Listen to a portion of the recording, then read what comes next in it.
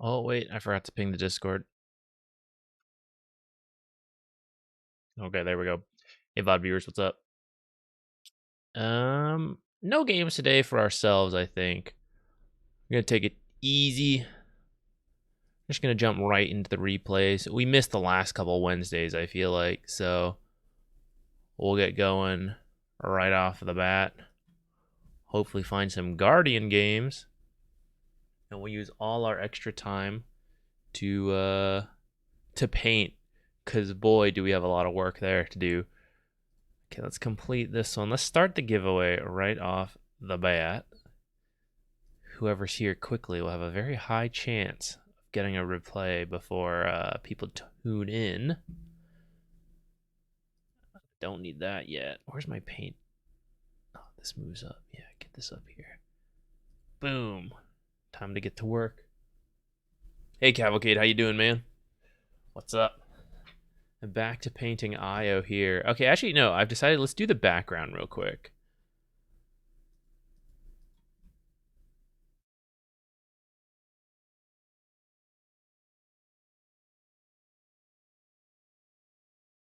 It's just going to be like a dark blue background, I think. So that shouldn't be too bad.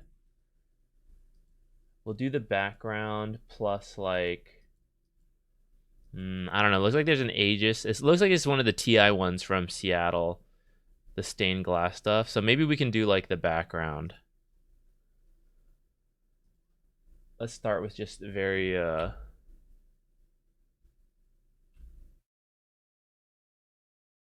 Done. Perfect. Yo, 11 win streak. Dang. Good luck, man. When you lose one, just like cut it. Just stop. Don't keep going. Take the time, reset. Good luck on it. Lyric, what's up? Yo, eucalyptus enjoyer. I don't know what I've gotten myself into with this picture. All right, let's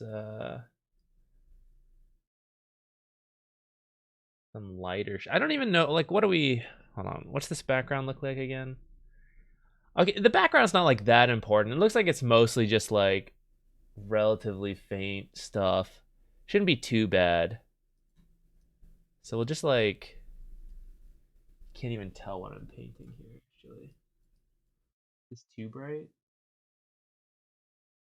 Oh, it's because I'm doing on the wrong layer, like a fool. Like a fool. Oh, there we go.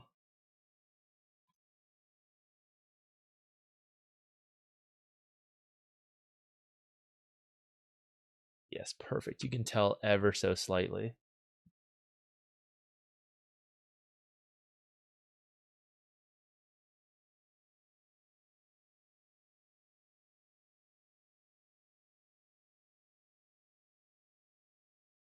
I think it should be even fainter.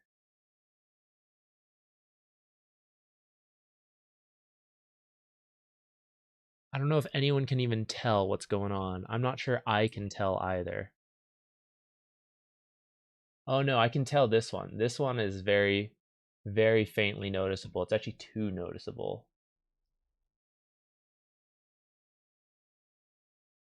Oh, it just looks black. Perfect. That's actually it. This is too strong, actually. Is there a smudging tool in paint? I don't know if there is. Let's see what we got. What are our options? Because that would actually be like really. This would be something that's like more feasibly done in like Photoshop. Not that I'm any good at Photoshop, but I think that's the kind of thing Photoshop's pretty good with. My options. Not that.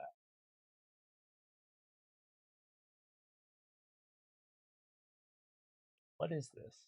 Why is this so? It's not what I want at all.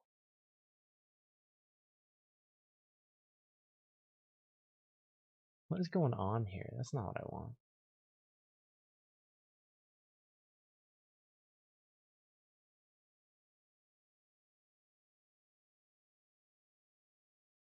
Oh, I think I know. I think I need. Nope. We're kind of getting there.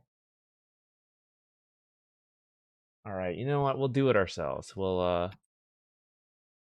That's not it. We'll do our own little dots. Look, guys, look real close. You can swear there's a difference. There's a very marginal difference of shading. Anyone who wants the replay, tune in. I'm just painting until we get some people in for the replay. So if you're like painting stream not for me, hop in.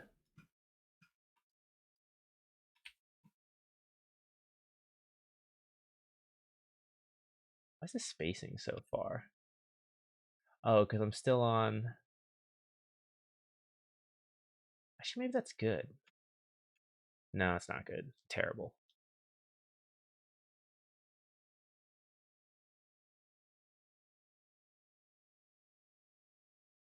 There we go. Okay. Boop, boop, boop, boop. Just a couple little doots in the.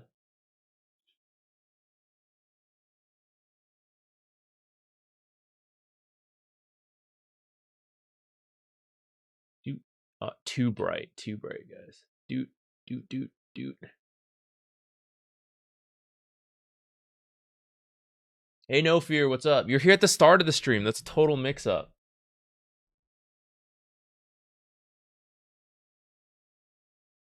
I see what gets you here. The painting stream. We activate the painting stream. You're here. Okay. Is there a smudge tool for paint?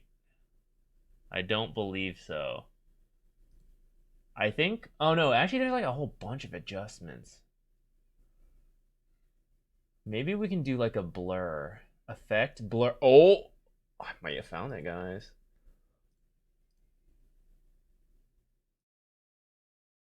Let's add a little bit more.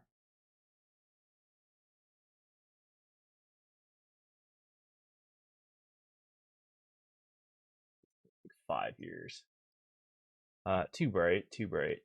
Less.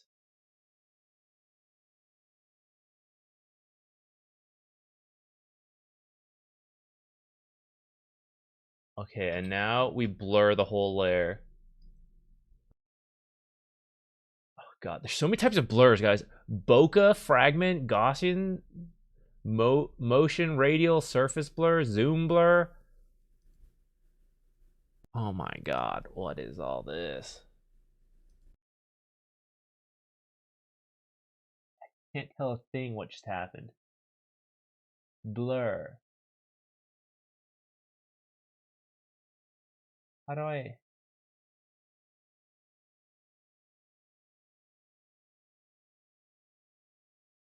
I can barely tell. I can barely tell anything that's happened. Hold on, we'll try again. Blur. Let's try a surface blur. Let's increase the threshold. No, I don't think that's what we wanted. Blur. Surface. Let's increase the radius this time. Oh, I can see effects going on in the background. No, okay. First, we have to redo this. This is definitely wrong. What are we trying to draw? This. Eucalyptus Enjoyer was the first person to ever save up the massive amount of points for Fancy Picture, which I have foolishly. We've been drawing the bad pictures too well, and now I gotta live with the consequences. Wait. This, would I prefer this?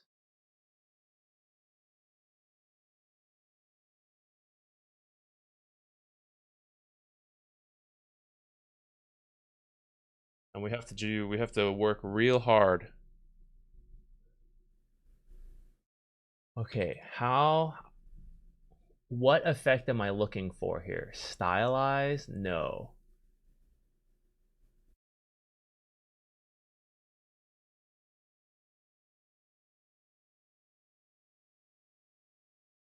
No.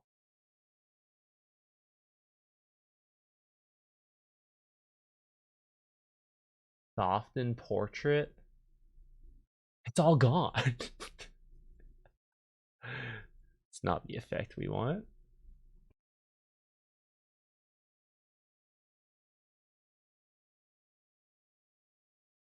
All right, we got one person in the raffle. If no one else wants to join, then we're gonna send it. And that'll be our first one.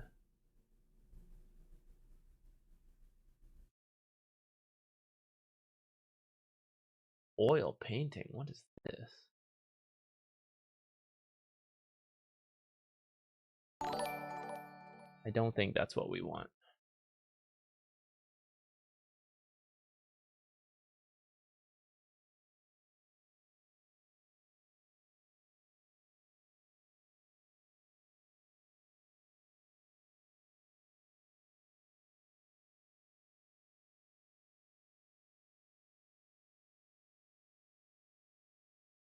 Add noise, distort. Maybe distort has something. Pixelate, tile reflection, morphology, paint. There's some crazy options here.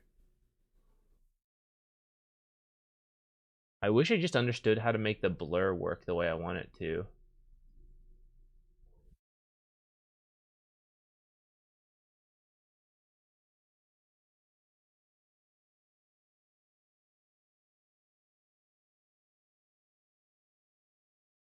I'm giving up. Let's go back to painting for let's go back to painting IO.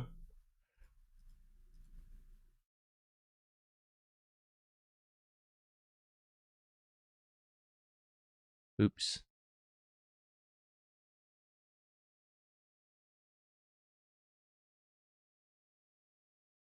Okay, let's keep going with our painting our triangles. Which layer was that? Is it this one? It was. Wait, where'd my gold thing go? Did I draw on the wrong layer? God, the worst.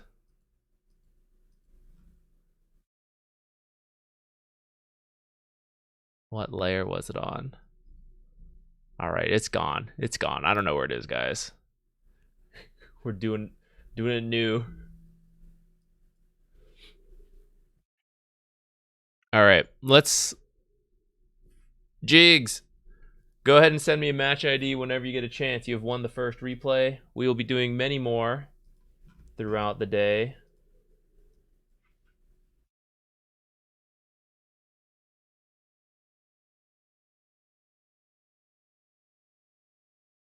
Okay, what do we need first? We need a dark yellow.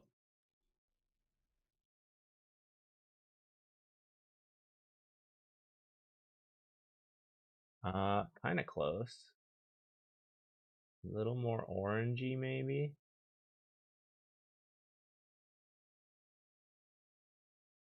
that what's on this thing?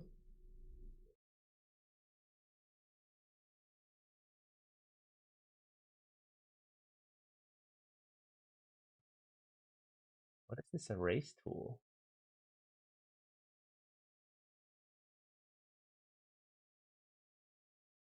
What's going on?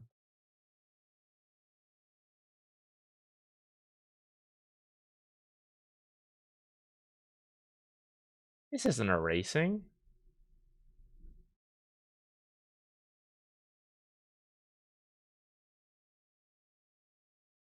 Ah, I see. I see what I'm doing wrong.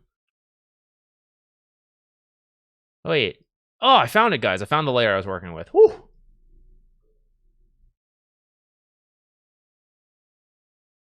Thank goodness. Wouldn't have wanted to redo all that work.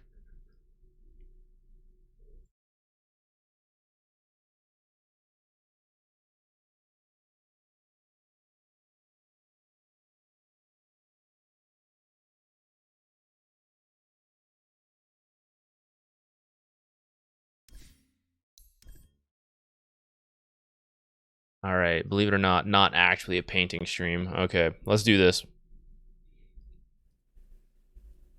Oh, I forgot.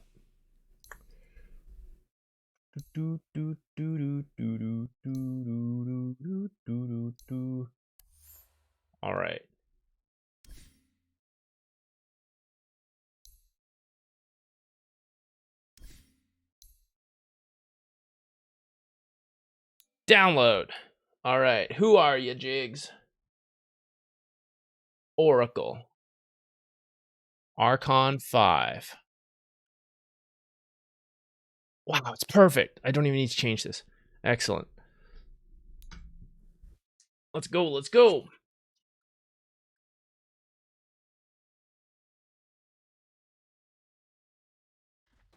You know, you can just find the hex code and give it a blur later. Absolutely not. How do I do?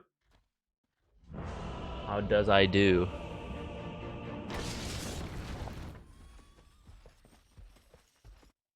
Oracle. Okay.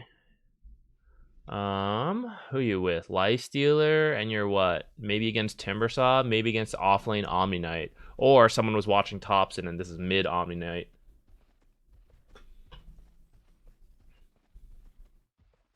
Anyone can stop the music for me? I don't think so. But we can lower it. It was kind of loud.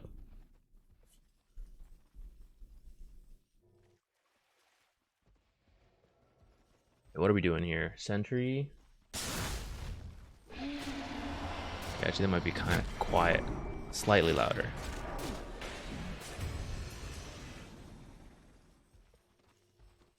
Team is good. Call for early smoke. Okay.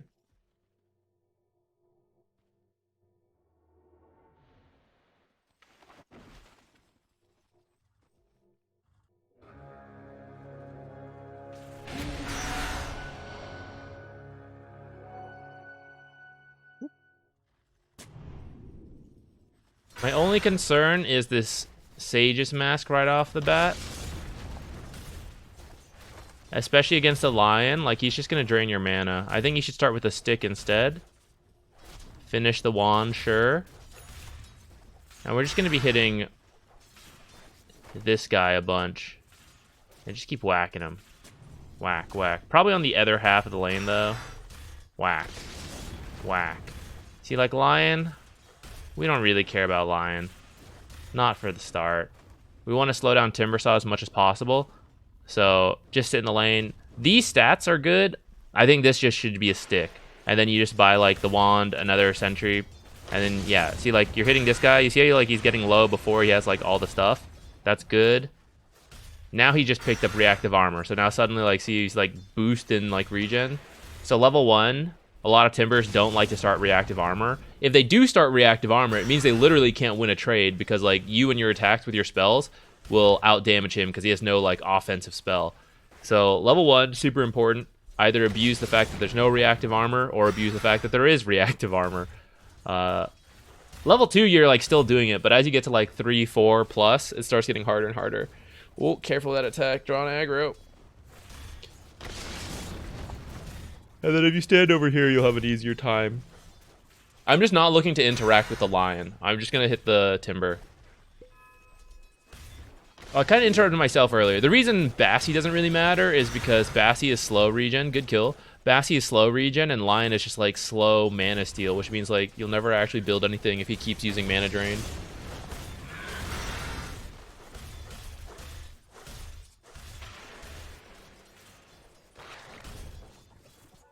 It is mid Omni.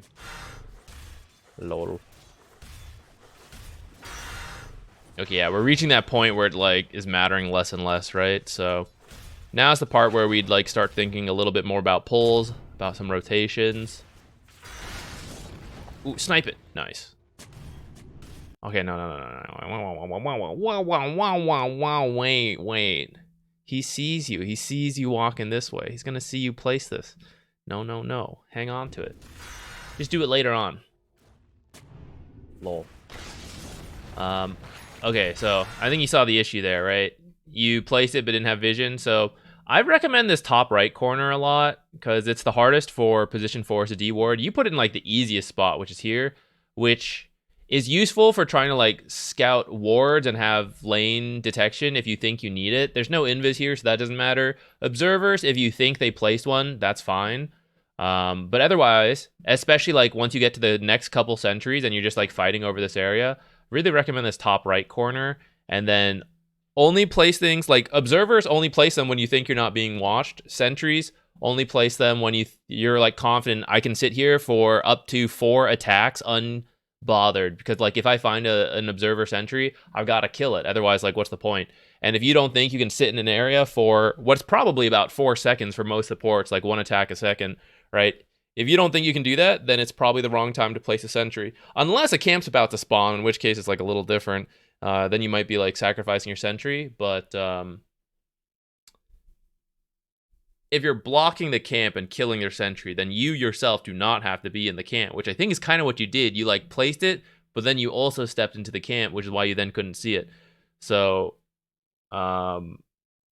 next time you can like stand here, place the sentry here, just kill it, and you're good to go.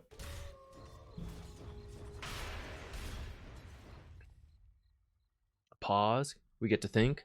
I see you got 2 sentries, or sorry, 2 clarities. Again, goes back to that idea. Line is stealing your mana, and so more slow regen like clarities won't really help you. Mangoes, burst heal that can't be stolen will be better for you. So just buy like a mango or 2, but it's not really required. I'd say like maybe 1 mango's fine because you're at 20 charges on the magic wand, right?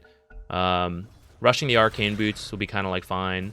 You could also maybe use a few more spells in the laning stage because of how many magic wand charges you have. EEQ onto like the timber saw. 6 minutes here. Like this lane is really slowing down, so just like keep equilibrium in a good spot, and then we can do other things, lotuses, power runes, stuff like that. I would do power runes here probably. Lifestealer should be okay.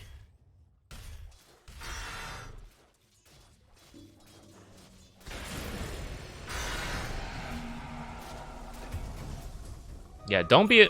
I don't care if you steal kills. Don't even worry about it. But if you can, start with E and then hit the Q, because you can. So you Purifying Flames, nuke them, and then they're healing, and then the Q will remove the heal. Don't forget. So I think a couple of these, maybe I'm missing it because I'm old, but pretty sure you could be using Purifying Flames. I believe it's twice. I don't play Oracle that much, but I'm pretty sure you can use it twice, then press Q. And depending how far they've traveled, you can sometimes get a 3rd one in. But that way you're net positive on the damage you do without having to worry too much about the regen. And then after like EEQ, you then see how low they are, and then maybe you can still press like Purifying Flames like once or twice more to like finish up a kill.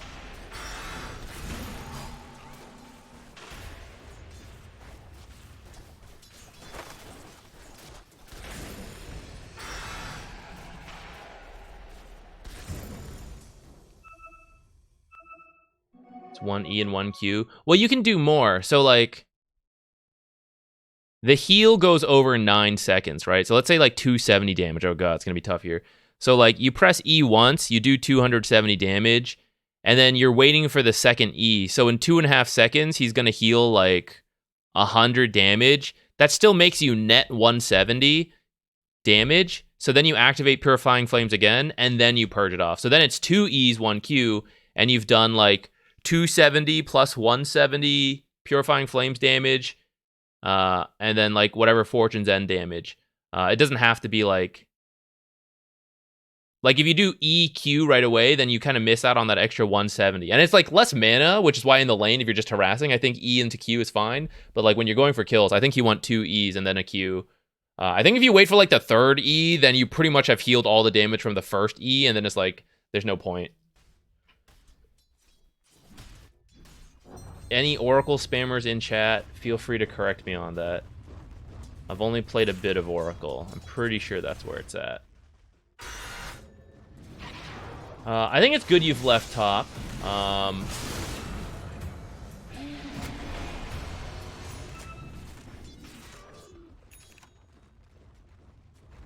Yeah, I think coming bottom and or helping mid's good. So like 10 minutes, I might consider stacking the camp, helping with a power rune. Your Q is really good versus Omni Knight.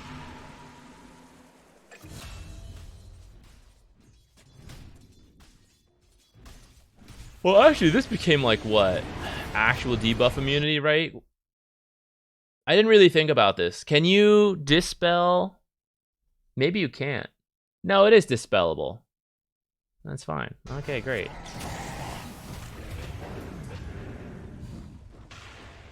Like, Omni Knight got that buff, and I thought it was gonna be good, but then I never saw him, so I guess it's like, wasn't enough.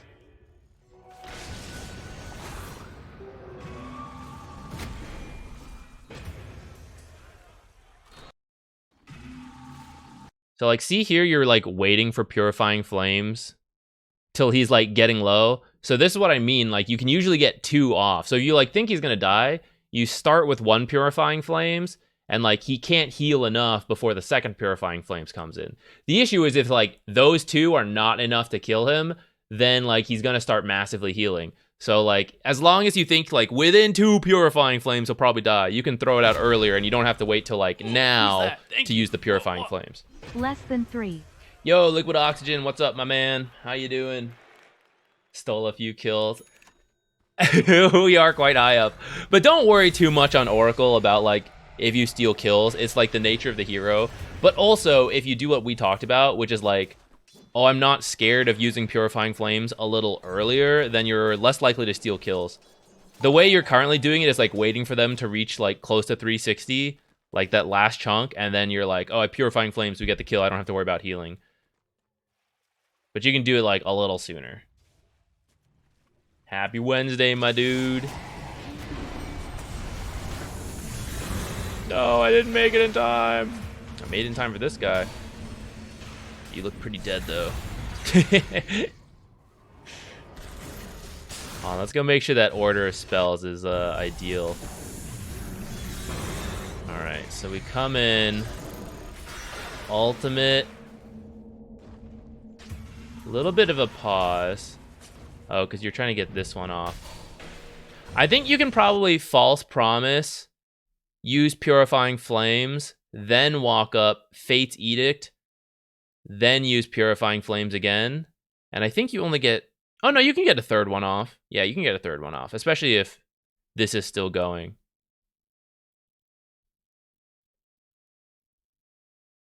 Yeah. The first E...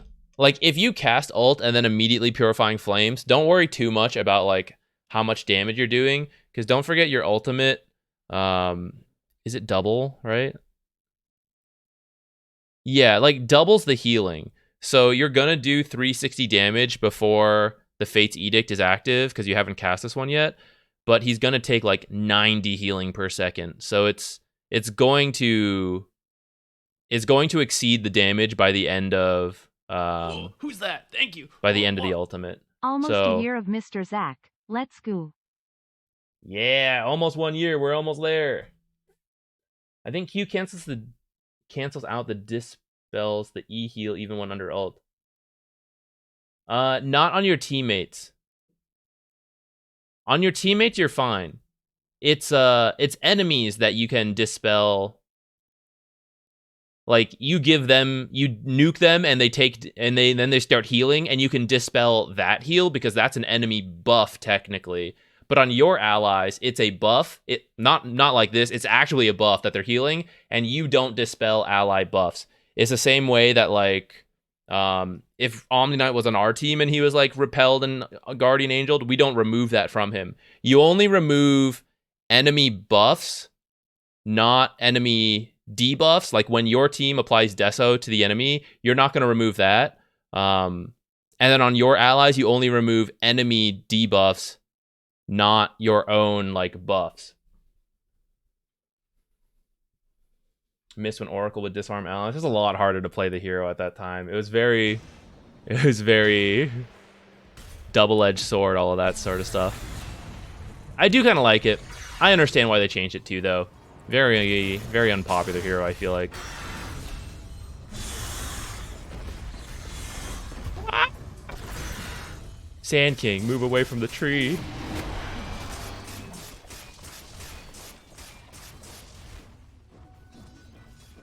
Timber's pretty wide, though. Guess it would have been tough. All right, from here, let's say, like, just play bottom and mid, I'd say.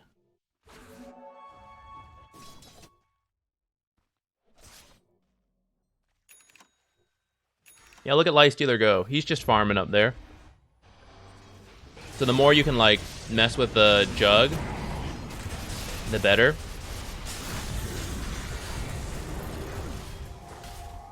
Oh, let's go back. How did we end up walking in like this? So you came this way, but you walked around this way. And he went this way. Generally, try to follow. Like, if you make a smoke move, this is like a rare situation. Maybe not that rare. Uncommon, we'll say. Depending on what kind of hero you are, typically when you smoke with an ally or allies, try to follow the same path so that you all run into the same hero or don't run into the same hero. Otherwise, situations like this where like Void is smoked this way and you're smoked this way, you're going to potentially run into different heroes. And then whether that's good or not for you depends on the game and who you're playing. As a save hero, you're not happy with this, right? If you were like a Tusk or a Clockwork, you're like, okay, this is fine. Especially because if Void Spirit then finds someone, you could still like gap close and jump onto it, even if you yourself did not run into a hero. But as like the save hero, the like backline supports, generally don't split off from your team in a smoke. Just like follow their exact path. And then once you're in this situation, as spin ends, I would actually just stay near this creep camp to try to get yourself denied off, because you're definitely like, you're gonna die. I also think spin was magic damage, so you should actually Fate's Edict yourself and then Purifying Flames a couple times, and then like stay near these creeps because it's going to make Juggle difficult to use. So then he's just gonna try to like right click you down next to this camp. Maybe you get denied, maybe you don't. And maybe in that time a teammate can come over and help you. In the end, this is like still a fine fight. So like both supports die, yes. Juggernaut killed you. Okay, actually, hold on, wait. Timber's getting stuff done. Still kind of okay, even though we lost the core. Oh, we looping back around. Okay. But in the meantime, like Lifestealer is just solo farming. This was not the greatest fight, but I am glad it happened down here, because Juggernaut was splitting a lot of those creeps with like allies. But of course, we'd prefer the fight to go a little better for us. Hello, sir. No, I didn't think they could just do that to a Void Spirit.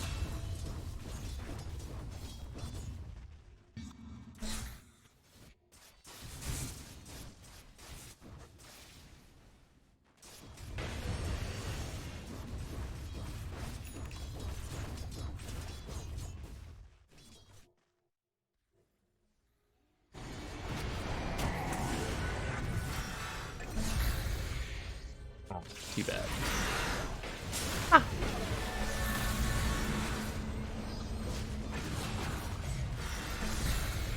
You probably are dead there, but I don't know, that fight was kind of awkward.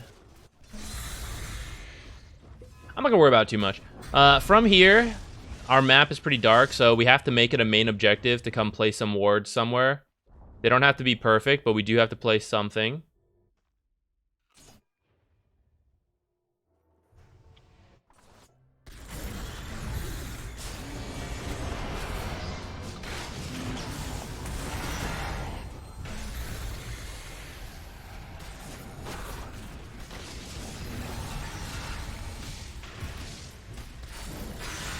Get him, Lifestealer. Oh no.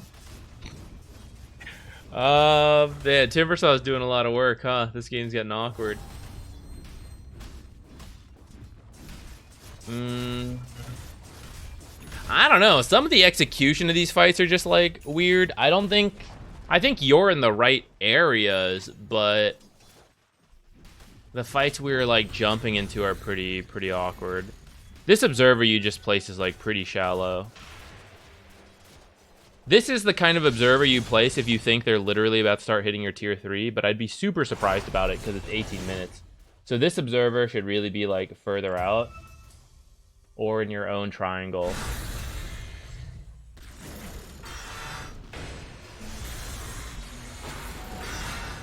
That was unreal.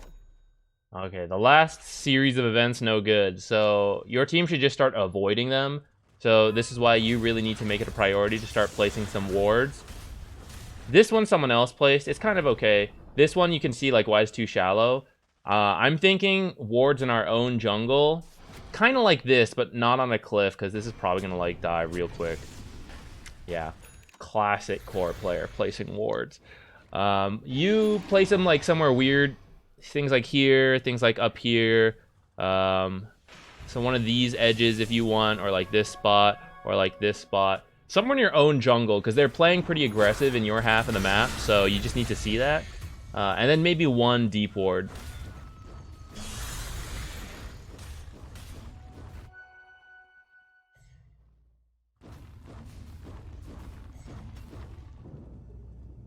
Kind of looks like you're about to TP right back up here. But this place sucks. Alright, you're walking. That's better. But I think you still should just walk somewhere else. Like, so for example, you see them all here, and the way the game's going, if you feel differently, you can try. But the way the game has seemed to be going is that every time we go to them, we all die. So when we know they're up here, rather than feel like, oh, I need to come be part of them, support, whatever, ditch it. No one wants to be there. We all keep dying. So that's your time to come deward this triangle and place a sneaky observer. Don't place it on like the most common cliff. Like bring your courier, check the most common cliffs, and then you put your observer like here or like over here, you know, somewhere weird. This back part may be kind of okay if this tower was up, but this tower being down, I'd like emphasize more over here. Like you do this now while you avoid them. And then you guys come like over here and like farm this stuff and like push this bottom wave. They come rotate, then you're free to like walk in here and do this stuff. Cliff Ward, kind of useful for defending tier 2, but also very likely to be killed off pretty quickly. How did that even start?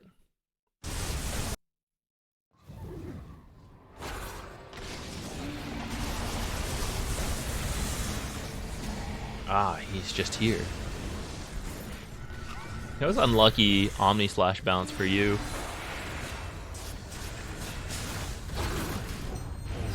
See? These fights are no good.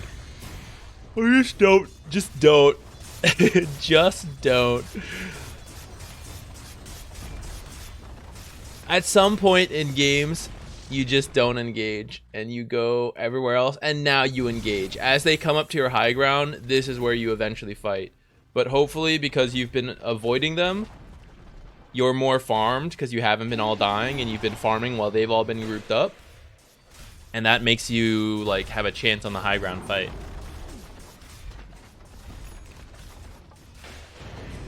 From here, it's pretty difficult. We just lost a barracks at 22 minutes.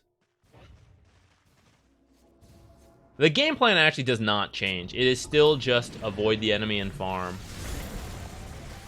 And then hope they throw on Roche or another high ground attempt.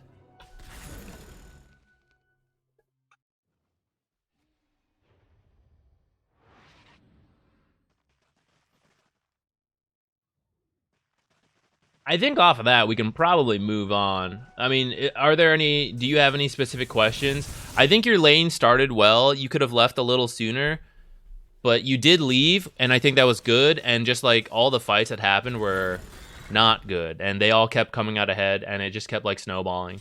After that happens like 2 or 3 times, you gotta chill, get the wards down, avoid them, and then with the wards and with avoiding them, eventually you see them split up.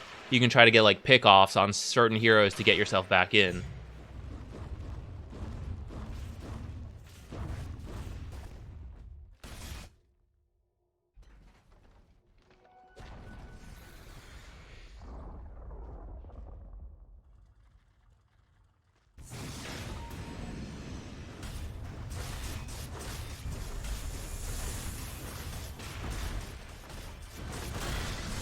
This is so tough now. How much longer is it going? 48 minutes?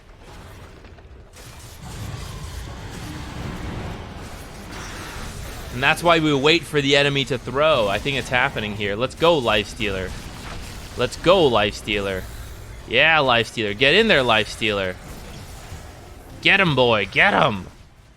That guy can't be hit by physical damage. Don't engage. Okay, now you could get him if you didn't have, like, just done... Get in here, Omni Knight. Alright, so that's the kind of throw we're hoping for. And that's why we don't engage when we're losing fights outside the base, and eventually they overcommit and get back in here, and then you go. My main question was just what was the event that turned the game over? I mean, it looks like it might have just been that, but let me check the graph real quick. Yeah, I mean, it was that. We went from, what, you guys were like 10k plus behind, now down to 7k.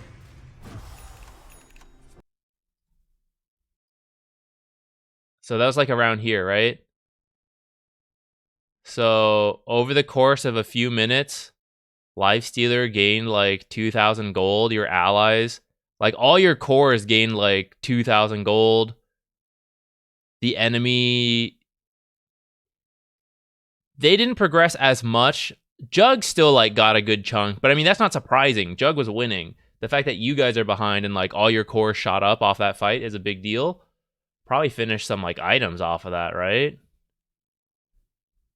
Around here. So off of them throwing, you guys just finished like what? Aghanims, Witchblade. Look how close this Witchblade is after the Aghanims, right? So Ags, Witchblade, Ags, Mech, Sange, Ags for Spearbreaker, like shortly after. Looks like he's even got Roche. Like these kind of throws are a big deal. That's why when you can't fight outside the base, you just dodge, wait for a fight in your base. That's your best bet. And then sometimes one fight is all you need to do to get back into this. Sometimes you need a little more. But at this point, it's like 6k behind, right? That's like not the worst. Put the Sentry first before you put this Observer. Sentry this, and then this Observer itself is fine after that.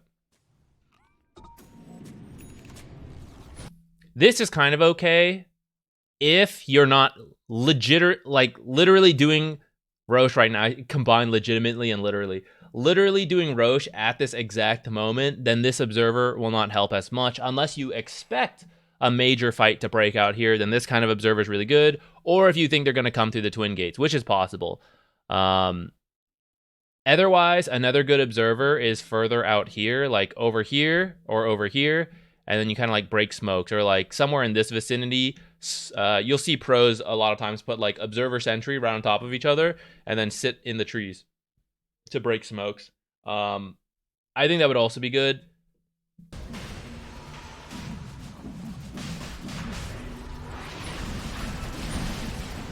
Yeah, I mean, look at that. We're all the way down to 4k. As long as you guys deal with creeps, you're now like, the fights are much easier to deal with. You guys just killed Jug, right? It's a whole chain series of events. From here, you're back to like a regular game. 2 barracks down, but consider how many buildings they have over you, and it's only 2k. It means once you take some towers and you maybe take some barracks, you're gonna like shoot way past them. So they threw a lot on that fight, and that's how you're now back in this.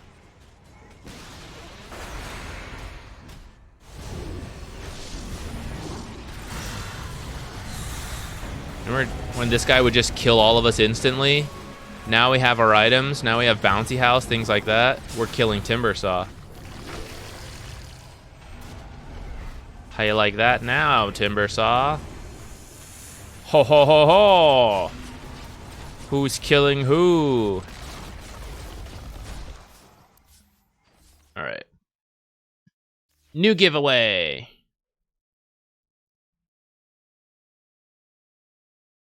Hop in if you want. Exclamation point replay.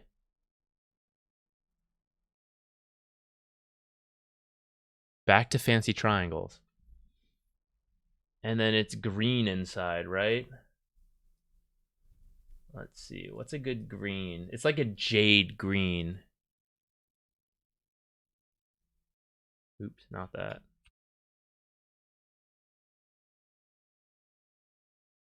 I think that's kind of close. It's a little duller.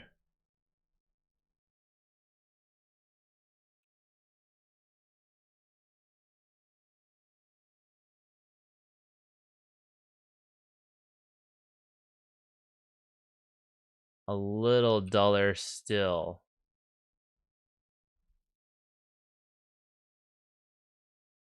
I think that's kind of good. I'll take it. All right, let's do another layer again.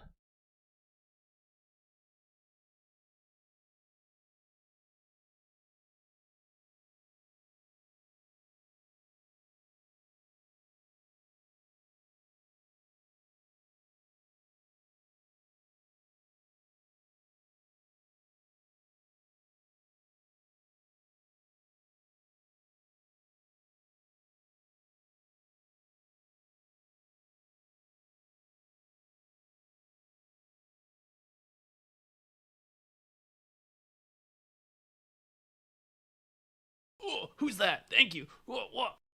What? Oops. Hey, Jigs, thank you. Thanks for giving 2 subs. I appreciate it, man. Don't worry. These are free. You don't have to feel required to do any of that stuff. But thank you so much.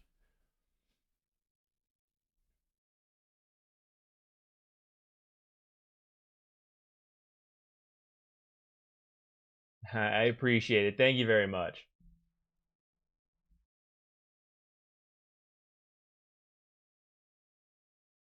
Think you should have fixed rank metal with the stars. Archon 1 is less than Archon 5. Okay, you know what? It's not that hard to throw it in. I don't mind. The reason I kind of stopped doing it, 1, I was just a little lazy. But 2, sometimes there is a bit of a mix where like maybe you're Archon 5 with like hard support, but then you're playing like 4 support and like a weird hero. So technically you're Archon 5, but like who knows where you are now. So that's why I kind of just like left it as Archon as being a generalization. But I don't mind throwing in the number. It doesn't really matter to me. Do you have any particular support recommendations in games with a wide skill discrepancy where the supports are the skilled players? The supports are always the skilled players. Let's be real. If you've already drafted, you can't really control like picking a better scaling hero.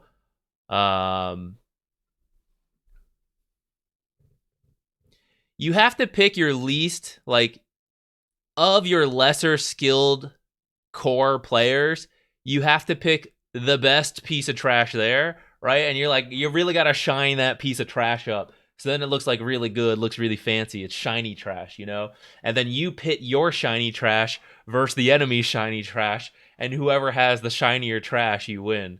So even if you are the higher skilled, like the supports are the highest skilled players in the game, it doesn't really change the game plan. You still have to try to like, you have to give them the best game possible, and you can be a little greedier in doing so, because you might be higher skilled. But if you can't outscale, you can't outscale because you picked Oracle, for example, in that game we just saw, right? You're like, what do you, even at 7 kills, right? You're not like outscaling these people. But if you picked Snapfire or Wind Ranger, maybe you could lean more towards a core build and like try to do a bit more yourself. Carnage, I like the song too a lot. I'm jealous of their marketing. Bacon, Bakun, 123 redeemed a replay analysis. Screw you guys in the raffle. Sorry. Not sorry. Save points. Redeem the replays. Okay. Let's do the redeemed replay. We'll do a new raffle right after that.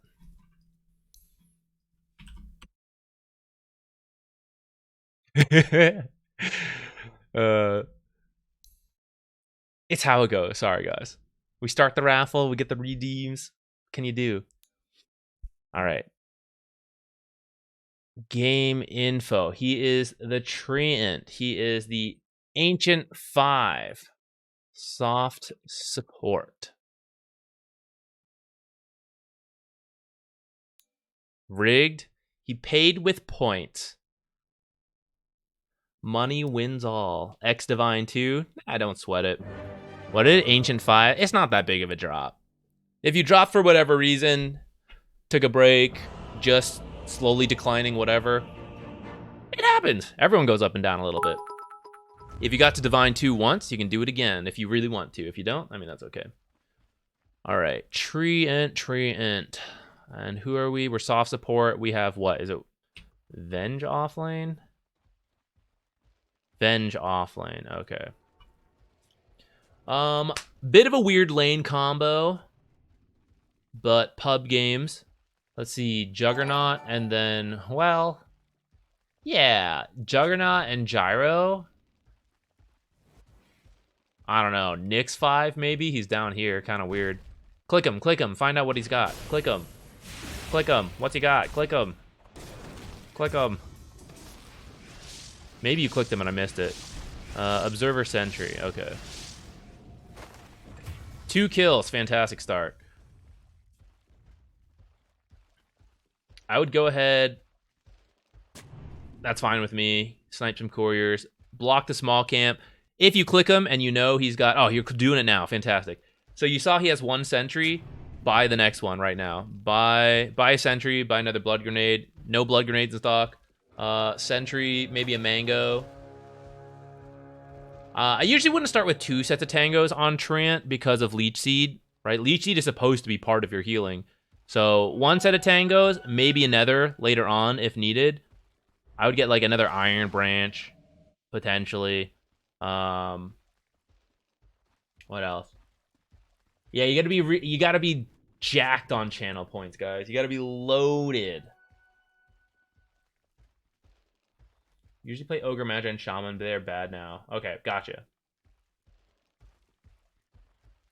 So you're gonna rush a Bassi. I would probably get move speed in this lane. Alright, that's a little forced. Kind of just lost like 2/3 of your health for that. Never feel pressured to fight the enemy as Treant Protector.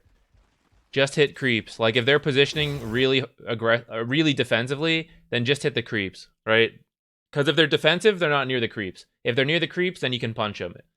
Or you can still deny in their face, depending on the ones. But there's no need to walk under tower. And there's no need to Leech Seed either like that. Leech Seed when you can get the value out of it.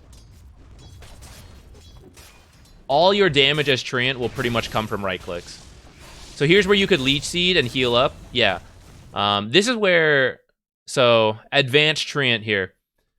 If you can stand and fight with Leech Seed, you'll usually do pretty well. And Juggernaut Spin is one of those situations where he does not like when you can stand and fight. So these 2 things lining up, this is why if you could get another blood grenade and more cheap stats rather than the second set of tangos, and when he spins on top of you, you use Leech Seed then, you won't damage him. Well, you'll damage a little, but not that much. And then you'll be healing full value. You pop a tango and then just punch with your stats. You're so tanky that he will die first, actually. So he'll have to run away from the spin. And that's when you can like get the value of the Leech Seed rather than chasing underneath. It's also why you'll sometimes see Treants start with Windlace to help with their move speed. Because he keeps getting nerfed. So like this kind of thing, right? You don't need to feel pressure to do this at all. Leech Seed is a garbage spell for damage. It's actually not the worst out there, but it's garbage. Think of it that way. The best way to use Leech Seed is like the reverse of doing damage while simultaneously healing. And if you're not getting both, don't cast this. Unless you're like literally max mana, which I guess you kind of are, but like, yeah, whatever. You don't need to like chase them. Just like stand next to your creeps and then watch this one. Punch it. Twice. Dead. And then Venge can just focus on last inning. Or Venge is range, so she can focus on harassing too. And you're just getting every deny because they're standing away from you. You can't get to them. Yeah, look at that. How are they ever going to contest with 90 plus 9 and then 74 plus 10 damage? They'll never do it. Jug has low base damage. 65. Okay, actually, that's higher than I thought. I thought it was lower, actually. But anyway, 65 is still lower than 90. NA maths.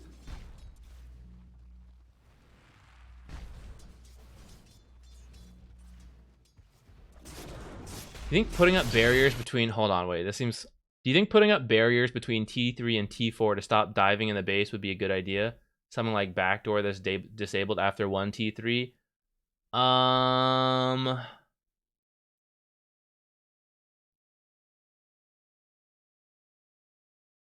not sure I see the point in that. I'm not sure I'm understanding what you're suggesting. Like, the offensive team physically can't push... like past here.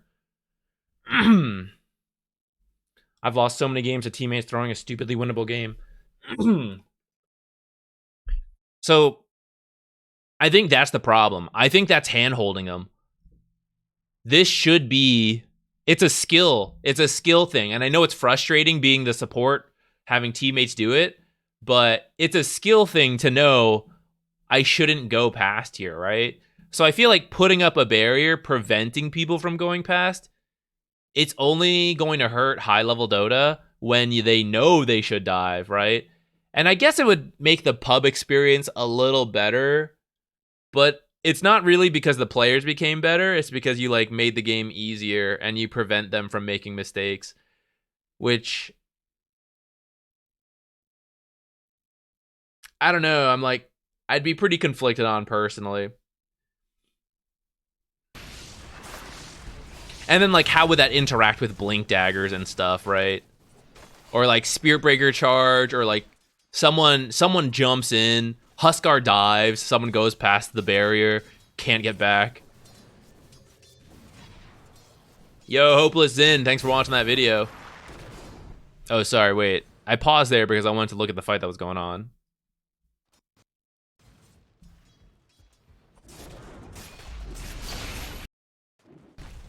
All right. Okay, you wanted to sneak the healing ward. I understand, very tempting, but now in hindsight, not quite worth it. I would say when you're here, I'm probably just looking to keep denying and maybe get this camp open. Need that sentry. 75 gold's kind of nice, but obviously if you die, you're worth more than 75 gold. So you just have to see what the case is, and especially if the support has a stun, you got to be really careful about going for it as a melee hero like Treant, and a slow one at that.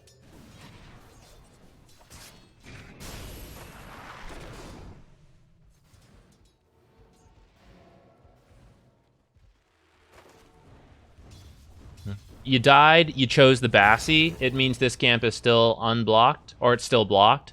So now you don't have a sentry. But if you could, then you can start doing pulls. And that would help you, that would give you another option for when you feel awkward, like, oh, I need to chase the enemy heroes, but you don't actually need to, right? If the pull camp's open, you can just do a pull.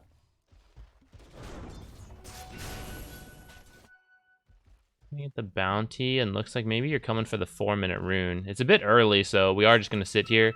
I won't worry too much on that, but obviously ideal to have it a little closer on the timing. Or if you have enough time, even like doing your own stack. Treant, super bad at mid ganks. I don't even try most of the time. Now we're bringing this creep around with us. This is my new pet. Don't forget to feed it every now and then. Okay, he gave up. We lost him.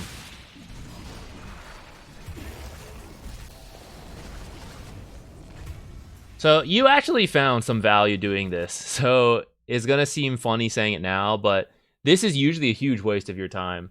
You're one of the slowest heroes in the game. You're in a tree right now. Okay, 280 base movement speed, right? Without any actual hard stuns. So roaming from the bottom lane to the mid lane, sometimes necessary, but honestly slower than a hero who is like 300, 320 move speed, right, default. And then to then continue the roam all the way top is like, it literally takes like 10 more seconds than other heroes. So Treant usually just sits in the same lane for a really long time and punches things, like denies creeps, does pulls, and then you contribute globally with living armor. Rather than you yourself walking to the lanes, you use living armor on them, which is why you only take enough points in Leech Seed and Nature's Grasp usually, that is required in the game to win the lane. Once you win the lane, or the lane absolutely garbage and sucks, then you max living armor, so you don't have to do what you're doing. And you can like teleport rotate, or you can twin gate rotate until you get your boots. You were triggered with the Venge, that's why I left. Okay, gotcha. I mean, what about the Venge made you feel like leaving? It didn't seem like that bad. I don't know if there's like chat going on.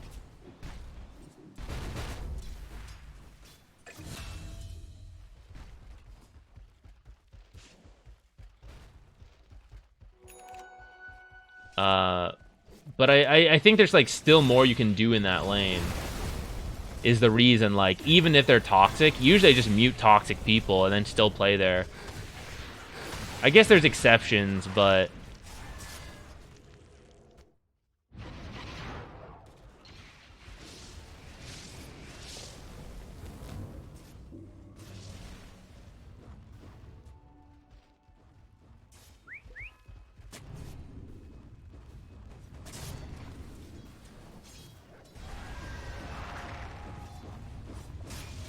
Did you guys get the hard camp? Sorry, I missed this. Did we get this D ward? Oh, it's 6 minutes. Maybe it expired already. I don't know. But you'd have more to do down here if you, like, unblocked it sooner. That's why, like, rushing this Bassi, I think, is no good. And why I'd also opt for move speed over a Bassi a lot of the times. Well, I guess that depends, actually, a little bit, but... I don't think Venge really needs a Bassi. Her mana costs are relatively low. And as a core, she mainly, like, she does a lot of right-clicking damage. I think move speed to outrun Jug, potentially, like, in trees would be better. Oh, a nice creep aggro swap by them. Haha, I saw her click you to see what you were up doing. Okay, you got your own arcane boots. The problem with going through the Twin Gate too much is that it's pretty expensive on the mana. So we gotta be kind of careful on it.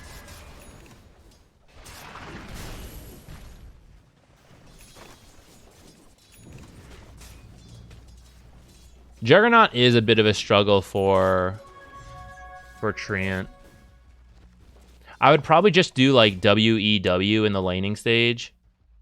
And when he spins on you, you just like living armor, leech seed him, and then just like punch back. And you don't even try to run.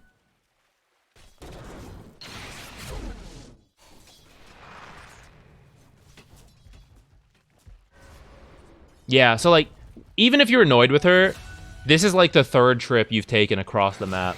So we could combine all that time and just say like you've played like over a minute or 2 minutes of like your time in a 10-minute game has just been like moving around the map, which isn't really efficient.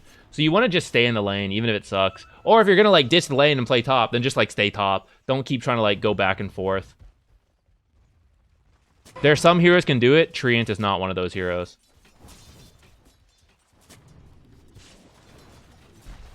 I feel like Treant 4 struggles against a lot of heroes, while Treant 5 is usually better. I agree. I prefer Treant 5. He does work in position 4, but if you lose the lane, it's usually pretty bad. So you need a strong offlaner, and you need to play the lane really well. Like both of you. I think if you fall behind as Treant 4, it sucks. If you win the lane and you get ahead, it's fine. Depending on the rest of your draft. Harley Quinn, hey, I'm good. How about you? Do I need any designing services? No, I'm good for now. Thank you.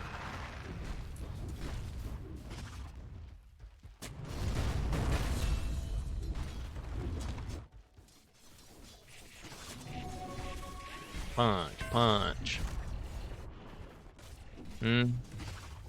I mean, from here, it's pretty awkward.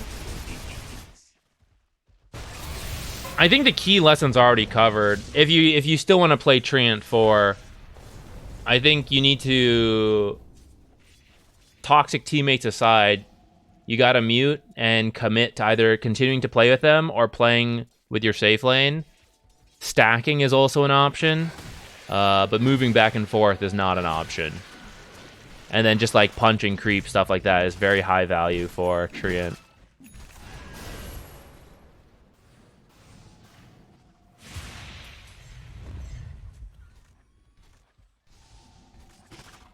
That might be a bot. I mean, I'll just same response. It doesn't really matter either way.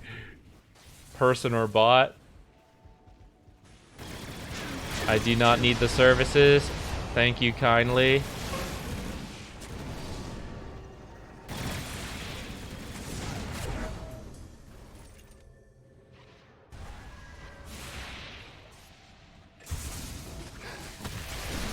The rough lane's better to go for a W and E and stay in lane. All right, so it depends on the situation. If most of the time you want to go W, Q, W, and you only use your spells to help you punch the enemy more. You don't use the spells for them to get damage because they don't do a lot of damage. They slow.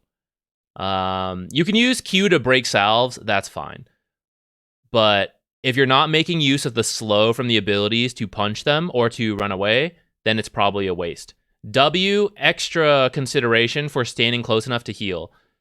Treant is typically a strong enough laner, and the ideal way to play Treant is to win lanes, which is why when he can't do that, you usually see him drop out of the meta. So that is your typically ideal build for the first 3 skill points. WEW, same idea typically, but Q sucks for whatever reason. Like there's an anti-mage, a weaver, Juggernaut with spin who can just go through the Q. Like heroes where the slow that is on the ground and they can simply avoid it, then people will skip it for the points in living armor. From there, more points in W if you can win your lane harder, and W does that for you, and your team is going to group up early. If that's not going to happen, Max Q is better for farm, for pub games. Max E is better for global contribution and can still help you in your actual lane. I would say living armor is the most common build to see at a pro level, like WEW, Max E. In pubs, I would suggest like W. Well, like the order depends on what we just talked about, but like a 1-2-1 build, and then probably Max Q if the game looks really slow and you're going to be split pushing, defending, farming up a lot. Otherwise, like I think Max E is also fine, and you can still like split push a lot. It's just a little slower. Like you're punching things, and then living armor creeps teammates around the map. But like whatever build you take, you're pretty much playing a lane because your ganks in the mid lane are really awkward. There's no trees to help you get there, and you're slow. So you spend like an extra 5-10 seconds coming to the mid lane compared to other actual roaming heroes. Then your gank itself is pretty weak, and like people could just TP out potentially. Going to the side lane, the enemy side or the other side lane's fine, usually through the Twin Gate, but that's worse now because of the mana cost on Twin Gate, and it's pretty painful for Treant, who does not have a huge mana pool, until you pick up some like items or you're having a great game, something like that. It's possible, but it's hard. Typically, the plan is like I stay in the lane, I deny creeps, I punch the enemies when they walk up, and I take very effective trades. And you just keep doing that throughout the entire laning stage. And then like stacks are fine. Think I need to hit more creeps also, right? Yeah. I mean, in the lane stage itself, denies are your priority, and then like if there's an important creep like the banner or range creep, and you can hit those safely, usually the banner creep, then you do that, and we don't care that we're stealing some last hits. Stealing, it's securing it for your team. Once you're winning the lane, that's when you can jungle a little bit, especially if you're maxing Q and you have time, you can like farm a camp with Q. But usually the goal is like you win your lane, you take the tower, the guy you're with starts moving around, and you hold a lane your team doesn't want to be in. Either this lane that you guys just took, and you keep contributing with max living armor, and you're still punching creeps that your team wouldn't otherwise be able to get to, or you're taking a lane that absolutely sucks, like the safe lane, your carry leaves, the other support goes, plays with your off lane or your mid, they do things while you stall out this lane as long as possible, and use living armor around the map. And that's where the farm for Treant usually comes from. Not really like sitting in a camp dedicated farming, because Treant's not the best. It's like something you can do with max Q, but it's usually like you're in the lane that no one else can be in, and then living armor helping.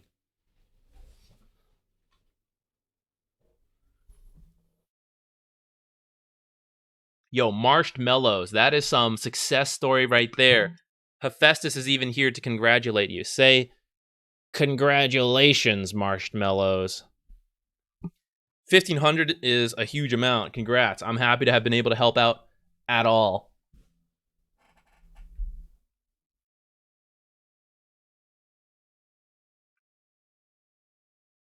A lot of things to improve. Isn't that always the case? This patch has been rough for you. Who you said you played like Ogre and stuff, right? Yeah, those heroes are not great right now. Ogre and Shaman. Shaman's alright, I think, especially for pubs. Treant has a winning pub win rate, although not the highest at pro level. But all of those heroes are going to want a strong laning stage. So hopefully some of what we talked about will help you a little bit. All of them are actually, everything we said about Treant kind of applies to them. They all have pretty high base damage, and if you can't find a good trade, don't force it, just deny creeps. Yeah, the silver bar is from this setting. Dota Labs, health bar, high visibility. Oh, who's that? Thank you. What? Roxy Cateman. Started watching the videos. I'm 18-2 in the last 20 games. Let's go. Marshmallows, thank you for the Prime sub. I appreciate it. Just in time. You're dodging some ads. Nice. Value. IDKY, but my win rate with Shadow Shaman dropped a lot. I don't know. Maybe there's something going on the way you're playing right now. A lot of times, if you don't actively look to improve, everyone is improving at this, like, everyone is always improving, which is why if you feel like, oh, I'm improving a little bit, but I'm not going up, it's because everyone else is also improving. To actually gain MMR, you have to improve faster than everyone else. So if you haven't spent time, like, really, really actively thinking about it, like, sometimes you can just slip without realizing it. Other times you're, like, tired, you don't think about it. And then sometimes you just, like, play the same heroes and it just starts slipping up. You, like, I don't know what it is, but, like, for example, I play a shit ton of Treant, or I used to, and, like, there would be times I feel lost on Treant, even though it was, like, my most played hero. It just, like, sometimes happens. Dota's, like, so complicated, you can get into that kind of stuff. So I think mixing it up a little bit is good. It can give you a new perspective on the game and, like, on the old heroes you're playing. And maybe that can help you, like, readjust and all that. Hopefully you heard any of that. I just realized ads are playing. I was thinking about it, and then yeah. Okay, we'll repeat what we just said in a moment.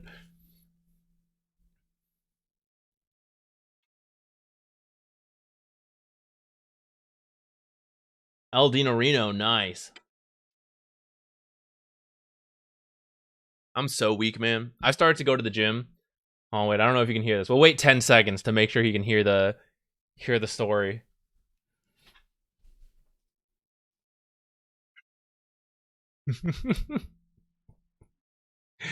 Vera Monstrum, I'm sorry to hear that. 2-minute ad feels bad. Yeah, I know. I was going on and then I was like, oh wait, he can't hear me. What are they just saying? Oh, sometimes you can just slip. Like, I used to play... Treant is my most played hero. That's why I had, like, so much to say on it. But there were, like, even when he was super meta, I would lose games and I'd have a losing win rate at times, right? Because sometimes you just slip up and I don't know exactly what it is, but you just get a little lost on it. And I think it's good to, like, mix up heroes a little bit sometimes, especially if you feel like you're in a slump. Sometimes you can't identify exactly why. Like, maybe it's because you're tired, maybe it's because you haven't been improving actively as much as other people, but other times I just don't know. Like, I don't know why my most played hero, I'm losing all my lanes, right? I'm doing something wrong. So sometimes just mixing it up, taking a break, playing other heroes, it helps. You go back to that hero later, it feels fine. Other times, you really can be unlucky. It's dangerous to always assume it's luck and matchmaking, but sometimes it is. Sometimes it actually is.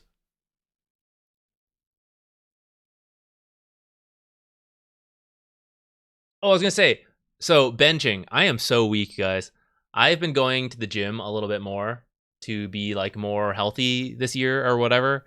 Hold on. I'm going to open up a new replay analysis while we're rambling on this.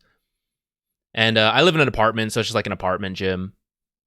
And there's a guy that goes, he's jacked. He is a muscular, guys.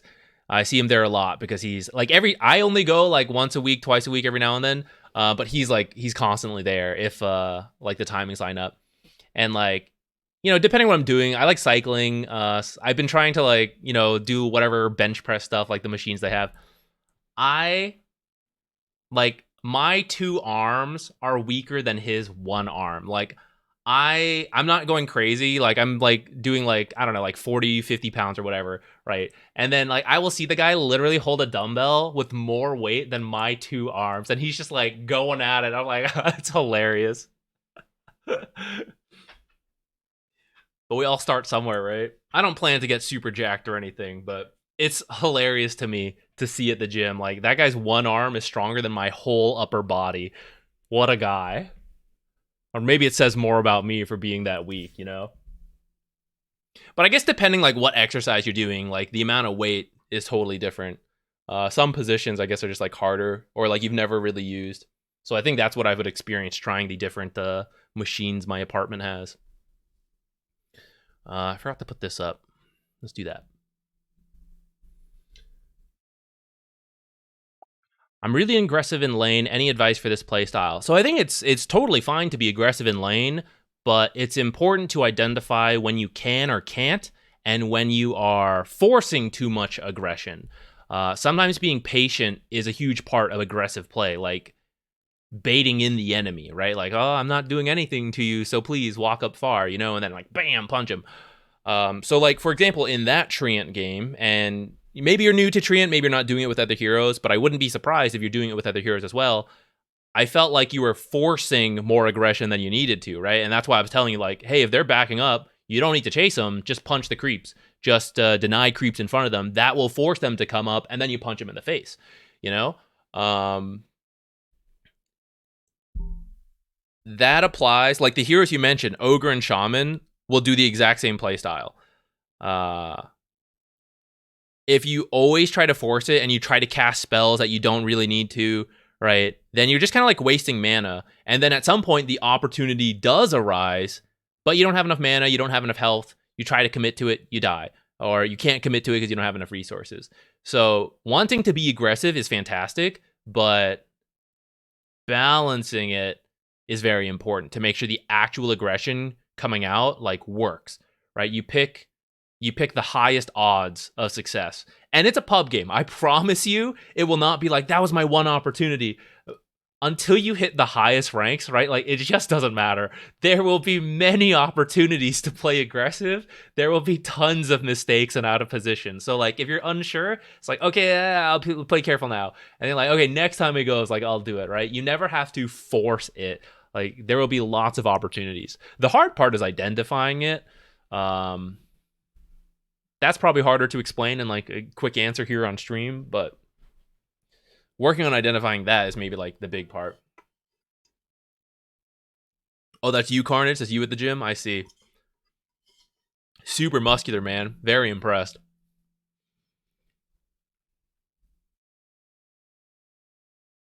That's what it's like watching as a Herald watching Immortals.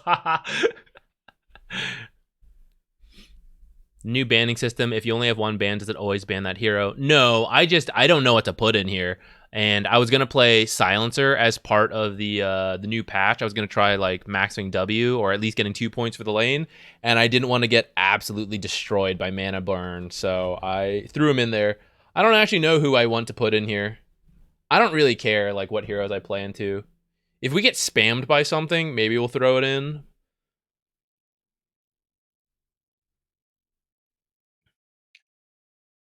Bacon, no problem. Happy to help.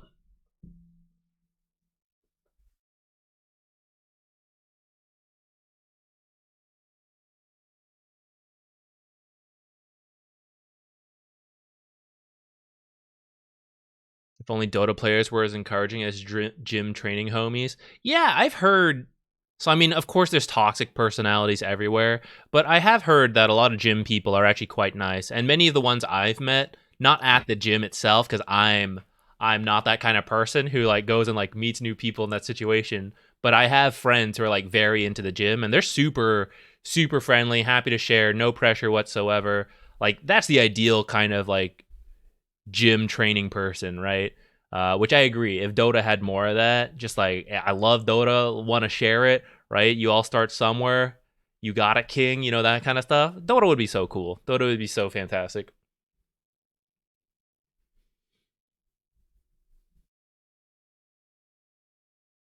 All right. Anyone else join in? Exclamation point replay. We're about to I'm gonna close it. We're gonna pick the next winner.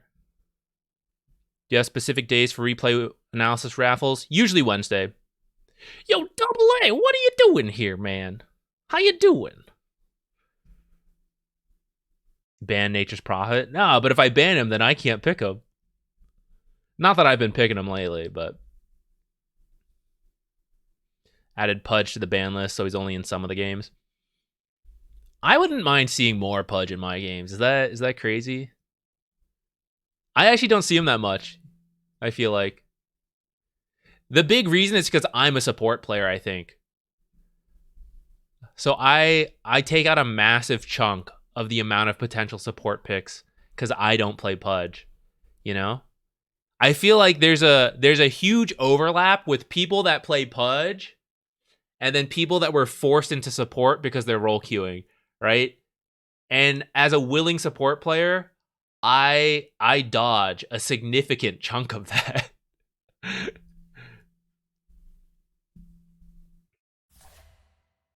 Oops, I almost started playing. All right, guys, let's pick our next winner. El Dinarino. Congratulations. Rubik's in here. He was in here when I was playing more Jakiro, stuff like that. And you don't, like... The only reason I have Rubik in here is for when I spam Jakiro. Because I think it's like one of the worst matchups. I'm currently not really playing anyone that I care about Rubik that much, so I haven't been banning him.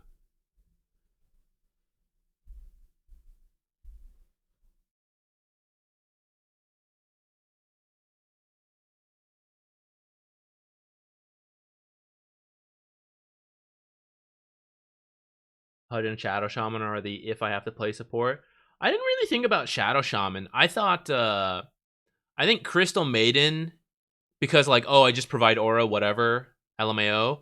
And then Ogre Magi used to be that way. I don't know if people are still doing it. Those are some of the bigger, like, IDK lol supports, I feel like. I guess I can see Shadow Shaman.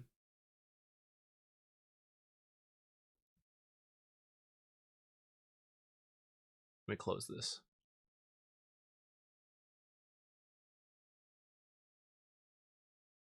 Why is Oracle at 54% win rate and why don't you play it?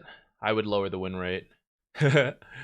I don't enjoy Oracle's gameplay that much. Save heroes feel very unrewarding right now. I think my favorite save hero is usually Dazzle. But currently, you want really aggressive heroes. People who are strong in the laning stage. And, yeah, it just feels like I'm getting jaded, I think. There's only so long you can play support until you're like, you're sick. You know? Let's look at my stats here while we wait for El Dinarino, okay?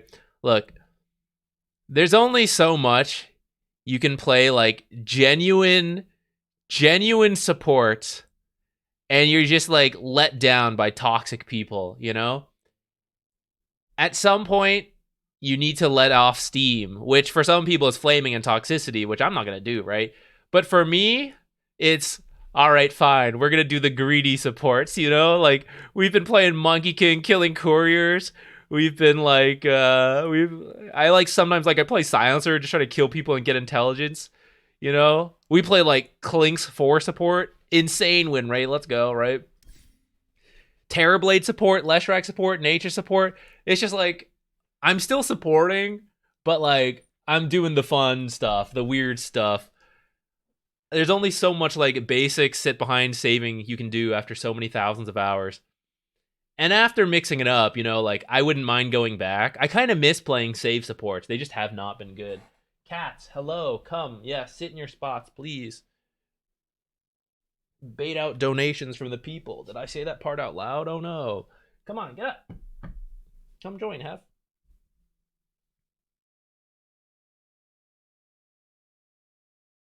El Dinarino. Let me get that. Here we go. Thoughts on Shadow Demon this patch? I think he's really good. I think he's harder to run in pubs, but still a pretty strong hero overall. El Dinarino, who are you here?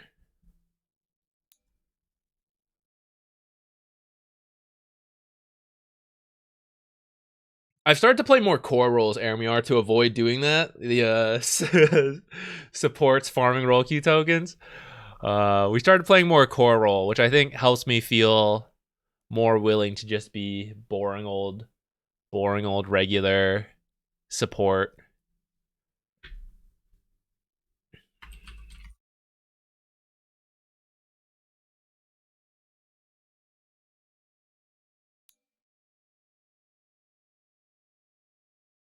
Last time I reviewed a replay was Crusader 5. Now we're up to Archon 4. Nice, dude. Let's go. So next time we check in, it should be Legend, right?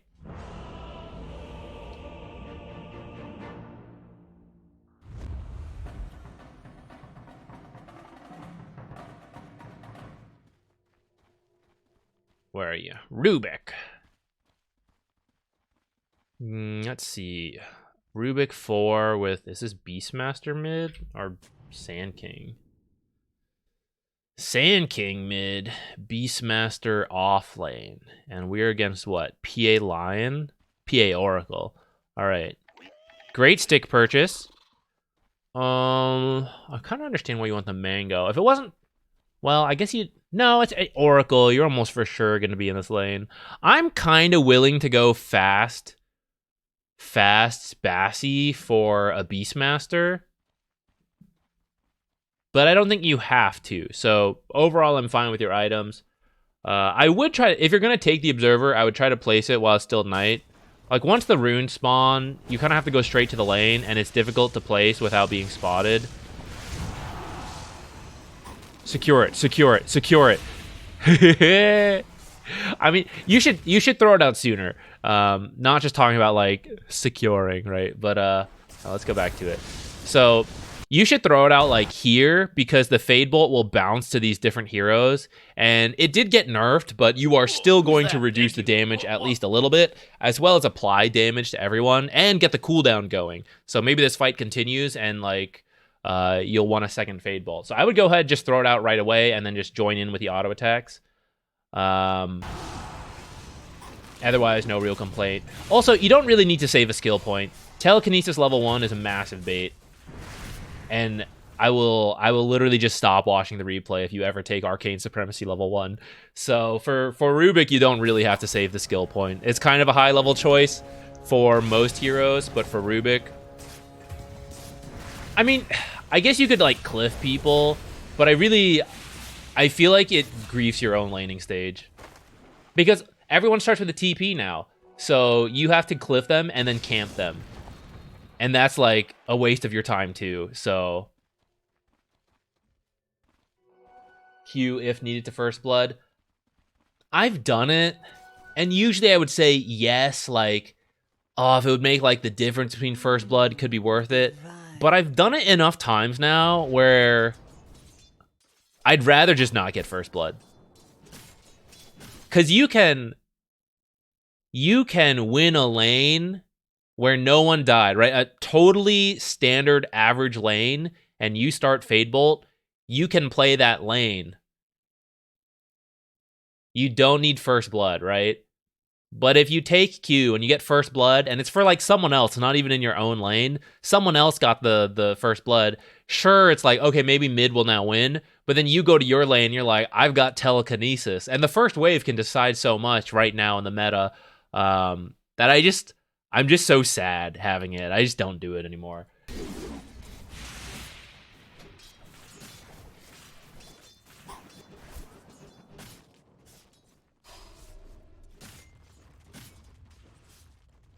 About skilling Arcane Supremacy so Blood Grenade can be cast further. Oh, that's pretty funny.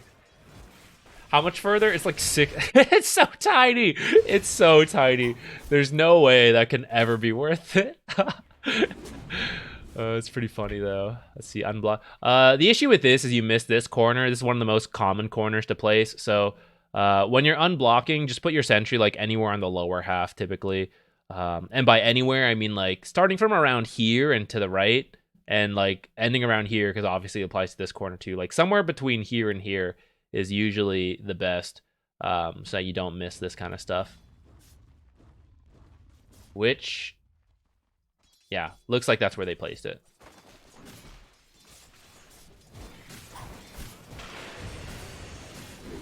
Okay, wait, sorry. I was like rambling about other things. Let's go back to your lane real quick and watch. So you came through the Twin Gate. Okay, Fade Bolt. You're kind of backing up, and I don't think you really need to. So you're like moving to your camp, but the camp just doesn't matter, right? Because you're not going to make it in time. Okay, well, actually, if you ran straight over, maybe you would have made it in time. And if you wanted to block this camp, that could have been worth it. Like right now, running over instead of like backing up like this, by the time you come over, it's like it's too late, you know? It either is or is not blocked. And you don't need to deal with that until 2 minutes. So from here, I would just keep playing the lane and just like right click, shove this lane in, and then you have some space to come like check the camp and all that. It's like while you take a look, right? They kind of like 2v1 Beastmaster a bit, or they had the opportunity. They didn't really do it. So imagine you're here, you're attacking heroes, denying creep, stuff like that. Now it shoves in, right? Now you're free to like go move around, go do this stuff, come block the camp, whatever. And then you come back and look, the next creep wave has met. So now you're here again, you're hitting people.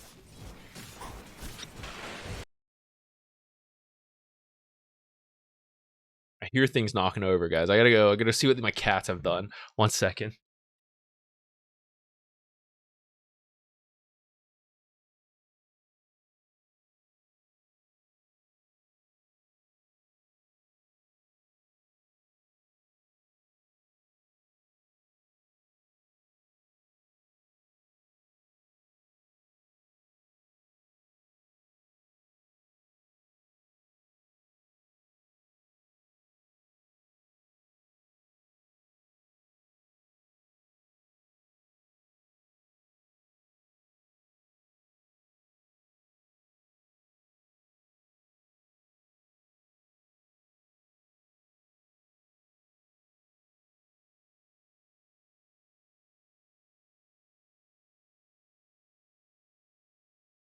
All right, they knocked over some stuff into the sink, but nothing broke, so it's fine. It's just like a old container glass. I forget what was in it. I think it was I think like banana peppers were in it that we put on pizza, and we use it to like hold a spoon that we use for wet food for them, and then we like rinse it off, let it dry in that like little glass container, and they knocked it over into the sink.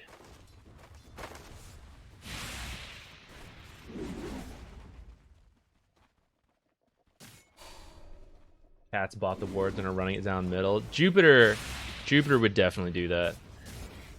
Hef's a little bit more of a team player, but Jupiter's got that crybaby mentality.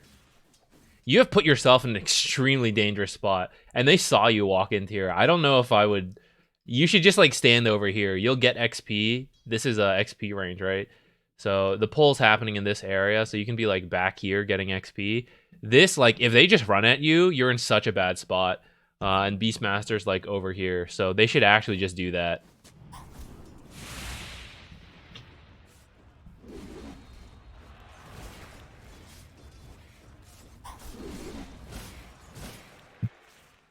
Doing back there, Jupiter? Have you gotten yourself stuck?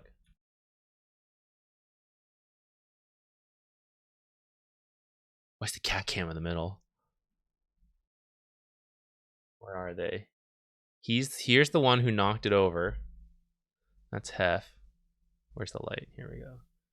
Jupiter choosing his position.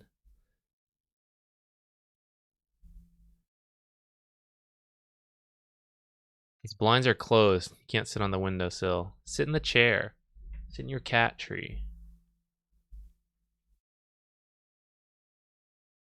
Come on, Jupiter. Come over here. He's contemplating. He's thinking.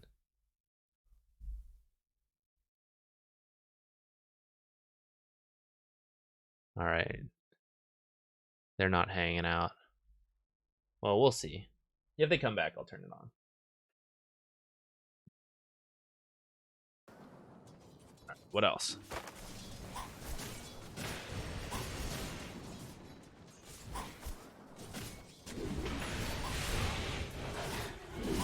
You bought boots first. It can be kind of okay. I think Bassi could be good, so you can spam spells, and so can Beastmaster. Boots overall is fine, but you also kind of need a bit more regen. You kind of died because you ran out of regen there, right? So make sure you're buying enough before you commit to boots, things like that. Part of the reason you took so much damage is because you keep playing on the inside of the jungle, like this area, and Oracle keeps hitting you, and then so does PA, like Dagger threat, right? And Beastmaster can't do the same thing with Dagger. So your focus is the PA. So like if Oracle's here, you really should just like move over here, hit the PA. And when Oracle shifts over, like you just come over. Beastmaster, he's gonna deal with the harass a lot better than Phantom Assassin, right? So just like you hit PA, Oracle hits Beastmaster, you're winning. So she has to deal with you, and you just keep walking back and forth. Or she won't, and then you're winning. But you fighting Oracle, and then PA gets to initiate on you, that's like fine for PA, and she might even get her a kill. Granted, you drew a lot of attention, so Beastmaster did relatively well, but make him do his part. Look how much regen he has that he hasn't had to use, right? He's melee, he's tanky, he takes less damage than you, rather than like completely self-sacrifice yourself. Make him do his part.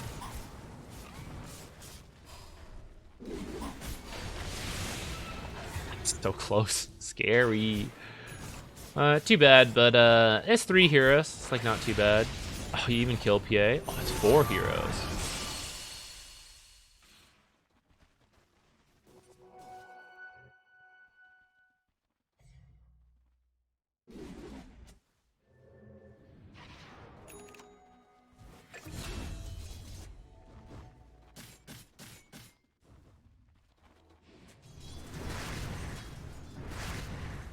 You came mid. I appreciate the attempt.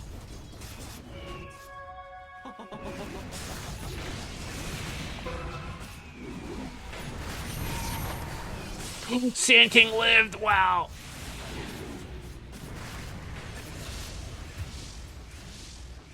Oh, this guy's healing like heck. Just run.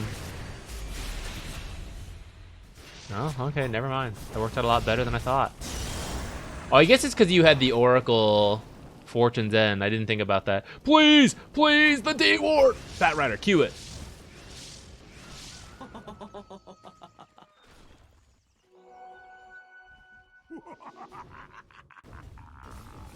Oh, you're going Yules first. I don't know if you really need this. First of all, Fortune's End can cancel Yules. Secondly, I mean, you can kind of use it on Legion when she duels, but her allies can still kill the dual target. You can lift up Necro when he uses W, but his heal, or like the Q and wand and stuff, like that's instant, so it's very unlikely you'll prevent that from getting value. The extra healing over time, sure, but you also can't hit him while he's Yules, so he's kind of healing that time as well. You might also grief your own Juggernaut. I think Arcanes and like Glimmer sound pretty good.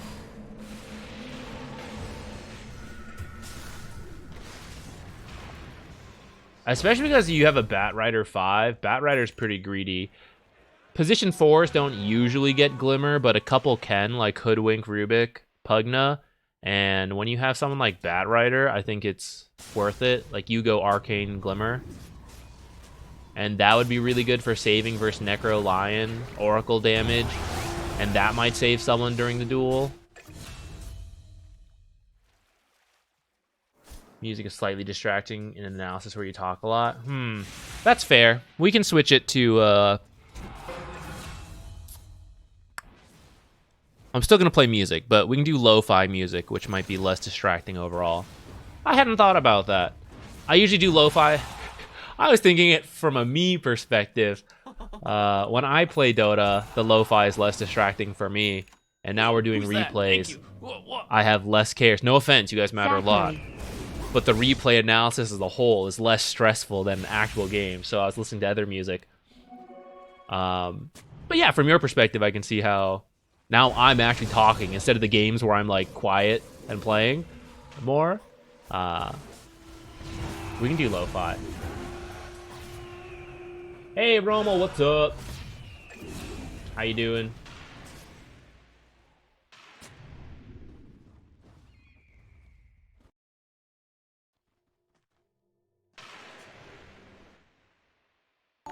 Ooh. I was seeing if you step too far. Because in the daytime, the vision goes pretty far, but you were in a good spot.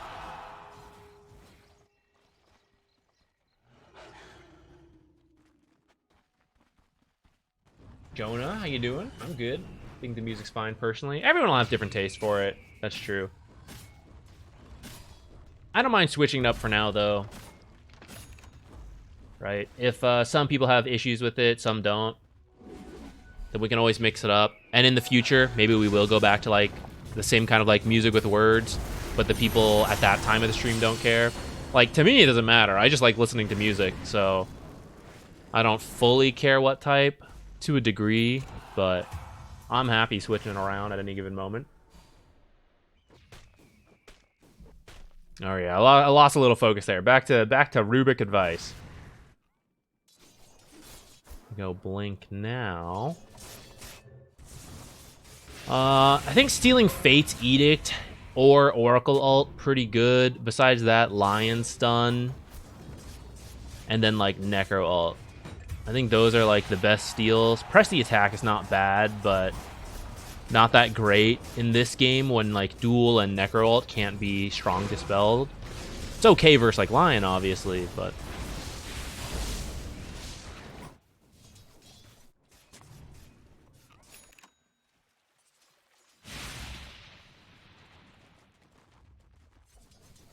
you just get focused. All right, well, let's see what you're doing positioning wise.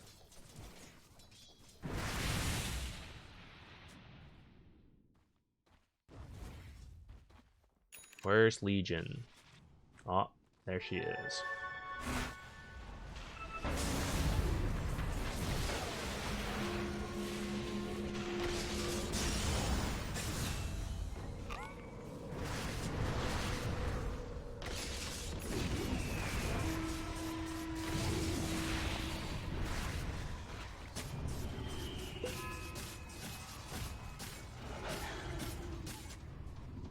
Fortune's End for Necro. Oh yeah, that one's pretty good too. Good call.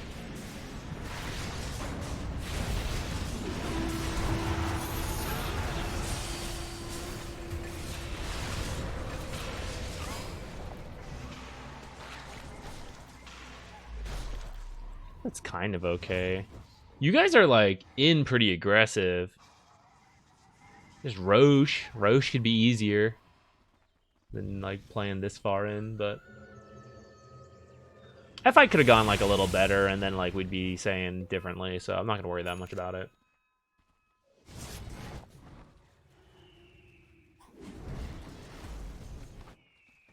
Though maybe we should slow down on the next fight to like make sure you're stealing and prioritizing the right stuff.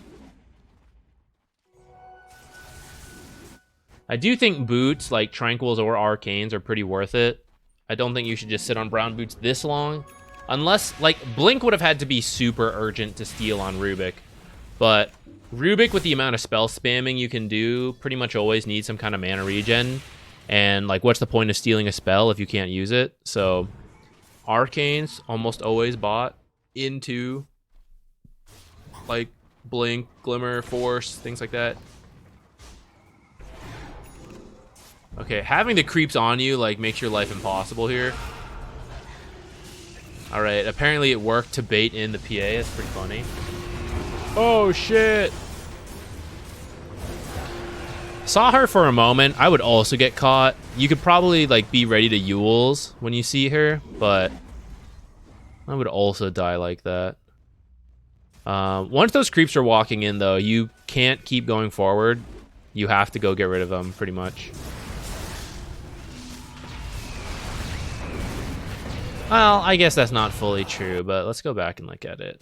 Like, okay, looks like your team like kind of wants to play over here. So I mean, with these creeps coming in, you kind of have to run into the trees and go this way, or at least avoid these creeps for now. Because like once they aggro, there's no de-aggroing, right? Because you don't have creeps nearby, so you can't get aggroed. Once they're aggroed, this is like mobile ward on you. Like everyone knows where Rubik is. He's here. He's trying to get close. Everyone, Rubik's over here in the river, right? So you're not gonna get anything done in the fights, unless you are, because it's like depending on what's happening. But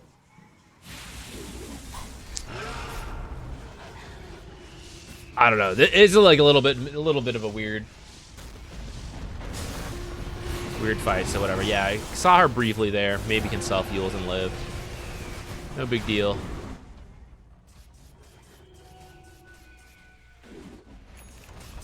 Whose courier is this? Maybe a replay bug, or maybe that's where someone died, or the courier died.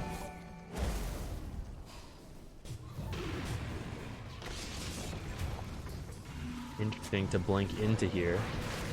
That's crazy. I can't believe he just did that.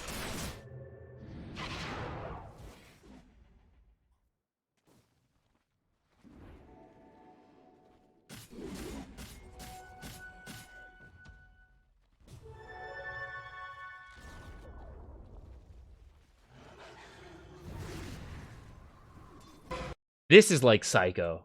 This right here, guys, I just want you to know, this is psycho stuff. We just saw Legion with double damage. She's like in this area. And we're gonna come press W here as if it's impossible to have dust or anything like that. This is insane. Yeah, get out of here. You're insane for helping him too. You stick too long.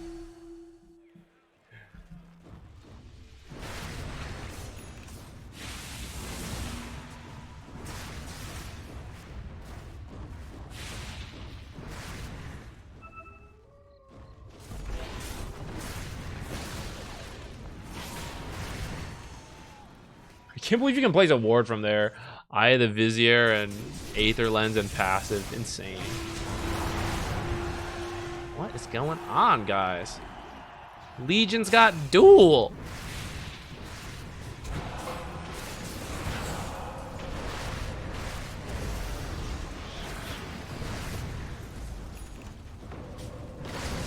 Yeah, I don't know. You guys kind of just lost the last 2-3 minutes because no one's processing the fact that Legion has Blink Duel.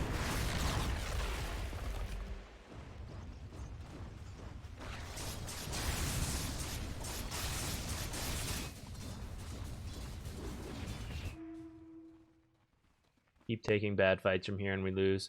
Yeah, your team got like pretty solid initiation, but you guys got to be the ones going in first. It is tough because of the Oracle and the LC.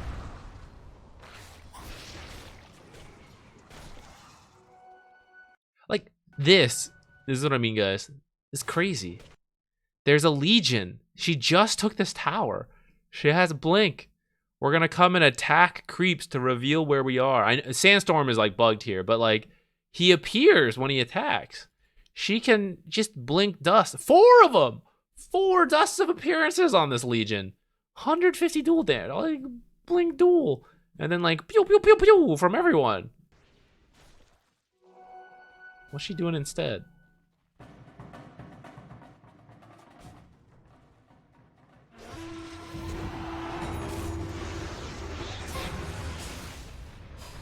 Pretty good Yules. It's fortunate her teammates aren't there.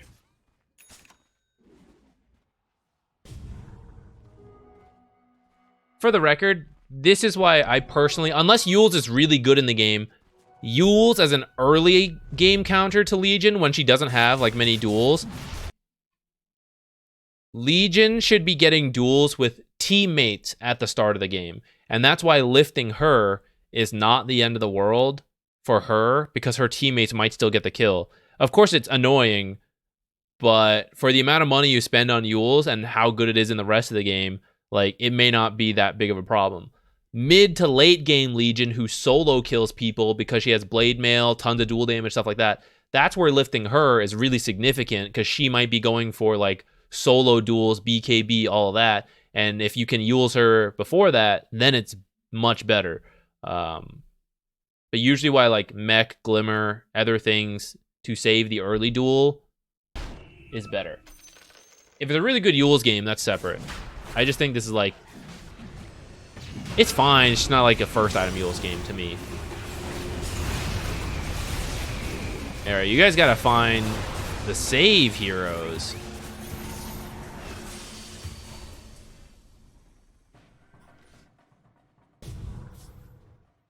I think we're ready to move on. Eldina Reno. Is there, I don't know. Is there anything we could help with that a bit more? I feel like the plan right now is to try and dodge fights into high ground. I agree. Or you need a good spread of vision and you need to find pickoffs. Currently, they're like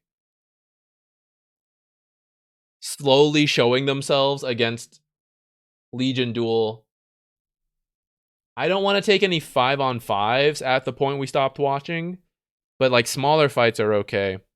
So they can still look for that. 5-on-5 at the Roche pit might be okay, as long as we have good vision and a wraparound and find Oracle. If we're not going to do that, then it's going to be like too tough. People started flaming. No one's focused support for. Yeah. I think Sand King mid. I think it's only.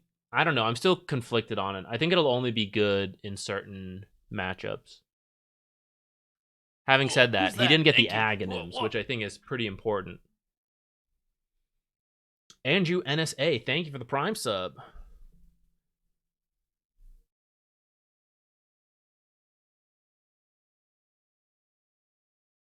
Oh, wait. I just like spam this button too many times. Is it working? I believe it is. Okay, go ahead and join !replay if you'd like to be in the next raffle. Where's my paint? Here we go. Can you give me some tips about Bounty Hunter position 4? Not the strongest hero right now, but let's see. Is there anything on the side to draw here? I'm going to leave this side blank. Look, we can't get too fancy right now, guys. It's gonna take me 5 years to draw this picture, so I'm just gonna go with what we have for now.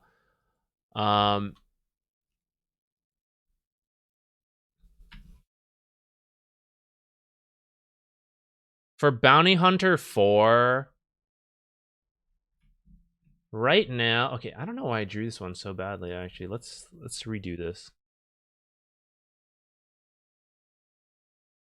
Your lane can be strong. It kind of depends what you're playing into. The darker shade.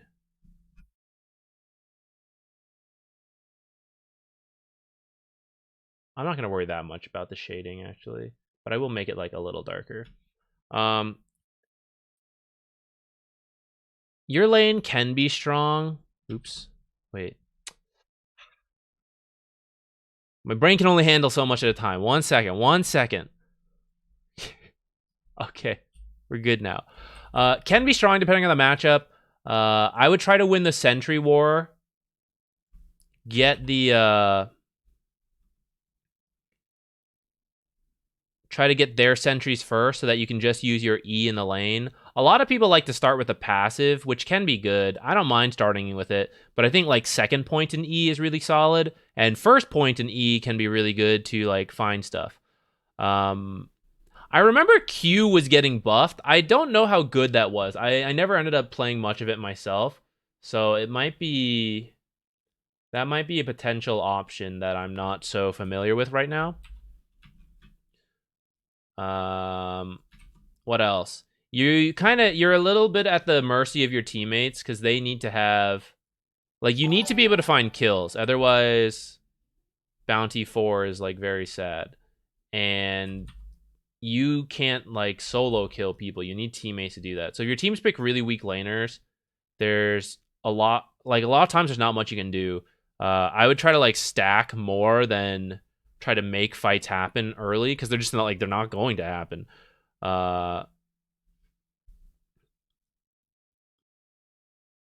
get them stacks. That'll get them the gold they need faster to maybe then be able to like start joining into fights.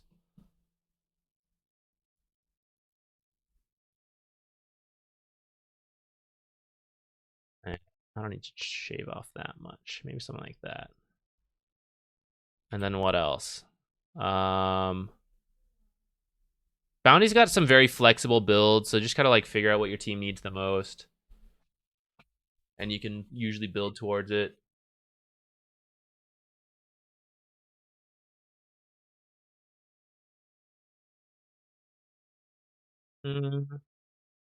Earth Spirit is... He's okay. I don't know. If you really know what you're doing, it's fine, especially in pubs. But there's much better heroes right now. He's not that strong compared to others. But like in a pub game, it has never really mattered that much, right?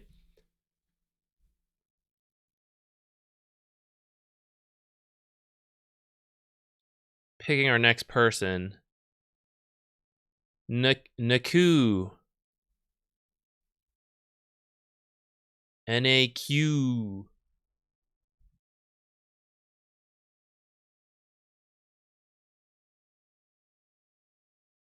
Skip Invis.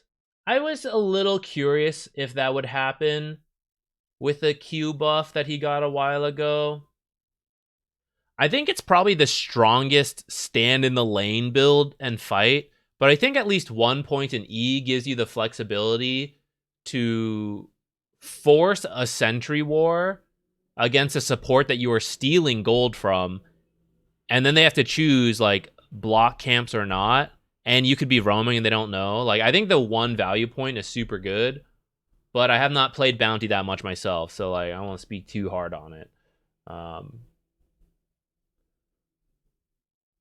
Am I about to be roasted though? I mean, depends if you want to be or not. I can be harsher or not. We're usually pretty chill about it, I would say. The end goal is, you know, just helping people improve whatever. But if you specifically don't want like to be roasted and stuff, that's perfectly fine with me. No, I'm into that. Be harsh. That's fine too.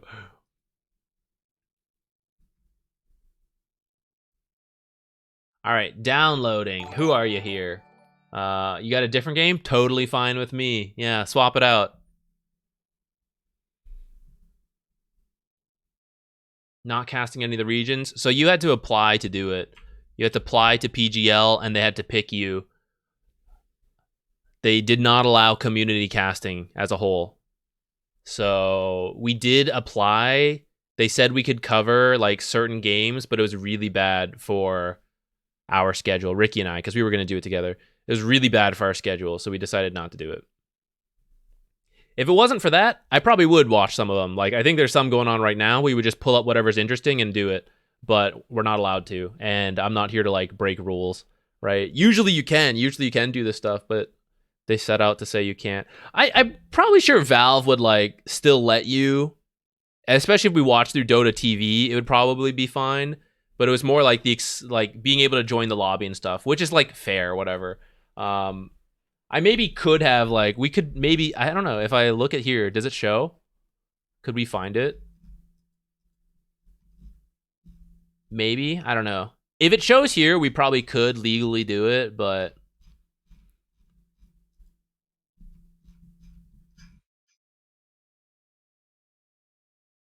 nah, I don't see it. So I guess you had to be. Gork's just doing it. Might be. Maybe he has access to it through the lobbies and through having enough friends like playing in the game. Maybe he can do it. Because I don't think they could stop you from doing it through Dota TV, like legally. But some organizers make it easier or not to do.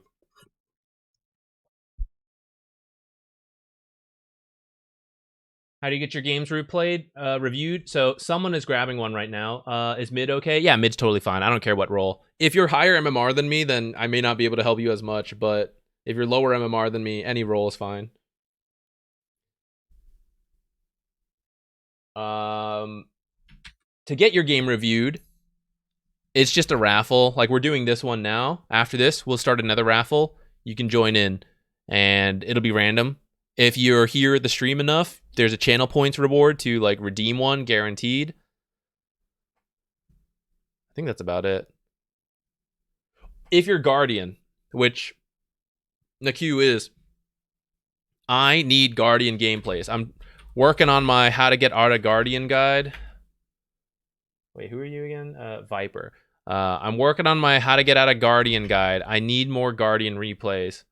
So if you're up for, it'll still be anonymous mode. They won't show you, but if you're willing for me to like sort through your games and look for stuff, please let me know.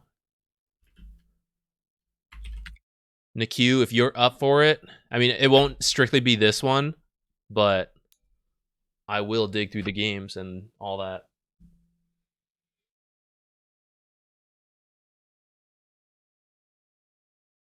Had a game 21-7 as mid Viper, but you lost. Okay.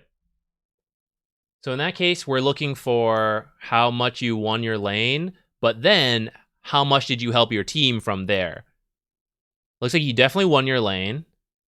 And then looks like the 10 to 20 minute mark was really bad. So that's probably where we can go to look.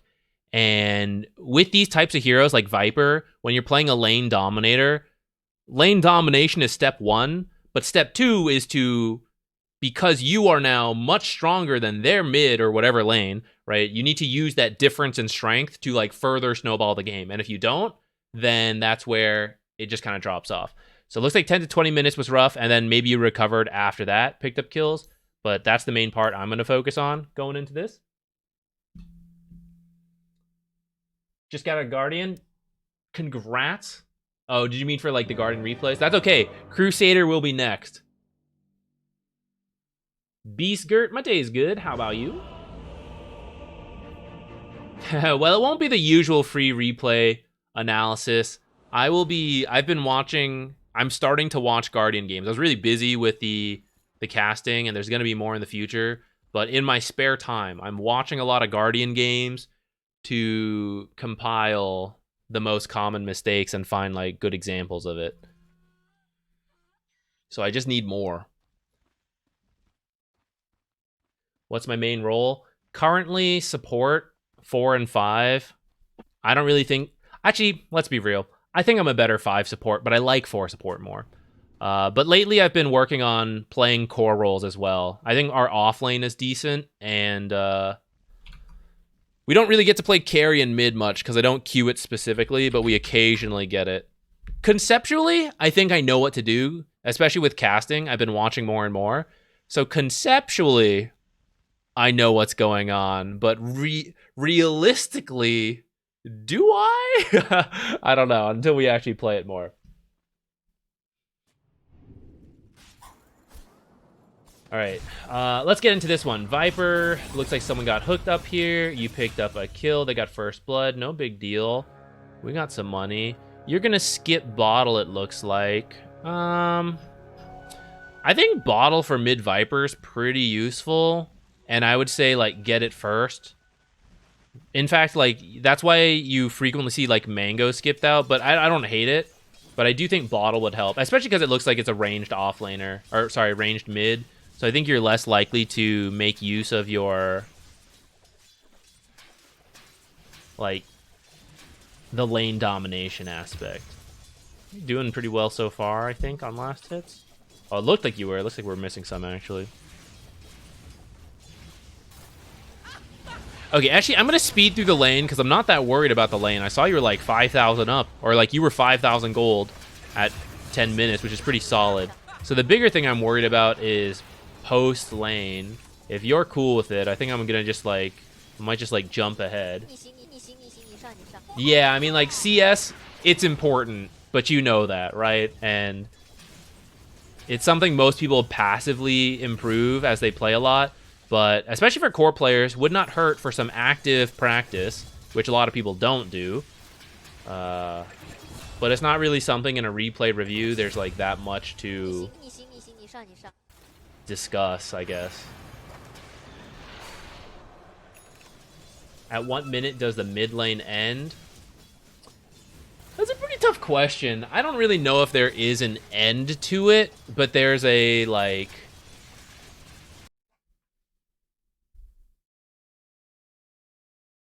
There's a choice to do other things, or a choice to do more things at the same time and balance it. So most mid heroes at the very start, you're just too weak. In the time it takes to kill off one creep wave, you can't do anything else. But over time, because you start hitting like level 6 and you have like multiple nuke spells, or you're reaching farming items and you're faster, you pick up some ganking skills, you've picked up boots, right? You start having more options to where like you can kill the mid creep wave and go jungle. Or you can shove in a creep wave, get the rune, go to a lane, run back or TP back, and you haven't missed much, right? So that's different for every hero. And some heroes want to stay in the mid lane more than they want to move, like Dragonite, level 6, really likes to just keep staying in the mid lane. As soon as the enemy mid goes to like do one of the things we talked about, he just like shoves down the lane and like take the tower. So I don't know if there's really an end to the mid lane so much as like I get access to do more things and I will try to do both. I will shove in the mid, I will go out. I would say that starts happening between like 5 and 10 minutes. 10 minutes onwards, it really depends on the hero how much you're going to continue staying in the mid lane, but you will start to see more heroes like not caring about the mid and let supports take it, let the other cores take it, you go do other things. Especially in pub games, the mid lane will last longer, but at some point, it does move on. And it's a little hard to say. Mid tower falling definitely leads to an end where you shove in the lane and you go somewhere else. But you can do that before the mid lane falls. For Viper, Viper usually likes to like crush his lane and then pick up like 1 or 2 items. Sometimes a boot to travel to do all this faster. Other times it's just like Dragonlance. It used to be Mage Slayer. I'm not, maybe like Orchid, Manta, stuff like that. I don't know, actually exactly know the build right now.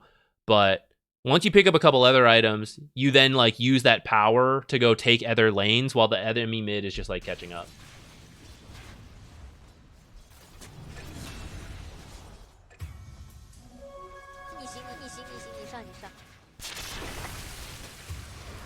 So it looks like you're definitely beating this Arc Warden. You're getting lots of denies. Your own last hitting, ironically, could maybe improve a little bit. But when it comes to denies, damn, sick. Oh, he's getting a good chunk too.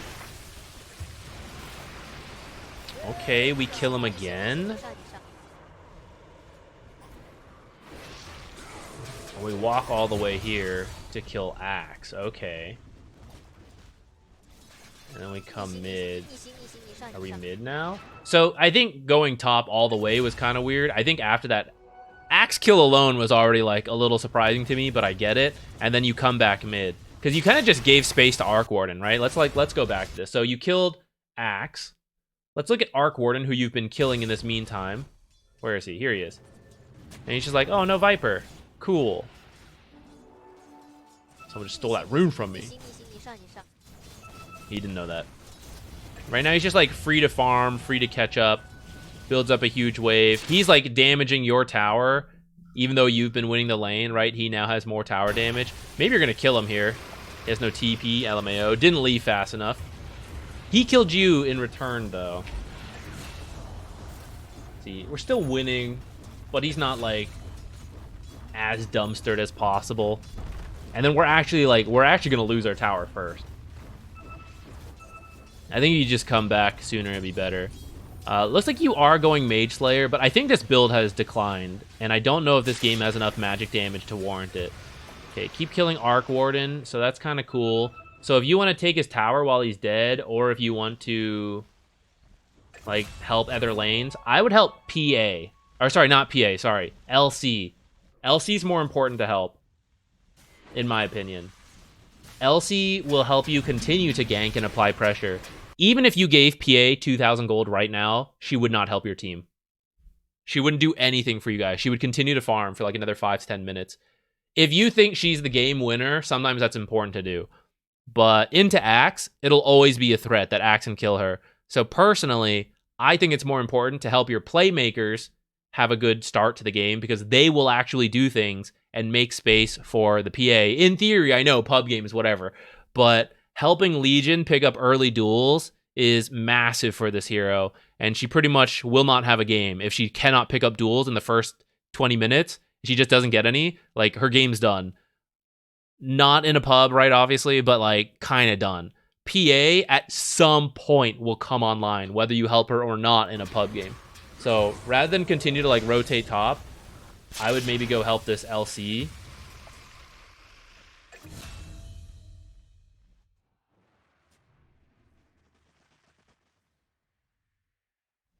Taking your own mid lane could be good, but anytime Pudge is missing, it's a little scary. So I understand if you like don't. Yeah, we ended up losing our tower for all our lane domination. Enemy tower up, ours down. So that part doesn't feel that great. You have a lot of kills, but your CS is like pretty abysmal. No offense, but like it's where it is, right? Like, we started out ahead on Arc, but we've missed it. So don't overemphasize chasing for kills. There's definitely a balance to farming. I actually don't think you need to max your passive like this either. See, I'm not a Viper player. I'm gonna check the builds real quick.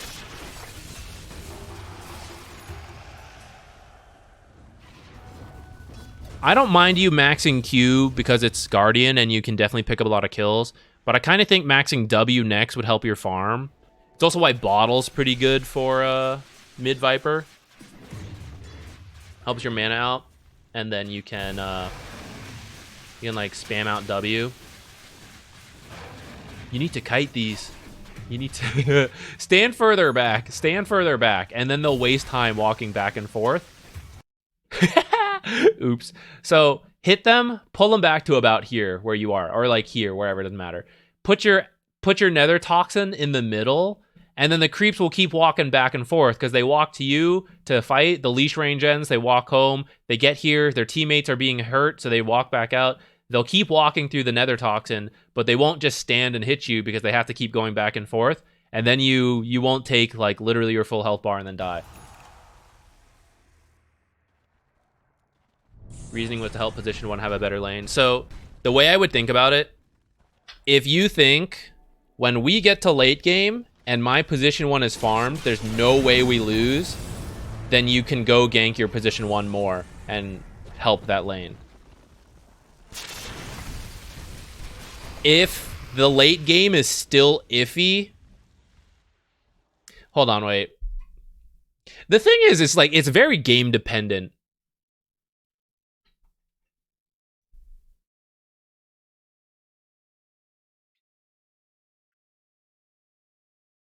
If you think your carry will win you the game, there's like no way you lose with a farmed carry, then help that carry get started. If it's ever questionable, you're going to have to make a choice. But personally, I think going to your offlane, helping the offlaner who's more likely to be a playmaker, and you slow down the enemy carry, I think that is generally better. There will be many exceptions to that, but I think it's very game by game specific, and we wouldn't be able to just like go through it off the top of our head right here. But that is the kind of thing where you guys could bring into a replay and then ask them, like, in this game, would you do this? And I'd say yes or no. Like, in this game, I think prioritize yourself a little bit more and then help the LC a little bit more.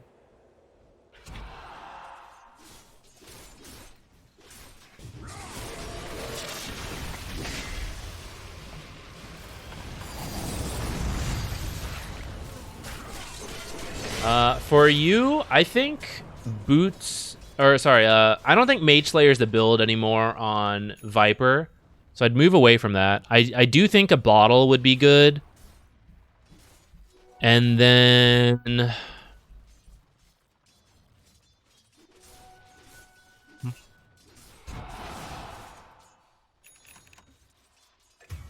I think I like Dragonlance / Hurricane Pike into like a BKB. But I don't know. This is where like I don't play that much Viper, so I'm not sure.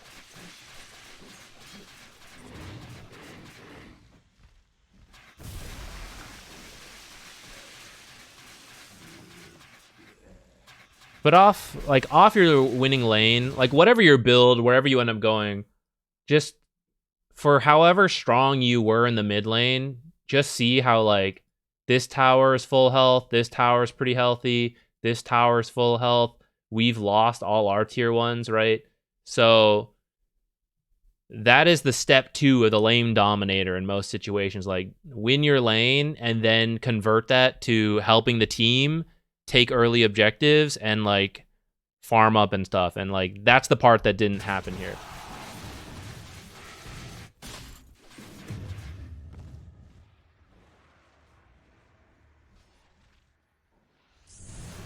From here, it doesn't really change. Like you still need to help Legion find duels. You need to help take some tower. So dying like this, obviously not great. You see how Legion was able to pick up a kill though? Like if you all just went together, that would have gone a lot better. And you probably none of you die if you all show up at the same time instead of like one at a time. Buying smokes for your team, like just do it yourself, right? Doesn't have to be a support thing.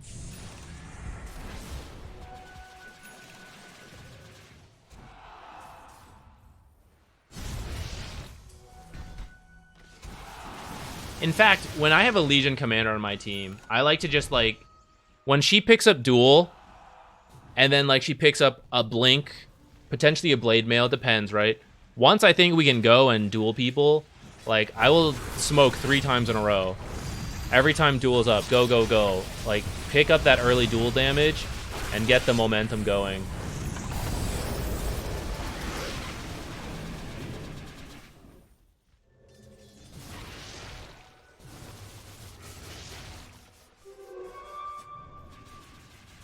You're also jungling a lot on your own half of the map, which at this point you're not that strong of a hero, but continuing step 2, like lane domination into map pressure, like you want to be taking towers and then like stealing enemy farm.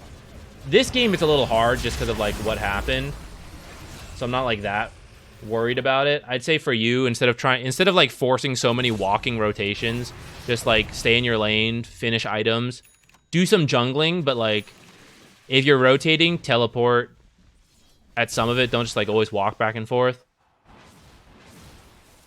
And try to like take to the towers. I think you like walk top, walk back, walk top, walk back like quite a lot. Which is quite inefficient because Viper's a very slow hero. Saving gold. Understandable, but that's why it's like a cost efficiency balance of like, how much time do I save by teleporting? I have to buy a teleport, but I get to farm an extra camp, which is net even in terms of gold, but positive in experience, right? Or I teleport, I get a wave and a half. That's positive in money and experience. So it's the hard part about the rotations for sure. But you rotated a lot as a hero who is actually really slow at rotating. It's much better for like faster heroes. So in the future, like if you play more Viper, I would try to win your lane, work on your last hits, jungle nearby if you don't see opportunities, and don't feel required to help immediately. Like finish what you need, which is usually an item or 2, and then you can show up. And there's going to be exceptions to that, but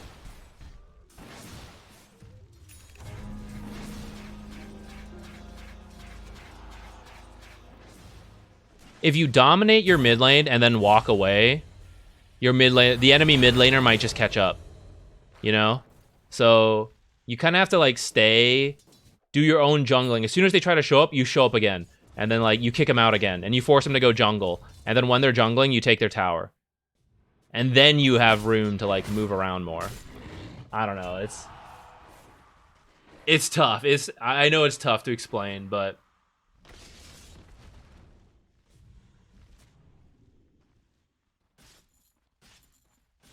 I need more water. All right. I'm gonna let this game keep playing. We're gonna start a new raffle, and then I will. I'll go get my water.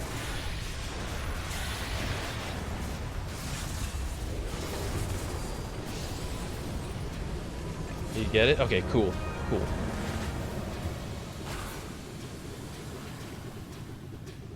Okay, starting the next raffle. Mark Andrews, hey, what's up? You thought about making, or already done, a ×2/×3 simultaneous camp stacking guide that supports like Venge SD? I think I had them in the past, but the camps changed. So I don't have a specific guide right now.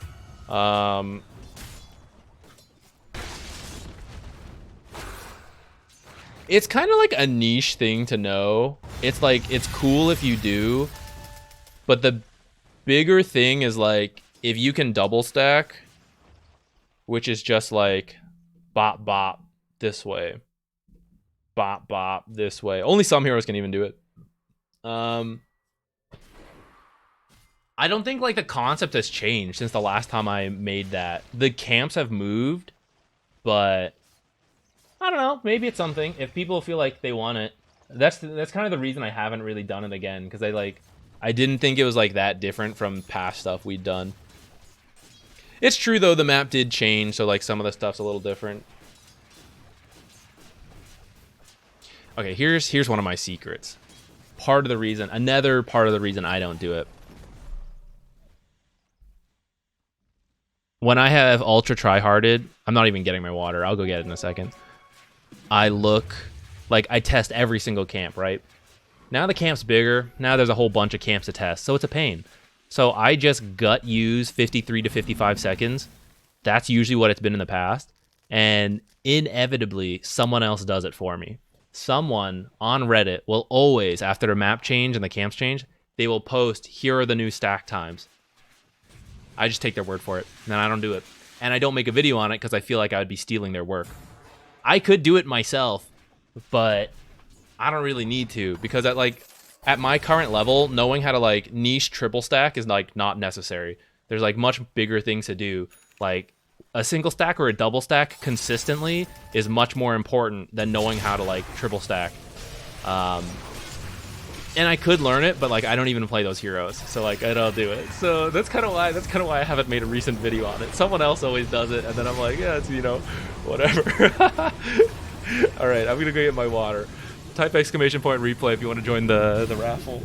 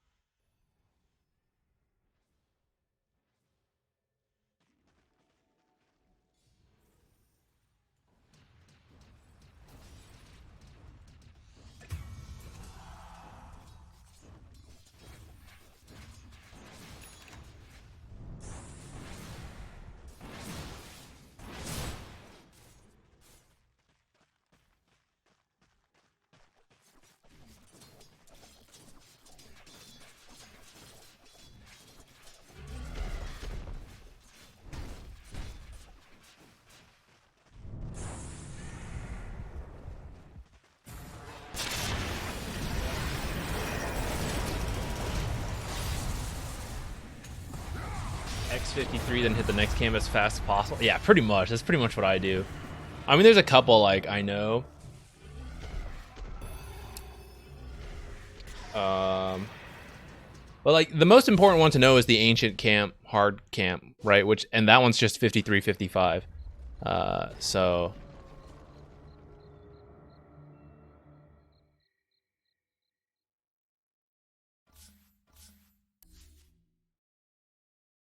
All right, who's next? Let me pick my winner.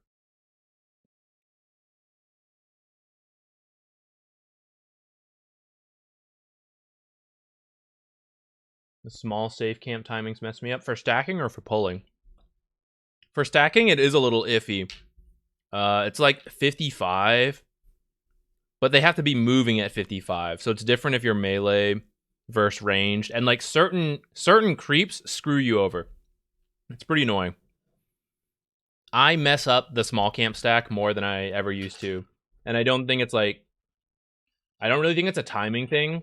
I think it's more of like the size of the camp box and like the leash range and stuff. Phoebesy. Oh, there you go. Nice. Divine 4, position 1, trying to learn support. Ah, one of the good ones. Excellent. Welcome. We love you.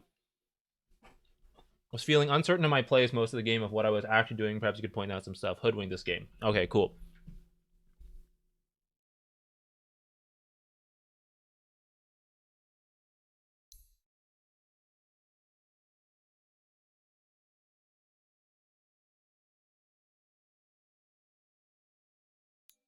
It astounds me the amount of carry players who don't want to learn like a little bit of supporting. You have to, pretty much. You're gonna raffle, right? Or like gonna be role queuing a lot of the time, so you're gonna play support, like it or not. Divine 4, I forgot I was gonna type that in. And it helps you be a better carry player too, to know what the supports are trying to do in your lane and all that. A lot of times, like, even now at my rank, I'll run into carry players who don't know what I need to do, and they make my life hard, which makes their life hard. So, it'd be good for all of us if everyone could learn some. And there's only so much you can communicate. Prepping for Immortal? Hell yeah, dude. Hell yeah. How many more replays will we do today? What time is it? It's 3:35 for me right now. Probably like another 3 hours or something. Okay, Hoodwink. So... let me read again. Uncertain of my plays most of the game. How about the laning stage? Do you need us to go over the laning stage? That's actually usually where I see more cores mess up playing support, but if you feel good about it, that's totally fine. Would be good? Okay. Oh, wait, are you position 5?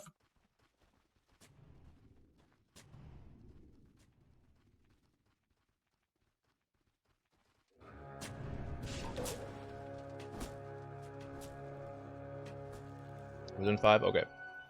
Not really the biggest deal if you want to be Hoodwink.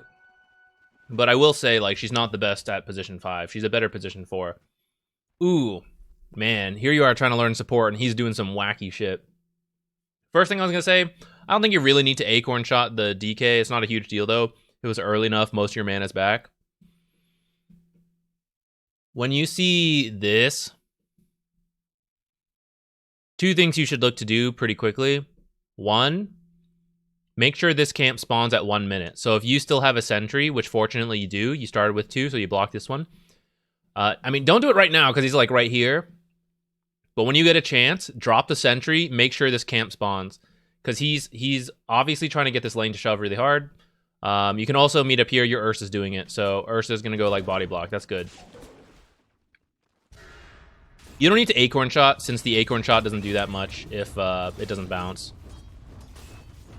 So like when you run here, it's already under the tower. Ursa will handle it. Make sure this camp spawns. So that's where you would do it. Ooh, committing the blood grenade. Okay, you know what? That worked out. That was pretty good. Are you part of queue? I think you were, right? Oh no, just they have a part of queue. Okay, never mind.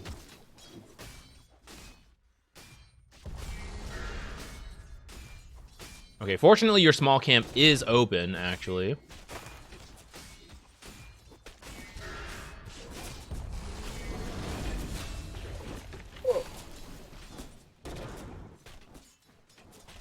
Warrior!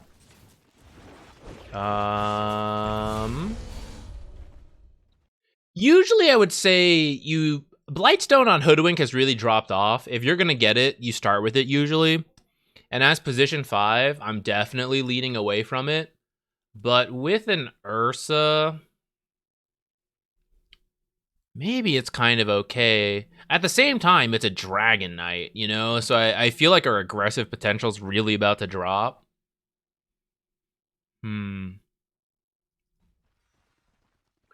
No, kind of okay with it, but I'd probably not.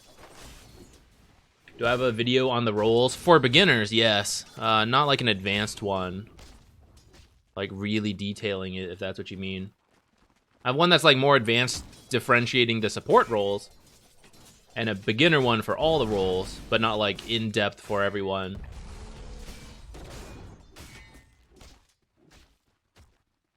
And what do you think of Uv on Earth Spirit? I think Blood Grenade has really replaced Orb of Venom. I think Orb of Venom got buffed a little bit, and so I was wondering if people would start moving back towards it. And people who build Orb of Corrosion have, but I haven't really seen a big trend of supports picking it up. Like, I think everyone tried, and then it was still kind of like, you know, Blood Grenade's better. So that's where I'm at right now. I don't think it's super worth it, but I haven't done a ton of exploring myself, especially for a hero like Earth Spirit that I don't play. So my take right now is that Blood Grenade is just cheaper, and you can buy other useful things with like the 200 gold you save. And even if you end up buying like 3 Blood Grenades throughout the laning stage, it's still 100 gold less than the Orb of Venom, and you get to spend... It's like invest. It's like people pay like after the 30. Okay, actually, never mind. That's gonna ramble on us. Too long of a separate topic. Investing. But like because you're only spending 50 up front, you get to spend the 200 immediately on other stuff that'll help you out, and that has felt more important because the laning stage is so significant. Orb of Venom is like I'm literally already winning, and I'm gonna win harder with this Orb of Venom. And right now, there's so many strong supports and core heroes that it's like. I don't know when that situation is. Like, when do you feel like, yes, we've already won this lane, and now we just need to win harder? It's rare. It's like very matchup specific, and that's why I think Blood Grenade and other stuff has felt better.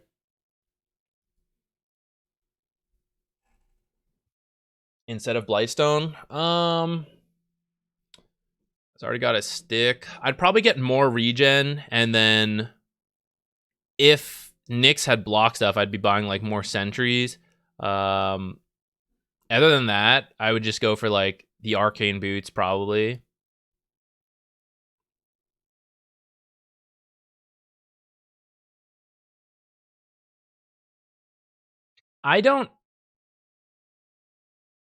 So like I think Blightstone on Hoodwink works because of her Acorn shot, but it's usually better in the position 4 side because you don't care if you shove in the lane as much, so you're willing to throw out more Acorn shots. Plus, you're more likely to play aggressive, which is why I'm like kind of open to it because it's Ursa. But we are going to end up shoving this lane, and then our targets to kill are a Nyx and a Dragon Knight. Now, Nyx is pretty doable, but between Spiked Carapace and Impale, it could be pretty annoying. And then Dragon Knight, like his passive is going to quickly be way more armor than like what the Blightstone really does. And I think it's going to be a lot of effort to kill them, which if we get a bunch of kills really quickly, yes, maybe. But that's hard. That's like hard to bank on, which means then at some point we have a Blightstone and then like we're not doing as much with it. That's like my worry about it. I don't know. We'll see how it plays out. But we can only get kills when we have enough mana, so we definitely need to buy some of that stuff. Which is why, like we got kills, like 102, right? Before, oops, I just messed up my, hold on. it kind of shows like we were able to get kills without the Blightstone, and it was like having enough mana and harassing them that led to the kills. And now we have a Blightstone, but not mana. So are we gonna get kills? And usually you don't get that many kills, so we don't have so much choice. In this case, we did, so like maybe it's fine.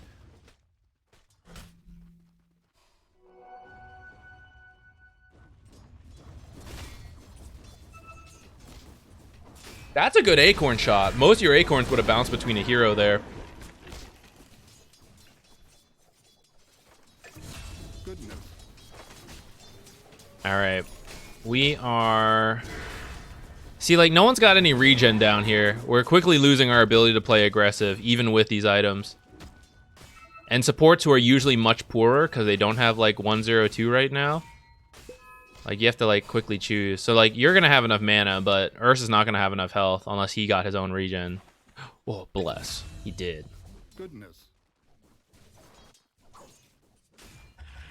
6-minute rotation was probably possible this game.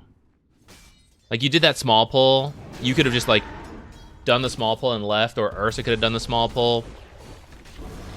It does sacrifice the Lotus, but you're at Divine, so mid-rotations matter more than lower ranks.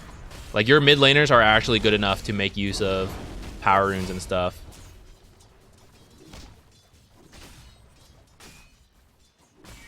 Seven minutes after that kill, yeah, go run around. Careful of the creeps. Should be like right around here right now. You're good. If you're ever unclear, it'll mostly mirror. So like your creeps are right here, so their creeps are probably like right around here. Let's go to their perspective, or let's go to like free cam. Yeah, you can kind of see like, right, these are in between the tower, so these are in between the tower.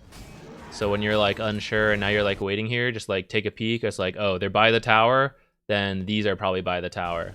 You could memorize the exact times as well. I always say I will and I never do. So it's usually easier to just like look at that. But it is an option if you want to memorize the times. Wisdom Rune Steel, great. You were doing very well. Probably just go back to the fountain now though. I mean, look how low resource you are, right? The amount of money you'd have to spend. Oh, you already had it. You had the clarity in self. But that's like 150 gold, you know? Which if you already had would be one thing. But if you like, I don't know, we already TB'd back for the Wisdom Rune. I'm like kind of okay with it. You are on the map faster though. And looks like missing last is aside. We are getting to be here for it. So it might be fine.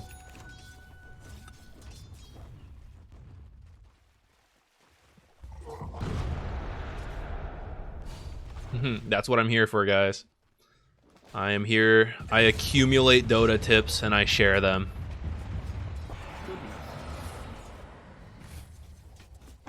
This is also where, so like back to that Blightstone discussion. This is This is where we'd probably have arcane boots already, and then if we're weighing, like for a position 6 Hoodwink who was not able to start with Blightstone to win her lane, she had to buy other things first, right? At this point, arcane boots, keeping her mana high, would give more kill potential just from the sheer amount of damage Sharpshooter has, rather than like this Blightstone. Not a Hoodwink spammer, so I mean I could be wrong, but I feel like if you can't start Blightstone, it's not worth it. Because the very level 1 effect of the -2 armor, like that is going to be the most value of the Blightstone. And it only gets worse after that. Especially now that Blightstone does not have a good build for supports. Wow. Could be worse. Oh, wait, no, it couldn't. You can't improve until you make mistakes.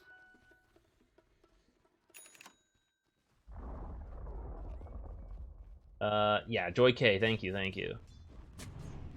Are you gonna do tips for Guardians? Yes, I am collecting Guardian replays. Any Guardian players, please share your match IDs and profiles with me. I will save them. We may not be able to go over them today, but I will be watching them in my, not really free time, you know, I guess it's like my work time, whatever. But like the Tuesdays, Thursdays, I'm working on videos before and after streams. I'm like watching Guardian games, looking for tips, accumulating them into the next video. Got a little distracted there. Hold on, what were you doing? We got that kill. I remember that. Okay, then we came over here. No wisdom rune. Whoa, hef. Lightly. Jump lightly.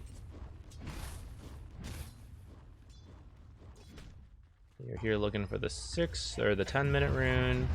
This is pretty dangerous for you, but it's like fine to be here. But I think as they run over, you can't do it. I don't know.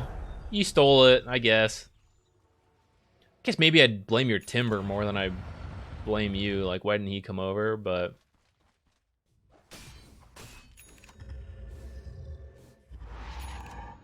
like, I don't know if I'm willing to die for it, I guess, when it's like, as soon as they start walking over, I'm pretty confident I'm dying. And it was a regen rune, which is amazing for both these heroes, but it's not like we knew that. It could have been an illusion rune, which would have been like, wah, whatever, or like one of the other runes that don't matter as much. And a lot of times you use the rune to go get a kill. So if a kill is being given to you at the rune, like, what's the difference at that point? So, I don't know. This game, I don't know, like a 4-staff sounds good. You're gonna go for the Maelstrom. See, this is like position 4 Hoodwink, which I'd be okay with, but position 5 Hoodwink. I mean, it's kind of why she doesn't work as well, right? She wants to do all this greedy stuff. And then your team's gonna be like, how come no one can 4-staff me out of Slark Pounce? And you're like, haha. I can Gleipnir you, though. I don't think so.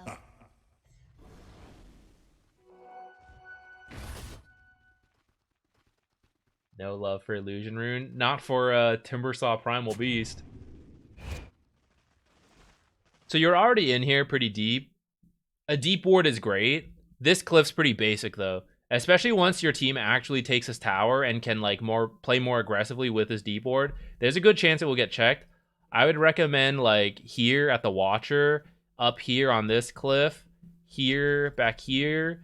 Depending how deep you think your team can go, you can even put it like here or like behind the tower. In the jungle side, like over here could be good. This is a little bit more shallow. If you don't think this tier 1's gonna fall anytime soon, or the mid one, then that's when like I think this one's like not too bad. Otherwise, like take your bet on like this ledge or this ledge.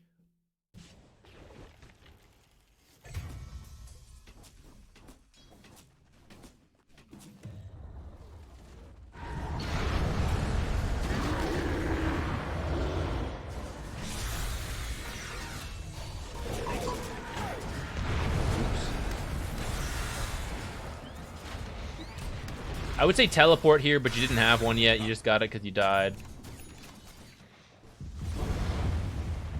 That actual engage itself was like kind of awkward for your team.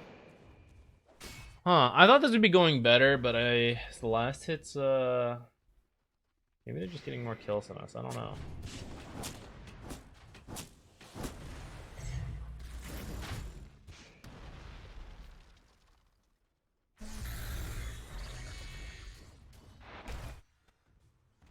Still working on Blink.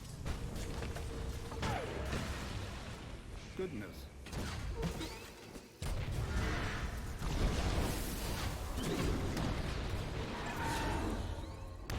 Doesn't she have a javelin by now?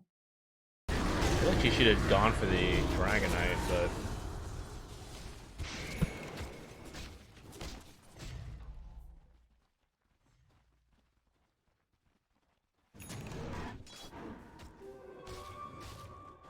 I'm perfectly fine with that observer, but I would like to point out the conflicting ideas of what the observers you've placed represent, along with the fact that probably a sentry first and then like Acorn shot the cliff just to make sure they don't see this.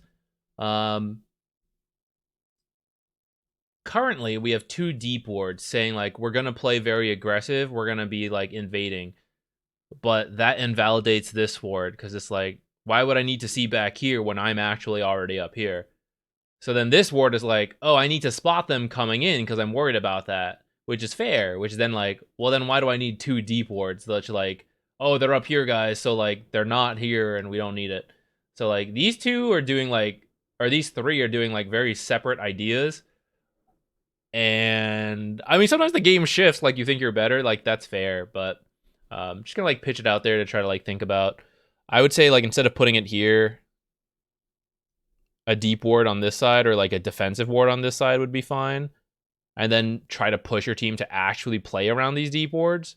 And then like your defensive ward could be like somewhere along here, anywhere along here would be okay. Or in your own jungle, also kind of okay since you lost your tier 1 already.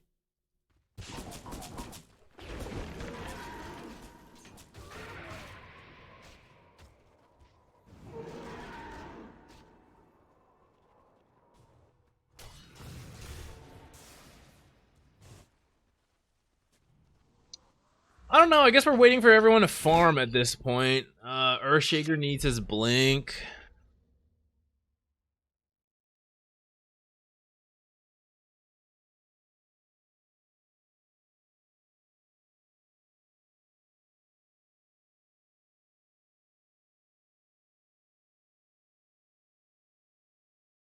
Wind Ranger can go with you.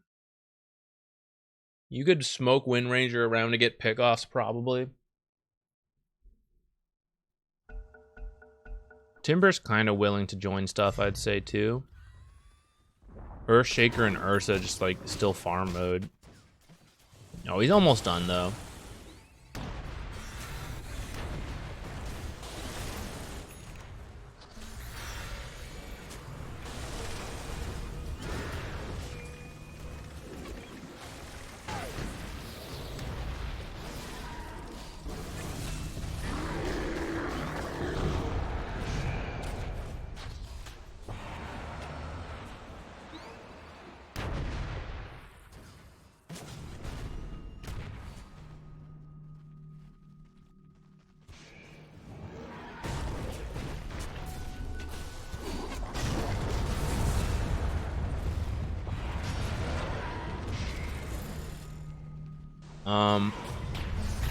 I'd like to highlight that's why Dust is really nice, because Nyx was already invis and you wanted to keep, like, the idea was there. You actually already have a sentry here, but you wanted to keep invis on him, so you put down your sentry, which if you have to, you have to. But it's why carrying Dust can still be good versus hero, so that you don't have to do that, because sentry supply is much more limited than Dust supply.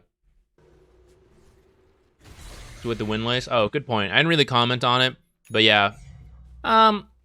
Some people value the casual Windlace a lot more. I don't think it's, like, amazing right now, but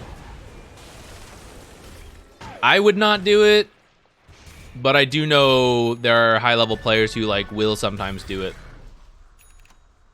And I think it's just, like, a difference on, like, what you like, I guess. I don't know.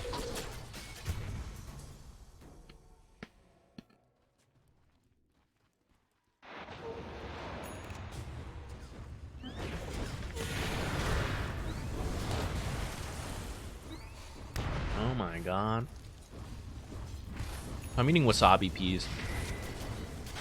This one's really poorly mixed. Some of them taste like absolutely nothing. And then I just ate one that was very, very powerful. I don't know how hard. Why is it so hard to mix wasabi peas? Okay. I can't imagine why. And I've worked in the food industry. I don't understand why it should be this hard to, like, relatively evenly coat these. I know peas themselves are like, there's variety you can't control.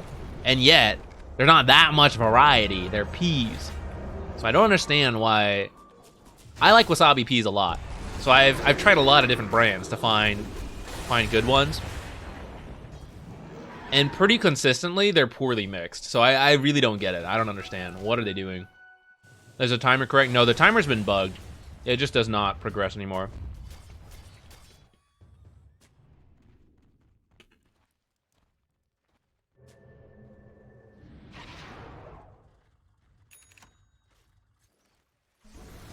I'm not on the build order yet. Skill build wise, I think it's fine. Item wise, the bigger issue is this is position 5. Position 5 Hoodwink, so pretty torn on the build. I would opt for like Glimmer or Force first. But it's a hero that wants to play greedy and like kind of can't. That's like the struggle between position 4 and 5 Hoodwink, in my opinion. If you want to still go greedy, I'm like kind of okay with it for pub games because it's like the nature of pubs. Damn. But I mean, yeah, it means you miss out on the utility for your team because you're opting for a greedier build. More Peas lore. I don't know what else there is to share.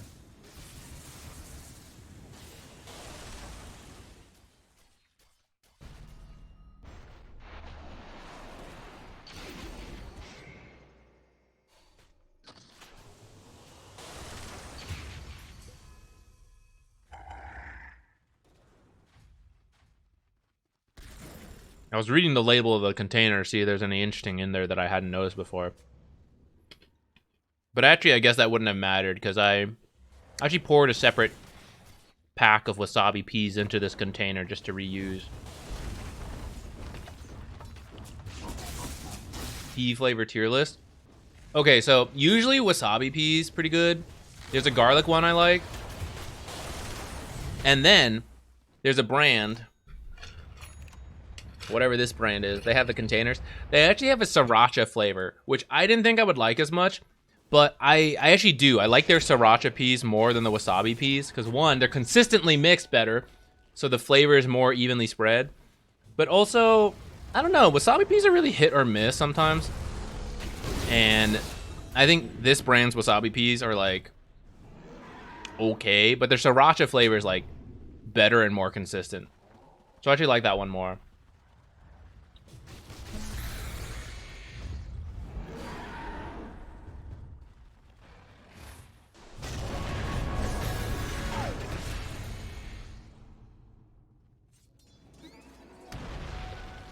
Oh yeah, yeah.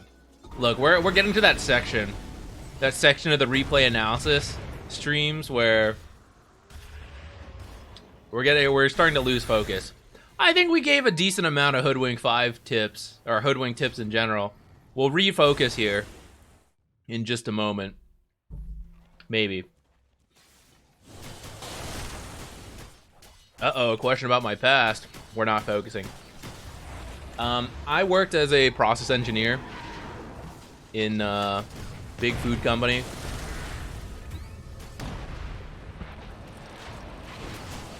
I helped. Yeah, I'll probably cancel that TP. Like there would be lab scale stuff, and then my job was to help bring the lab scale to like the production facility. Or if there's a lot of ingredient variation, especially when I was working was like COVID, which there's like tons of supply chain issues that are still being like, it's still a struggle. So sometimes like, oh, we need a different ingredient. Like, will this work instead?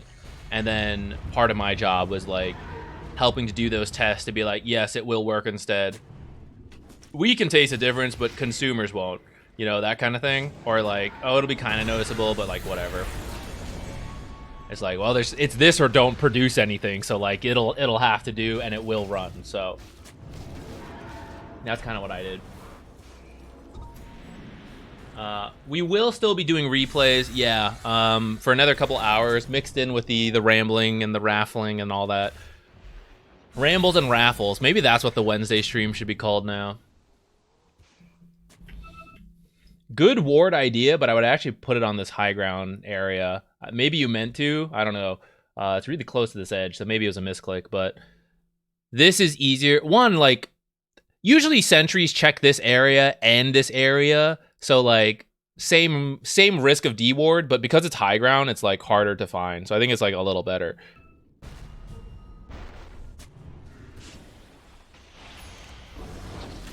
I have a day job anymore? Do you still do process engineering? I quit. I was working there, and I was trying to decide, like, at what point do I quit, blah, blah, blah. I have a lot of thoughts on this that, like, I won't fully share yet. One day in the future, I will. I'm gonna wait to see where we land and all that. But at some point, I decided I think I can do it, and I'm not scared of like not making it. I'm scared of missing my window, and that's why I quit, and I decided to give this a go. So no current day job. This is the day job. Rambling while eating wasabi peas and talking to you guys about support tips. That's what I do. And now I cast, now I make videos and all that stuff. And we still got to grow the channel more. It's not like... It was not a financially smart decision to quit my job as a process engineer to do this. All right, any like dreamers about start talking to their parents about like why you're quitting school? Zach did it. Like, listen, there's a lot of challenges, and I had like various privileges to get to this point. I'm not gonna pretend it was like something easy to do. But I'll go more into it one day when hopefully we like definitely are like set and have quote unquote made it. Then I don't mind sharing it. I don't mind like discussing about it. I'm sorry, Fibsy. It's getting bad. We're all over the place. Jimmy Frushin, hey, thank you for the gifted subs. I appreciate it a ton. Thank you so much. Day job saved. Thank you, thank you. How come I'm only on here like once a week or so? Busted. Lately, we've been doing casting. So when I cast, it's sometimes hard to stream as well. That's why like recently it's been all over the place. Technically, I'm still streaming just on someone else's stream. Other times, instead of like doing Twitch streams the whole time, I still do the YouTube videos as well, and I do coaching and stuff. And I try to have some level of life balance, which I was really bad about in the past. But that's kind of why. I'm not streaming like 7 days a week. It's usually about 3 days a week, and then I try to make the YouTube videos, do some coachings, and then now the casting. The casting's taken priority because I can't like flex that. I'm like, would you consider moving your tournament for me? You know, like, so we do the tournament, whatever, and then I try to work in the rest as possible.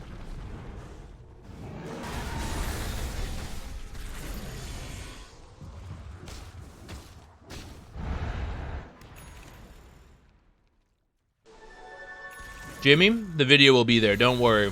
The video will be there.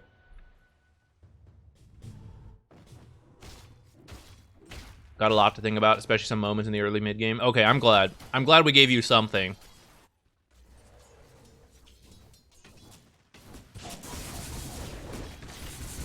For the record, I don't hate, like, if you want to play Hoodwink 5, it's a video game. Do it.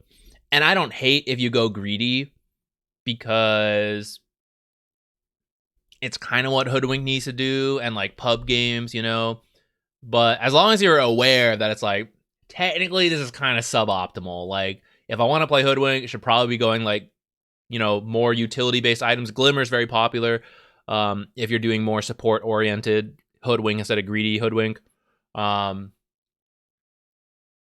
as long as you like recognize that and like, well, I'm playing greedy because like I believe in myself more than my teammates, but I recognize there's downsides to that. That's fine. I'm not saying you can't do this, and I might do something like this if I were to do it, but at least recognizing the like iffy part, you know. Okay, let's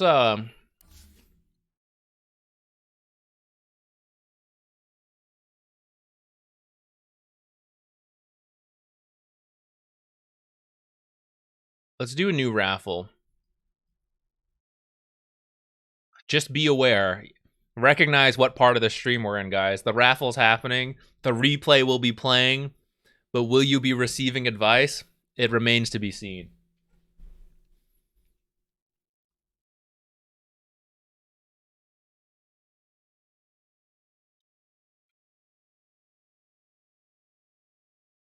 Joy K, don't worry. It's just gonna keep sliding down. It's gonna get worse and worse. Okay, let me see what else you guys were asking. You guys were asking a lot of questions, and I was missing them. Which, if you ask a question, it's not. I'm not usually ignoring you guys. I just might have missed it. So feel free to like repeat stuff if like chat's zoomed on and I missed a question. You actually did have a question I ignored. How do you decide where to ward against Slark? Tough question, or like tough thing to do. Slark, Zeus, those types of heroes. Prioritize more where you are actively playing, because, I mean, Slark can't deward if you're like there fighting it, right? Of course, you will just need to lose some observers, especially if you need like a defensive observer bottom while you play top, right? So you can put more observers top that you can actively defend. But I mean, your carry still needs some vision, right? So you put an observer there, and then you'll probably lose it to the Slark, but it does reveal that the Slark is there, and so you will, like, it served its purpose, right? It saved whoever was down there from the Slark, and they get out, and at some point you're gonna have to put another. But against those types of heroes, Zeus, Slark, try to prioritize things you can actually defend, and then really weird stuff. Like, just put them like in really bizarre places that will catch glimpses of heroes, but maybe aren't like the first places Zeus's and Slarks would check, and so you like have a chance to keep it alive.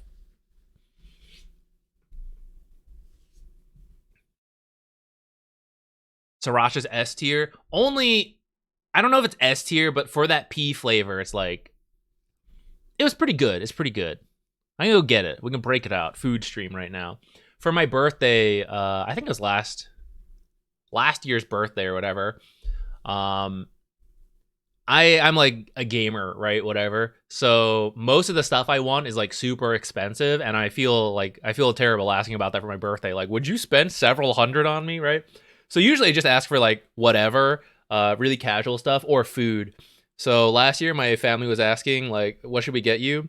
And I was just like, just get me wasabi peas or like roasted peas. So my girlfriend got me a whole bunch, like variety pack, and my family got me a bunch. I have an entire shelf cabinet of like different wasabi pea products that I have been working through. I have like 8 of these cans and 2 of the sriracha ones. I have a bunch of different bags of like different brands. I've slowly been working my way through it. That's why I have so many of them.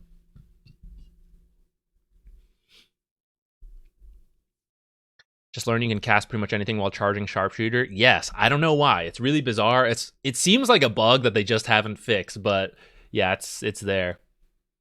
Bye, Lando. Yeah, I did. I enjoyed that job. It was cool. As far as jobs go, I was relatively happy with it, but like I wanted this to work, right? So I took a risk, and there were still struggles with that job, right? And I kind of feel like I made the right choice because I know I am friends with people at that job and I still keep up with them. And there have been some like challenges lately, and I'm like, whew, thank God I quit. I'm not there dealing with it. I mean, and that happens with every job, right? You're going to have big stressful moments, but they definitely went through some after I quit. And I was like, oh, dodged a bullet. But it had its downsides. Like, for example, I quit after they moved me down to Texas, so I had to repay a bunch of the relocation, which was a huge pain. I will never financially recover from that. Nah, we're getting there, but yeah, that was a pain. Using ghost pepper almonds as a topping on salads. That's brave. I don't think I'm that far into the spicy train. Like, I think I want to try ghost pepper sometimes, but it's not something I think I would like casually eat a bunch. Respect to you if you can do that. Would I play professionally if I had the opportunity? Absolutely, but I think I've kind of missed that window. I think I wanted to. Next winner of the Raffles and Rambles, Carnage. I wanted to, like, when I was in college and I didn't want to like study and all that. Very, very unique experience there. I did try like improve, but I had a lot of like I was really depressed in that time. I had like rampant ADHD that I wasn't like properly handling, which I don't know, there's like some connection there. But I did try, and I just like wasn't in the space to do it, I feel like. And then I eventually like focused on school a little bit more, and then I reached a better spot, and I was like doing my master's, and I had my internship, and I was like, let's do it again, let's try. But instead of being a like professional player, I figured content creation was something I could maybe do. If I wasn't an engineer, I really like teaching, but teaching in America is it's a scary endeavor to go into, right? But I actually enjoy teaching from like the various coachings I've done, times like tutoring, things like that. I've enjoyed that. I think it's cool. And so like content creation seemed like a good balance of like, I like video games and I like helping people. So that's kind of why. Okay, let me find the replay of that Carnage is actually sent. Wraith King, awesome. We can just like AFK watch you farm. Perfect.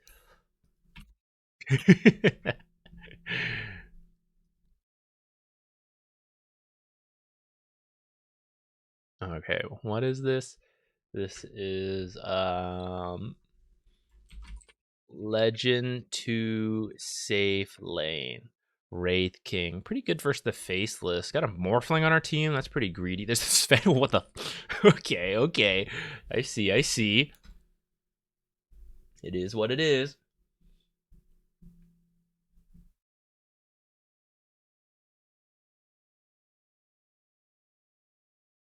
Crangy, Guardian. Oh, bless. Let me grab that. We may not be able to go over those on stream. If you win a raffle, we can definitely look at some of them. But I will absolutely take note of these for the Guardian replay video. Thank you very much.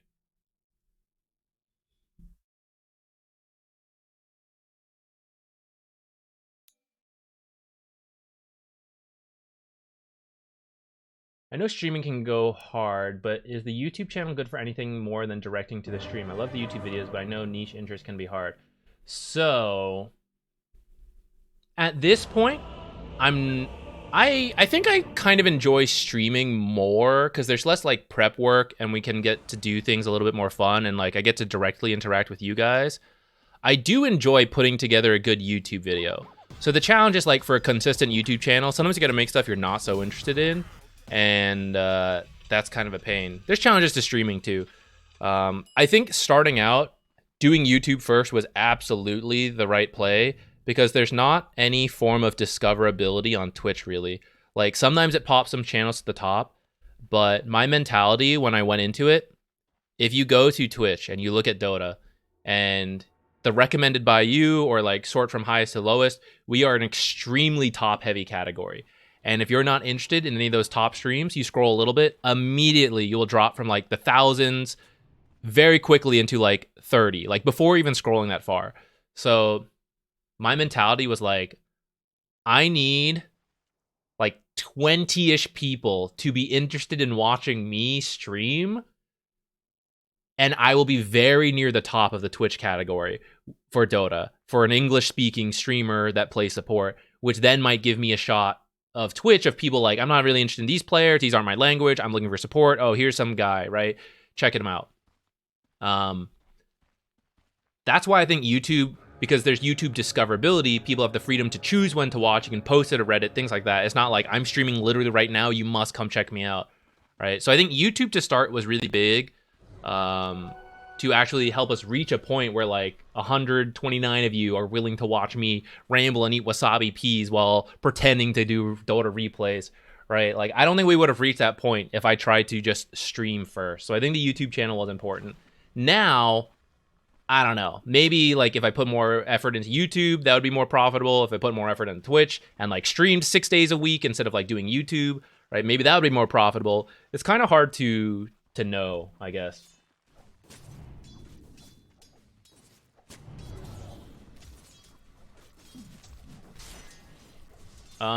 This lane seems a little okay. The actual piece of advice before we go back to rambling on all your questions. This lane, Disruptor, not the strongest laner, but he can trap people for you to hit. Ion Shell will kill your skeletons though, so a bit of a pain. I think just like find the farm you need, use the skeletons to jungle. That would be my take on this lane.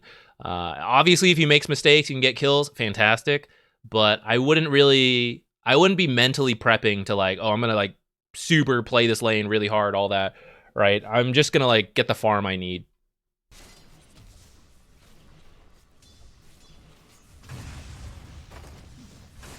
Does not have to be a ranked game or any rank. You can do unranked replays, totally fine.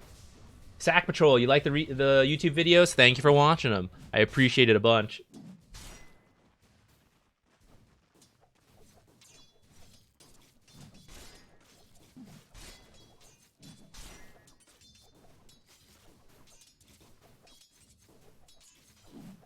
I rarely play core, so I'd love any general advice to improve on core, please. Gotcha. Let's pop up last hits. You're doing okay so far.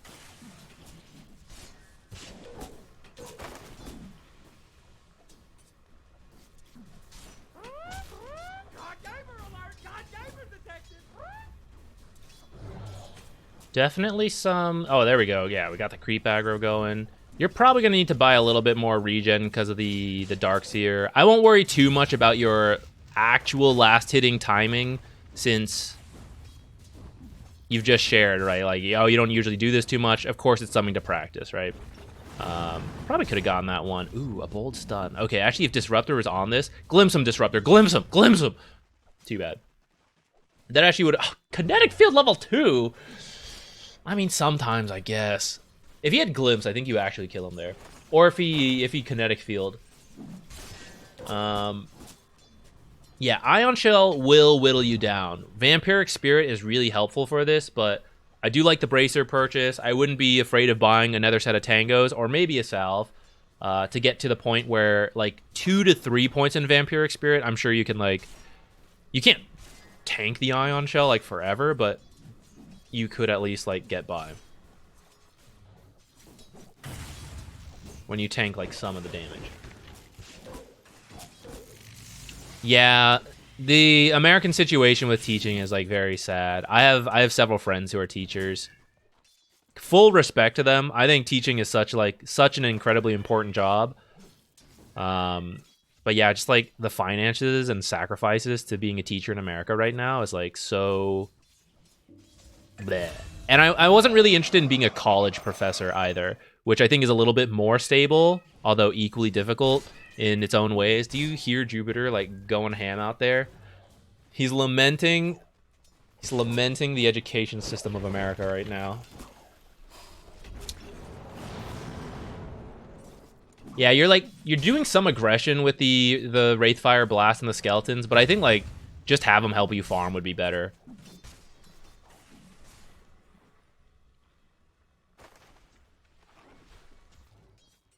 What would you teach? No. Not history. Really bad at history. Really bad at English and literature. Chemistry or math, I suppose.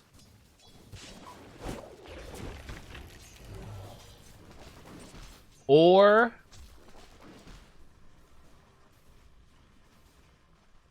I don't know.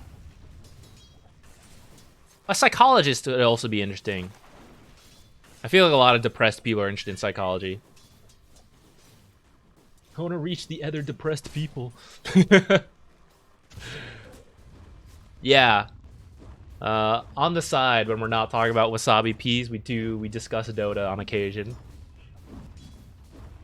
Get it! Jupiter, what is going on? Come over here. Disruptor not having the most impact. When you can identify this as a core, don't even worry about it. Like, don't complain about your support being useless, blah, blah, blah. Just recognize they're not, like, doing the most in the lane, and then just stop playing the lane. I don't mean giving up, but I mean, like,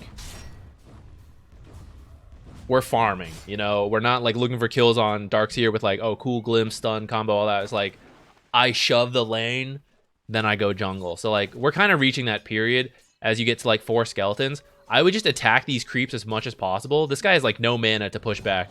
So just, like, attack as much as possible and then go pop skeletons here and jungle this stuff. And maybe, like, you walk back here, pop skeletons, and then, like, walk over here. You can do these camps super early as Wraith King. If you've never done it in, like, a custom lobby, I recommend you try it. See how quickly you can jungle. Wraith King is absolutely one of the best. How many hours do I actually have in Dota? You know, it's really funny. I was just, we were watching a video. My girlfriend and I have been playing Outward. It's like split screens co-op. So she was watching a video on, like, beginner tips, because it's not a very hand-holdy game, but we've, like, gone further into it. But she was watching anyways to see, like, did we miss anything basic? And he was like, okay, guys, I'm gonna, like, do a video. We're gonna talk about different stuff. You know, these are, like, the things I've learned in 150 hours of Outward, how I have no life. And I was like, oh, man, I'm so desensitized to gameplay time. of video games. So Dota, I currently have, according to Steam, 12,755 hours. My actual games played, I think, is close to like 7,000, maybe a little higher. I think I have a slightly positive win rate, so 7,000 plus. I don't usually leave the client AFK on my computer. I do occasionally, right? At most, I'd say we can strip away 1,000 hours, but I do a lot of like watching replays, watching tournaments, and then making videos in the client, which kind of bumps the hours up. But it also doesn't track the amount of like Twitch streams I've watched and like tournaments and things, and time spent thinking about Dota, like outside of the game, things like that. Making Excel spreadsheets, reading the wiki. So like even with the AFK hours, I think honestly the hours are probably higher. 150, that's rookie numbers. I know, right? Like, but for another game, like especially story games that you beat in like 10 hours, 10 to 20, and it's like, oh, I've played the same game like 5 times. That's so crazy. I'm like, playing the same game a lot, huh? Oh yeah, crazy. Crazy. You don't like Outward? What's one you recommend? Because we like to find co-op games. Split screen co-op. Well, it doesn't really matter that much, but it's kind of nice to be able to do split screen too. And we enjoy it. But, I mean, if there's better ones, totally down for that. We need a balance, though, because I'm, like, super sweaty hardcore gamer, right? But my girlfriend is not. She's up for, like, slightly, like, some challenge and stuff like that. But, like, I think me being, you know... She's not here playing Dota, you know. It's like she doesn't want that level of like insane co-op game. So we like find a balance of like things we're interested in, difficulty, like not super easy that I don't like it, that but not like insanely hard that it's not fun either for her. We liked It Takes Two, yeah. A Way Out I saw on sale. I was thinking about that. Seemed interesting.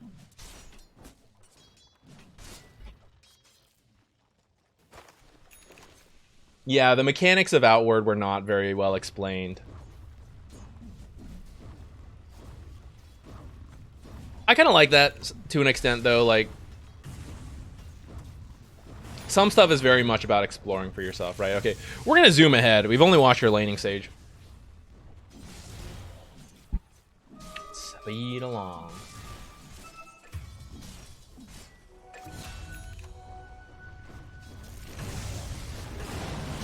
You knew you were in too deep when you pulled out a graphing calculator app to determine at what magic resistant percentage it's more efficient to cast E on Oracle without W on other heroes. Let me see if I still have it on this. Let me see if I can show you guys something. I may not. I think it was on my old computer, and I don't know if I carried the file over. I had a spreadsheet. I tried writing some stuff for Dota, like the making Reddit post, stuff like that. And I had one for tread switching. I think it's on my old computer. I don't think I brought it over to this one. I had a spreadsheet calculating out like effective health versus the like armor you would get from Agi at like different health and when it would be better to be strength or Agi. Not that anyone would ever memorize it. But yes, I have my share of intense Excel sheets and all that.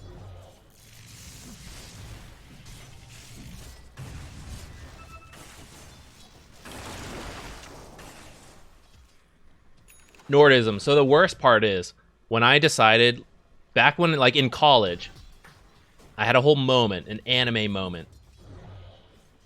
I was literally in Japan. I was studying abroad. And... Goodbye, Disruptor. You're at the part, Carnage, where you really should just shove the lane and then go jungle. Just like repeat it. Ideally, shove it out this way, farm these two, see where the lane is, possibly go jungle these, look back, repeat. Don't even Don't even look at Disruptor. Don't even care what he's doing. I mean, care a little, but like you don't really have to. Just get your own farm. Don't worry about balancing it. Just like shove, cycle, repeat, blah, blah, blah, blah. It's how you'll see like carries hit like 80 to 100 CS at 10 minutes. It's not just the lane. It's like all the jungle stuff. So I was in Japan, and I was doing electives there since they didn't have like, I couldn't really take my chemical engineering courses there because I didn't understand Japanese well enough to like be part of their courses for that. So I was doing like elective stuff. Some was like related to engineering, but some was like a business class, things like that. And I was in a business one, and I just had this moment where I was like sitting in the back watching, and I was like, man, I don't give a fuck about any of this. I was like, what am I doing here? I just do not care about what is being said in front of me right now. And I was just thinking about my life because I was so bored, I guess. Which I do a lot anyways, but I don't know what about it in this business class hit me. But I was thinking, I was like, man, I wanted to come to Japan. Studying Japanese was the first thing I actively chose for myself, like in college. Everything else was just because like, oh, you need a fancy job. You should be an engineer. You should do this. It's like, oh, I have to do this, right? I didn't choose any of the classes because I wanted to do them. And my high school was like kind of similar, where a lot of it was like, you just have to be a good student, right? You have to do this stuff.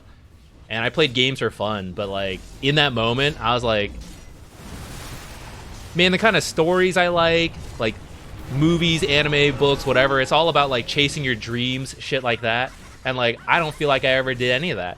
And the things I liked about Japan was because like I chose to study Japanese. That was like the first class I chose to do. That's where all my friends I still have, I met them. And I like doing that unironically changed my life, and like the experiences I got through the friends I made, everything like that. I met my girlfriend through that. I studied abroad because of that. So I was like in that business class thing, like, man, choosing to do something I cared about, like, was good for me, right? So surely I should like surely there's more to that. And that's why I decided like I should at least try to go pro. Cause like I knew I wanted to, but like it's so, everyone says it's like impossible, right? So it's like, oh, I'll be an engineer. I guess that's reality. And it is, but like I never even tried. And it was in that business class, was like, okay, we gotta try, you know? We at least have to try. And I think this is not good. I'm not saying you guys should do this. But in that year, I was like, I'm gonna push this as hard as I can. And I think I was like 3K at the time, okay? A year, what are the hours in a year? You think I should know this, but I forget the exact numbers. Hold on. So a year has 8,760 hours. And let's say you spend like a third of that asleep. I definitely spent less than that because I have sleep problems. But let's just say, right? So there's like about 5,000 hours, 5.7. And I was a full-time student. I was full-time student. I think I increased my Dota play time by almost 3,000 hours in that 1 year, not including like the time I would spend in my classes, like thinking about ideas and like writing things like I should work on and stuff like that and all that stuff.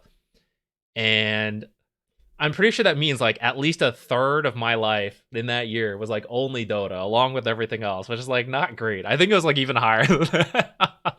But it worked. I went all the way up from like 3K to like almost, I think I like was around 6K at a time when like pros were still around 6K. So that was my almost kind of making it there, but then massively crashing off of like being depressed. I crashed from like 6K like all the way down to like 4.8. It was one of my biggest MMR crashes. I was like super depressed. I was in a mood, guys. I was in a mood listening to sad music and stuff. And that's when like I pivoted away from being a pro. Yeah, it's like 10 hours a day or some shit, right? It's like insane. It's not healthy. But when you hear any pro player story, that's like essentially what they did. Just like, I'm not saying it's right, and I'm not saying it will guaranteed work, but it kind of feels like if you want it to work, it's like a bare minimum. You gotta compete with the other degens. Chemeng gang. I'm sorry.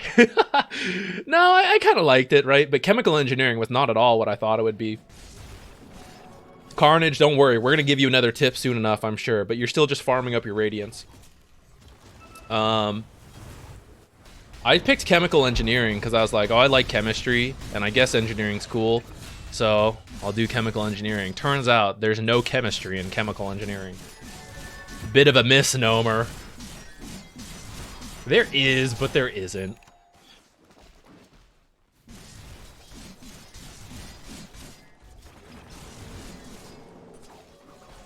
Okay, you left your top lane, you're down here. I'm fine with this. You're farming up. This is all good. We're good here, Carnage. Farm, farm, farm. A lot of math and chem engineering, yeah. And that's fine. Like, I liked chemistry and I liked math, so in the end, not the worst fit. But I got kind of... I didn't know what I wanted. I've been screwed over by the system. Racism, I don't know. But I switched schools in high school, and then because of that, I like took some classes in like a block system in my first school. Then the second school went more by like year, and I was like, I already did world history. Can I do something else? And like, no, we can't let you do world history. But like Spanish with the freshmen, now that you're like a sophomore, you got to do that because you can't not take Spanish. And I didn't do it in the block schedule because I had my own thing. So I was like, I had no friends there, but they were like, oh, you can't take the next history class because it would be weird to have a sophomore with the juniors, but go be with the freshmen now. Okay, whatever. So I had to like repeat stuff in high school.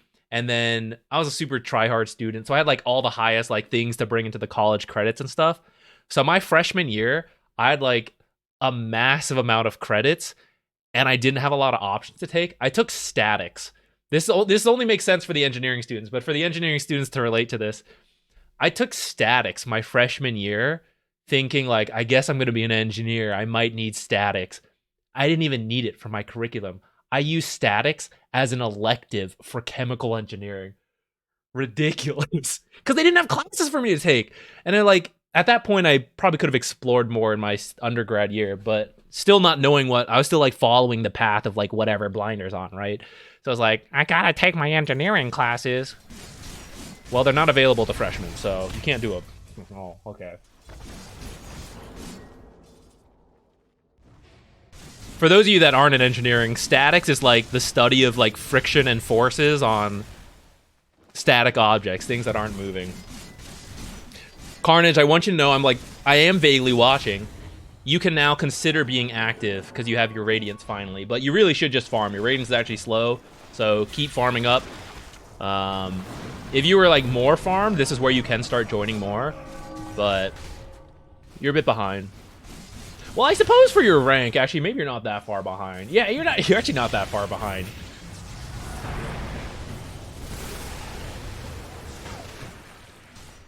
And then, so then I knew I was like suited for engineering. After taking that statics elective, I was walking to my class once and I looked at, there was some construction going on, and I looked at a crane that was on our campus, and I was like, the Tress forces are in those parts. That's when it hit me, and I was like, oh no, I'm a loser. Statics was easy mode. Actually, I think it's harder for some people or not. I actually did not have the worst time with statics. I think I was good with Newtonian physics. The like electric physics, stuff like that, I'm awful with. I can't understand any of it. How do computers even work, guys? It's all fake. But like math and formulas and stuff, that works for me. Electrons, that's not real. That's magic.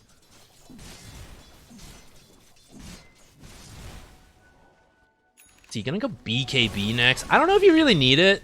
Or like, you kind of do, but you kind of don't, because Chrono, I don't know. I'm kind of torn on this.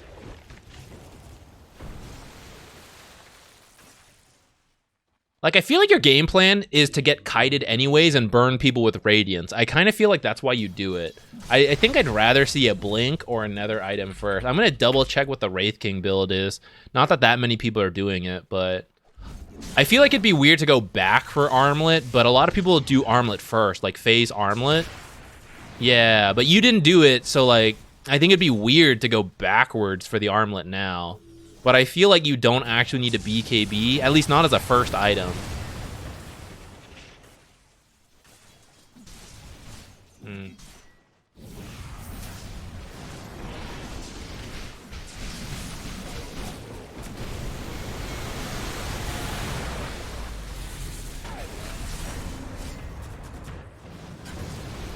Wow! She got deleted by that Conda plus your crit. Maybe AC or something, armory. Yeah, maybe. I'm trying to think, like, what's a good strength item? Like, Sange. This is why, like, armlet first is usually the way. Because it makes sense first, but not later. But it gives a good amount of, like, strength and survivability. And, like, armlet radiance into, like, Blink BKB, that could be good. You're not really a Sange and Yasha builder, but maybe you can be. Maybe nowadays it's better. Maybe Sange and Yasha here instead of BKB. Did you ever have to learn how to program a... Yes, I did. In hindsight, I chose engineering because I wanted to do something different from my dad. My dad was a computer engineer, computer software, stuff like that. And I just, like, I wanted to do something different. So I did chemical engineering, all that, blah, blah, blah. And then eventually they get to the part where you, like, learn a bit more programming. And I was like, damn, I should have just done this. I think it fits more, like, all my friends did electrical engineering or computer software. And not all of them, but, like, a vast majority of them did. And I think I would have actually enjoyed it. But I just didn't do it because I was like, I want to do something different from my family. But at that point, it felt too weird to, like, pivot and, like, switch. I could have made games with that knowledge. What am I going to do with chemical engineering? All I can do is ramble about it on a stream. What am I going to use it in my life? Would I suggest Armlet into Radiance? Probably. Unless you were having such a free laning stage that you can go straight Radiance, I guess that's fine. But I think Armlet works to give you an earlier, like, power point, and it'll help your farming too, because, like, you kill camps pretty quickly with it. It's life experience. That's what I guess. I guess so, right? I guess I learned something from it. Going Ags. My worry with your current build is you don't do a lot of damage, but you do have a Morphling mid, so I'm kind of okay with this. Oh, should we be here? Let's go back. Let's see.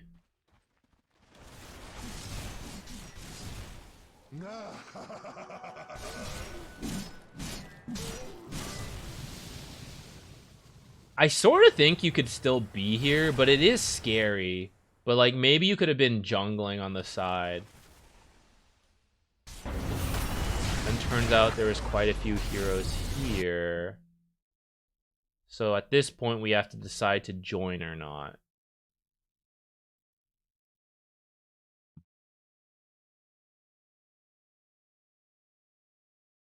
I think it's fine for you to come join, like, walk up here. There's not really anything to teleport to. But Chrono just got used on a hero that isn't you. And Morphling and the others are here, so I kind of think, like, maybe it's fine if you come in. Casually cliffs himself. Or not cliffs, but... lol. Okay, you decide to take tier 1 and push mid. Also kind of okay with that. I know it sounds... So, I know we were kind of AFK mentally while watching this, but... I do sort of think part of the reason I'm having trouble with deciding whether you should join the fight or not is just because you're, like, kind of underfarmed. So if you, like, bump up your farming speed earlier, it'll be a lot easier to confidently say, like, we join because we're strong. I feel like we're playing catch-up, but we're also Wraith King, who's not supposed to be in super catch-up mode. I think I would have joined that fight, maybe. Nah, maybe I wouldn't have. Maybe I would have. You can still learn. That's what I say. I did do some, like, fun, casual stuff like the what is it, Code Academy, things like that.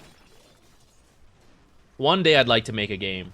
I don't know when we're ever gonna get there, but one massive dream at a time first. Let's make the content creator thing a little more stable before I start trying to learn how to code and make a game. But I love games, so I feel like I'd like to make one. Maybe it wouldn't be amazing, but I would like have it knocked out. How'd you get into games? I don't remember what happened first, but we saw some like the kids of like some of my parents' friends playing Majora's Mask on Nintendo, and we were like, damn, that's sick. Or at least I was. And then Pokemon was also a phase. So I don't remember how it started, but once I started playing games, I don't know, people with ADHD can probably relate, but it like, I don't know, it ticks something in the brain. You're like, yeah, this is it. And I just want to play games. So I just really liked playing games growing up. I did some sports because my parents wanted me to, and then like it was fun too, and all that. But I think I always just liked games after getting into it, either through Pokemon or the Nintendo 64, whatever we had, or like when we would go back to Singapore where my family is. My one of my uncles, my godparents actually,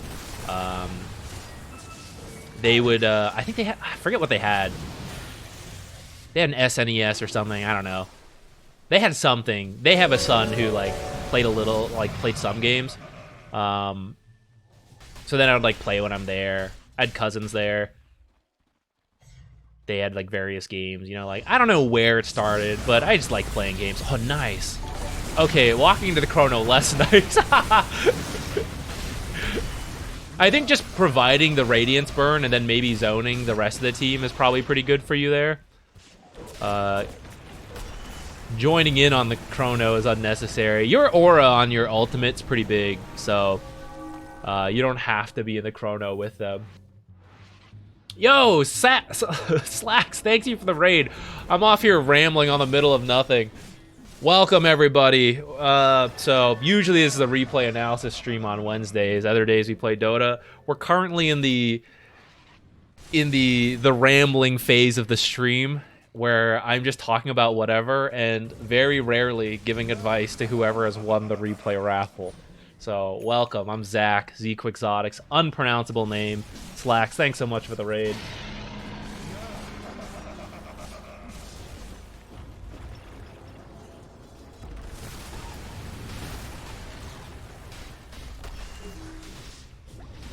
Where you guys came from? Nice. Did you serve in the army? No, so I did have dual citizenship, Singapore and America, but I did not want to serve in the army because I grew up in the US, so I only know English, which is enough to serve in the army technically, but Singapore is like, I don't know, everyone is at least bilingual, if not trilingual plus. I mean, not really, but not everyone, but Singlish is a term because of like how prevalent it is, that their English is, it's broken British English mixed with all the local languages, and I felt like I would be very culturally out of place serving however long I had to when I am just an American boy. I only know my American life, you know, so I gave up my citizenship because I didn't want to serve in the army. Yeah, we have the, for those of you that don't know, so I got, Slacks was kind enough to be in a video where we talked about some of the Dota frustrations, the classic Dota experiences. It was like 2 hours. I went ahead and did some editing to it, cut certain stuff out to make it shorter, uploaded the wrong version, uploaded the unedited version, and then people were like, we want this, keep it. And I was like, okay, keep it. Wasted a whole day editing it. For nothing. For nothing.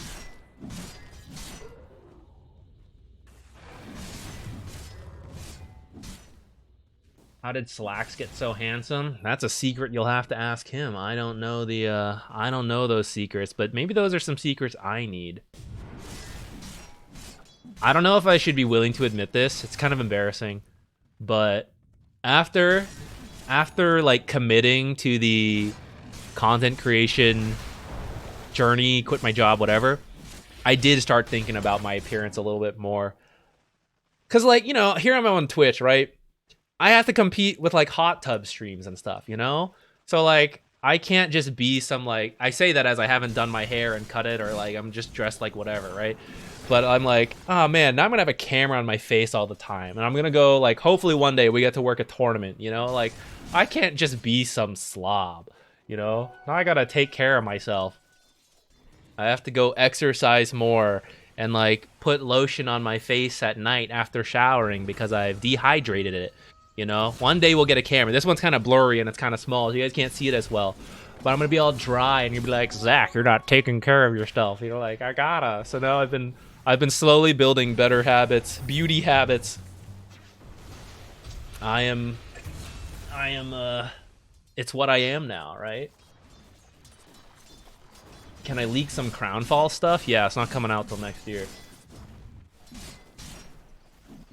2 years to serve. I don't know exactly how long it is, but yeah, it's a good chunk of time. You know what's funny? I asked my... Wait, there's an ad about to play. I'll tell this story in a moment. Thank you for your patience watching the ads. I'll tell this story later. One Z-Quick's hot tub stream. I have to have enough money to, one, own a hot tub, and then two... I've never watched a hot tub stream, okay? This is not me not willing to admit that. I've never clicked one, believe it or not.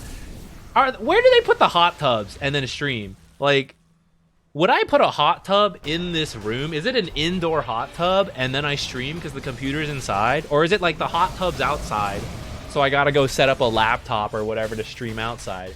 Is this why so many of them use like plastic pool? Again, I've never clicked one, guys, I swear, just from seeing the thumbnails. Not that I'm looking for it, but you know, Twitch, it pushes this, right? So I've seen it. Is that why they have the plastic tubs? Because it's inside? Is this why? We use the kiddie pool? So a hot tub stream's fake. It's fake advertising.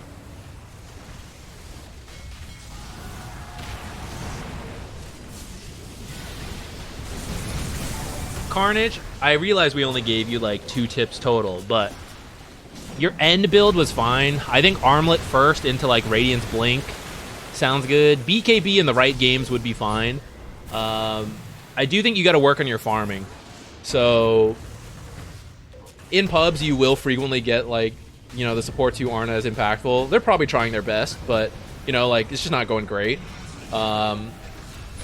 Get what you need.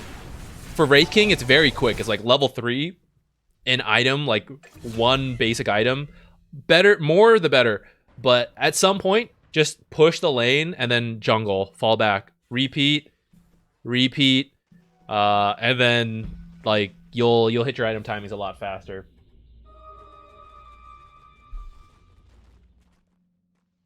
Sell the bathwater.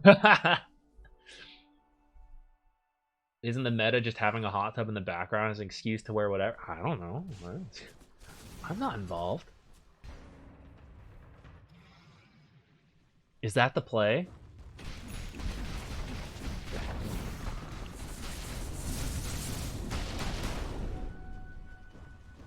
I don't think it's 1.5 hours. I think it's a replay bug. Yeah, it's about to end here. This bar just does not move anymore. I don't even know why. Like, what part of the code? See, I should have learned coding so I could dig into Dota's code. Like, what part of the code makes the replay ticker stop working?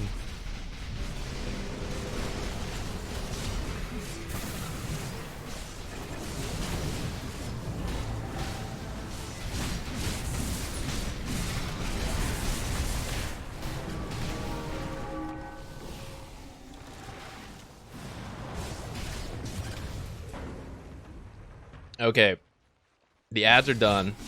I'll tell my story in a second. Chat, it's not really a story. I'm building up for nothing.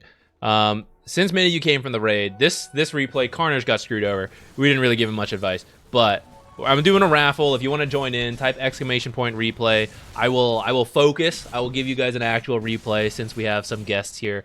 Thank you for hanging around. I'm immortal.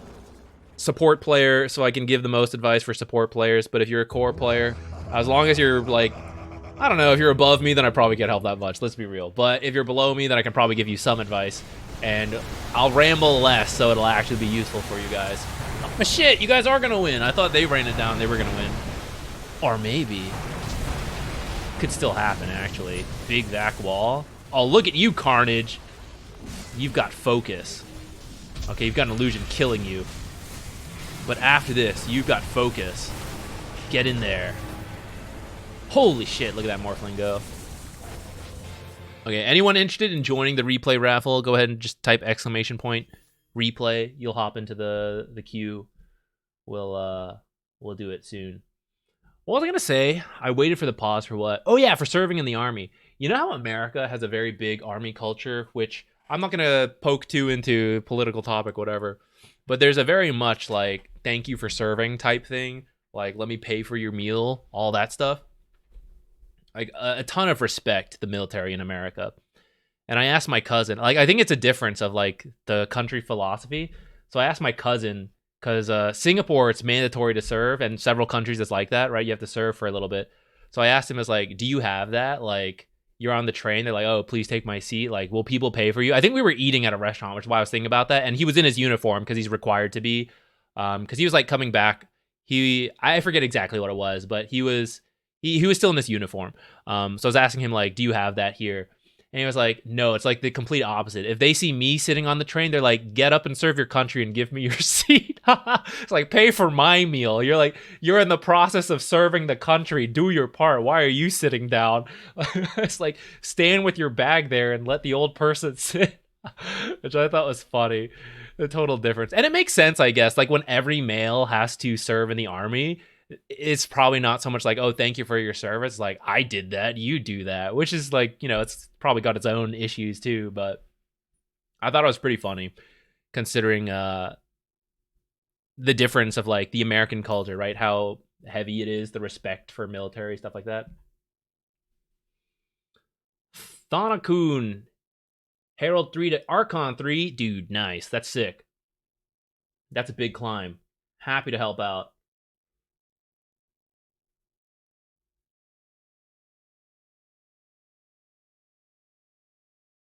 Do subs get extra chances? You know it.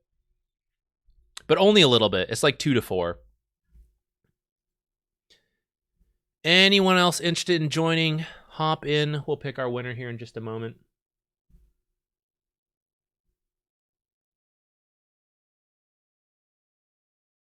Also broken from Archon, or 2 Archon from Herald. Nice, nice.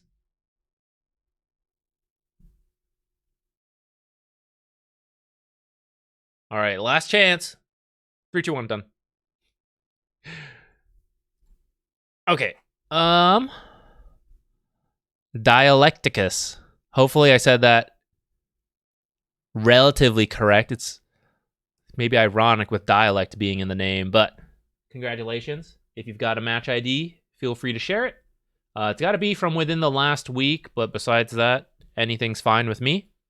And then just let me know who you're playing. Do we want a struggling drow or an easy drow?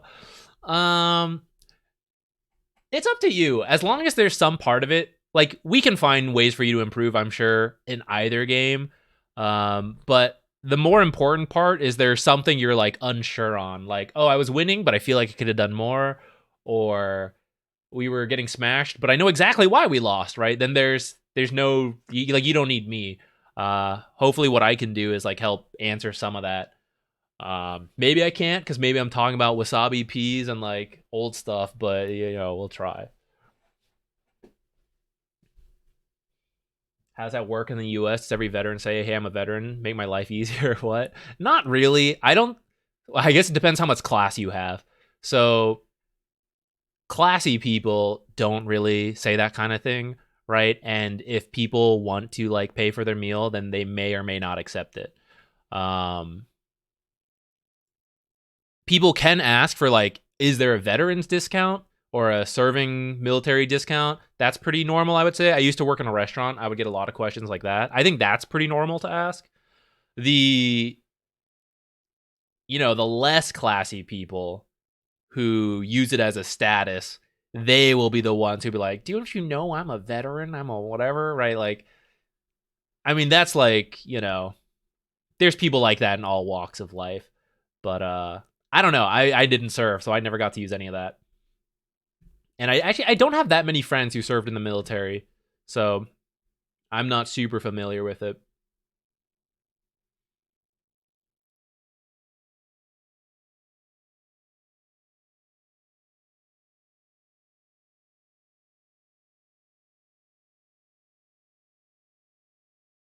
Why does it need to be within last week? It's just how the Dota servers work. If the game's not ticketed, it doesn't save.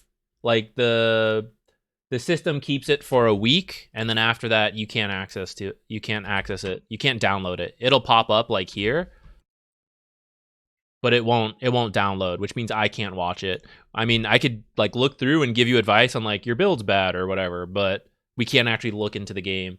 If it's ticketed though, like tournaments or some like casual in-houses will have the tickets and they'll show like RD2L, that kind of stuff, then those can be beyond a week. It's why you can watch like old tournament games that happened like way long ago. You can like download them. Those are saved longer, but not like just your casual pubs. Once you download them, they're saved for longer, but for me, downloading like random different pubs, then I don't have it. Okay, Crusader 4, safe lane Drow. We're going to focus. We're going to give some useful advice, and then maybe we'll ramble again. Do you have any particular questions about this Drow game, by the way? I can try to look for that, but struggling it is. Lost several waves early game, so played from behind. Gotcha. Is Drow pronounced like ow or row like a boat? I think she says Drow Ranger. Actually, I'm not sure.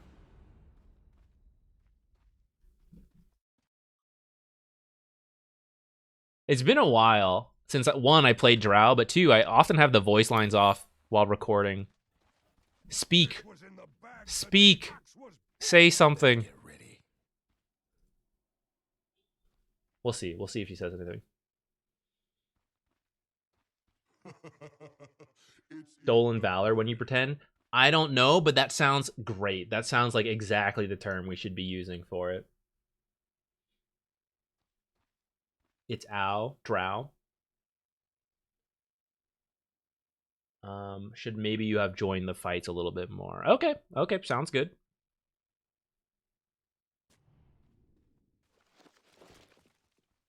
See, you're rushing out here to cut some trees, maybe because you're against Pudge and or Hoodwink. You want to see it? I like that. I wish more of my carry players would do this stuff. Some useful ones for your support from the safe lane. Cutting this tree is pretty useful. And then if your support is blocking in this corner, don't cut these trees, but possibly cut this tree here so that your support can walk in here and body block if they need to. So this tree and this tree.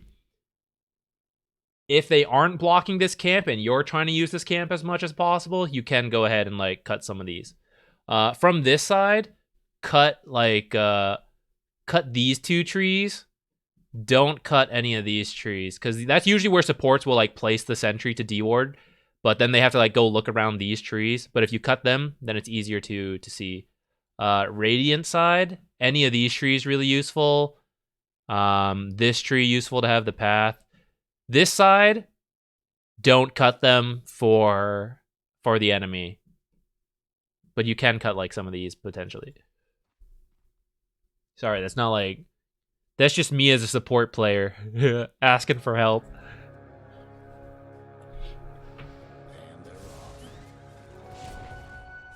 Okay, get our runes. Radiant on one side, dire on the other.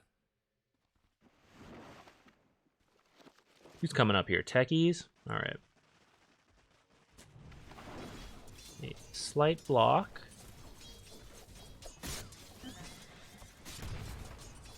That's weird. It didn't look like you attacked, but... Oh, maybe because I'm on like ×2 speed.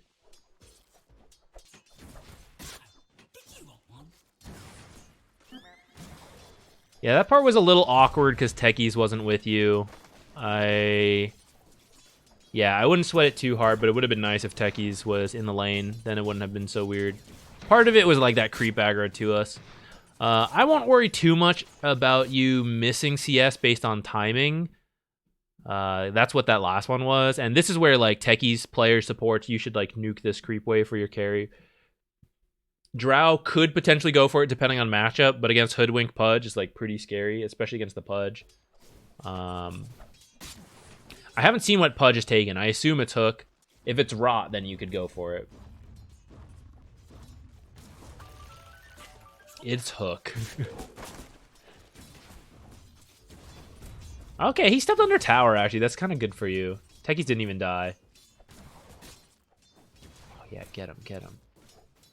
You should manually cast Q there. I think you drew aggro. Or maybe you did.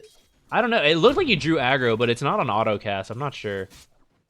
Oh, what I was saying. I don't care if you miss CS from like the timing. You'll work on that. But obviously, the more we get, the better.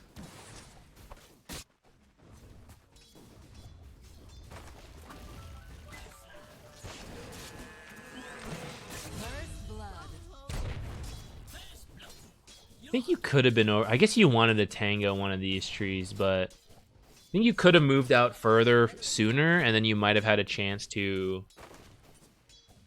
get more damage in after they're focusing the techies, possibly getting a return kill. I'd say boots as your next item would be pretty good. All right, let's start speeding up a little.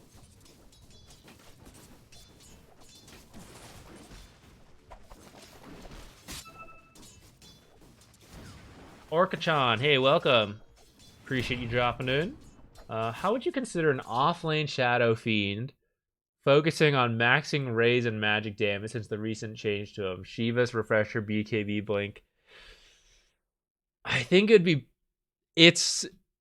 So, there was a brief phase. I think Jenkins was doing it. I'm trying to remember who it was. Raise is really strong, and you could definitely... You could win a lane from people who weren't expecting it. But what you contribute beyond that is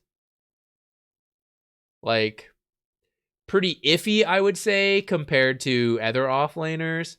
So you could get off to a good start. And if you kept snowballing that, I think it could work. But when you need like, I just need someone to stun, like you wouldn't do that, you know?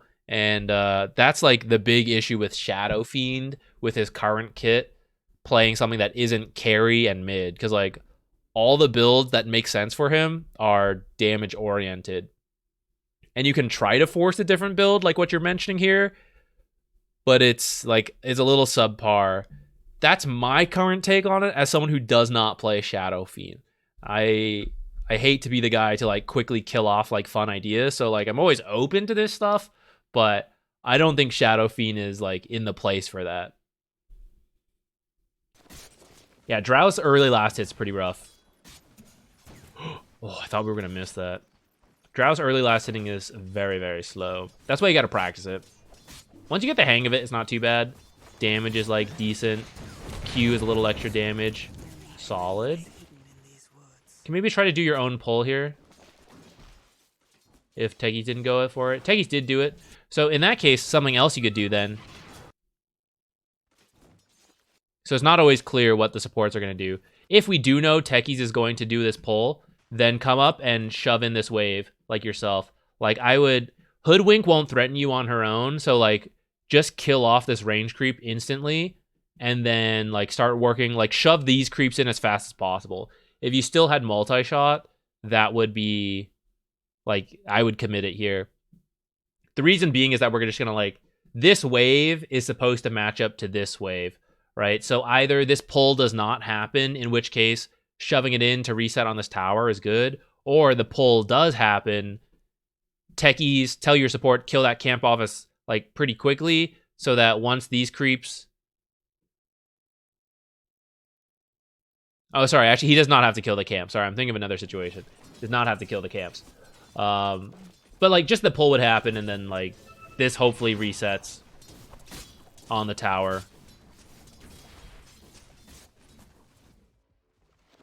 And pushes back into you.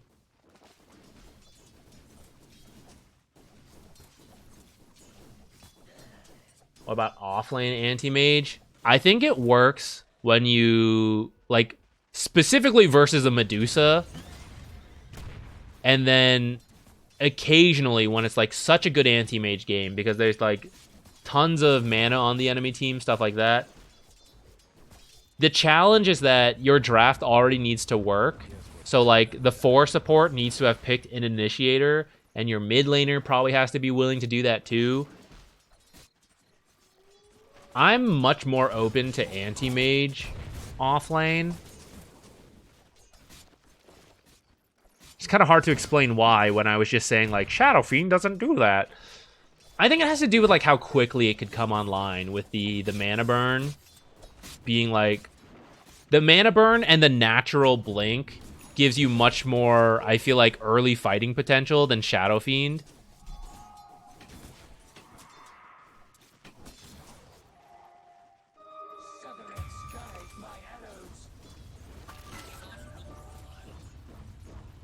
I think your last hitting's okay. Like, there's more you could get, but you're at least, like, keeping up with your peers, which is always good. It at least won't be the reason you lose. You may not be winning just because you lasted really well, but, like, you're at least playing the game. Let's zoom forward. Let's get to, like, some other stuff besides just, like, farming and jungling.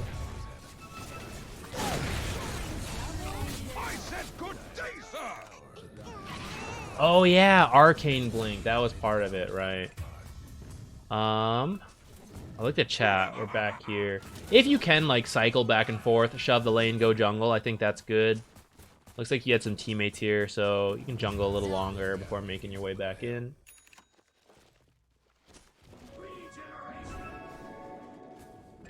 Yeah, it's fun to try new stuff. That's why I would never completely say a build's impossible. One, because it's a video game, like we get to do that kind of stuff. But some stuff certainly is more doable than others. What? I think you got spooked by something, but there's a hero bottom and a hero mid, or at least there was, so you could have definitely farmed this creep wave before coming back to jungle. Making mistakes is the path to wisdom. Why does no one want to pick initiators? 'Cause damage is fun. Killing things quickly is fun. That's really it. Initiators are really good and really necessary. In fact, most of the broken offlaners right now are all initiators. Mars, Centaur. Timbersaw not really an initiator, but like, whatever. Who else? Kunga's pretty good, right? They all bring crowd control. The issue is people like building damage in pub games. And they want, there's a mentality of like, I want to 1v9 because all my teammates are garbage, right? But although it's technically possible, if you are truly much better than your peers, most of us are not. Like, if you're not smurfing, which you shouldn't be, if you're playing legitimately, you might be better than your peers, but are you better, so much better, that you can completely ignore the meta and like massively outplay everyone, right? Most normal people can't do that. And that's why like smurfs and boosters will do it, and you're like, oh, I can do it, but it's not that easy. And it'd be easier to play the team game like a team game, but instead people want to 1v9, they want to pick all the damage, and then like that's where you get there. Radiant's mid tower could use a hand. Okay, you're going for Ags. I think that's fine. Okay, something I'd recommend you do. Maybe you've done a little bit and I haven't been watching because I'm like reading chat every now and then. I hope you're keeping an eye on the minimap, but it's still good to click over, see what's happening, see what spells are being used, right? This case, there's a lot of low cooldown spells, so not that biggest deal. But other times, you know, hey, he just used big ultimate. Doom got used, right? Now I'm not scared of him. Your teammates might know. They may not tell it to you, though. So it's a really good habit for you to look. And one of your questions was like, do I join the fights? It's always a tough question. But to make the best informed decision requires information. So building the habit of like looking over, even now while we're still like, I'm not really going to join till I finish my eggs. That's totally fine. But continuing to still click over and see what's going on, pretty important.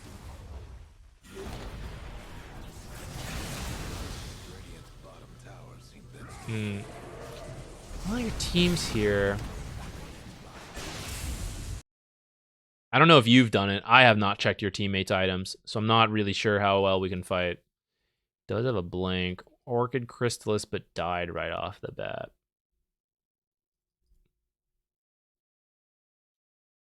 I'm kind of okay if your team just totally avoids this fight, especially after Clinks died. If you just like went through the twin, in fact, Clinks didn't even need to die. Just say like, let's dodge this. If you go through the twin gate, because you know there's like a bunch of heroes here. Twin gate, you farm, shove this out, and then like you can always TP away, run away this way through the wards, know when people are coming to get you. Then your team just sidesteps this fight. You maybe lose the tier 1, but like your team goes to push mid, you're free farming, they're all grouped up, you know, it'd be kind of okay. Off of Clinks dying, maybe we can fight, depending how good of a call we get. Seems like it wasn't that great. And now it's like pretty awkward. So yeah, definitely just like pop to the twin gate now.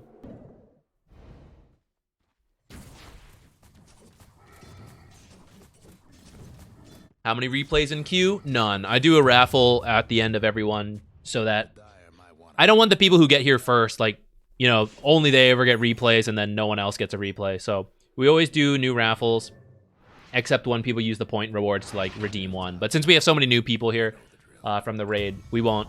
If you guys redeem it, I'm gonna reject it, and we'll let it be a raffle.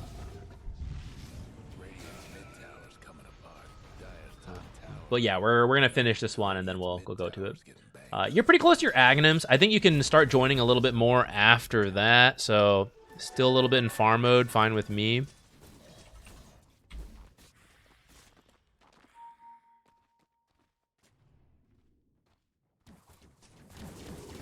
"21 minutes coming up here.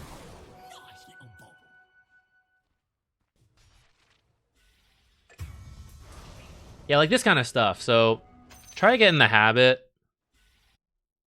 This is why it's so disorienting to watch pros, and you know I'm not at the level of pros because it's not as disorienting to watch my games. But okay, you want Wisdom Rune? Great call. Click over here. This is like, it's like a 7-second walk or something, right? Which means 7 seconds. You don't really need to spam click it. You don't need to see your hero. Go look elsewhere, right? So click here. What's Hoodwink up to? What's she building? What's she doing over here? Oh, Pudge kill. What did we commit for that, right? Did we commit big ults? Anything like that? Is someone close to dying? You know, should I be looking for kills, right? You take a look over, you hotkey back to your hero, pick up the Wisdom Rune, go click that Ancient camp. Ancient's there at this point easy, right? So now you like go look around the map. I think that's something I'm noticing, like you're not doing too much. You might be watching the mini-map. I can't tell. If you're not, then start there, watch the mini-map. But step 2 is to click around a little bit, see what spells, items people are using, see what's happening, how low health people are, stuff like that. I do think you can start joining now with the Ags. So if your team wants to make a group play, I'm okay with you like joining in. I was about to say like, you know, maybe smoke. Now with Clinks dead, definitely less interested in doing so. So here's where you click over and you see Dazzle, Zeus, Pudge. So then who's left? Morphling and Hoodwink. They might be here, might not. Not sure yet. But you're about to come here, right? But what are the odds Hoodwink and Hoodwink and Morphling are here waiting to kill you? It's like kind of low, right? Because I'm pretty sure at least one of them was here for this. This is where how good your team's vision is helps a lot here. But like, they are sieging up in the mid lane to take this tower. You might teleport to help, but if you're not doing that, you should try to split push out. So I would say you should like head down. Oh, you are excellent. Yeah, head down here, push this in. Oh, look, all 5, right? So don't take the time to jungle this camp. Straight into the lane, shove it as hard as possible. And while you are doing it, right, look, do I TP at any moment? How close is Clinks? I probably don't want to with 28 seconds. But maybe they do something stupid. Maybe there's like a 5-man call into blast off Snapfire, all right? Then I am showing up and I'm helping secure kills. Right? So, but I only know that if we like click over. So, back to you. No, don't jungle. Yes, stop jungling. Yes, yes. And then just keep going. Just like run over as fast as you can to get the next wave too. Here's where like maybe you could TP, right? Let's go back. Let's slow it down. Normal game speed. So you like A click here. Now we come over. Okay, we see this call on Zeus. It's pretty good. I think I'd be willing to teleport. Because when I look, I see Zeus out of position. It is our blink call. But Snapfire still has ult. She's like way too close. I don't know. She cookied in. But she needs to back up and get ready to ult. And they're all running in to try to help Zeus. He just used Grave. It's going to be on cooldown. So as long as I don't TP in and immediately get hooked by Pudge, this is probably... like, you're probably going to get to, like, freely attack from over here. And then, like, Morphling's over here, Hoodwink's over here. So, like, Hoodwink's close enough to help, but Morphling has to, like, immediately turn around and join in. I think it could be okay to teleport here. Especially because Klinks is 2 seconds away from respawning at this point. So he'll also teleport in and join, I hope. Does he have a TP? Yes. So I think if you wanted to join this, it would be fine. Especially because you already shoved in one wave. This lane is pushing in your favor. Getting another creep wave is nice. Maybe multi-shot and then come in, depending on the timings. But I think it would be okay to come in here. Wow, I can't believe that hook worked. Okay, you do come eventually, but it's a little late. The fight's kind of already done at this point. Klinks! What's he saying?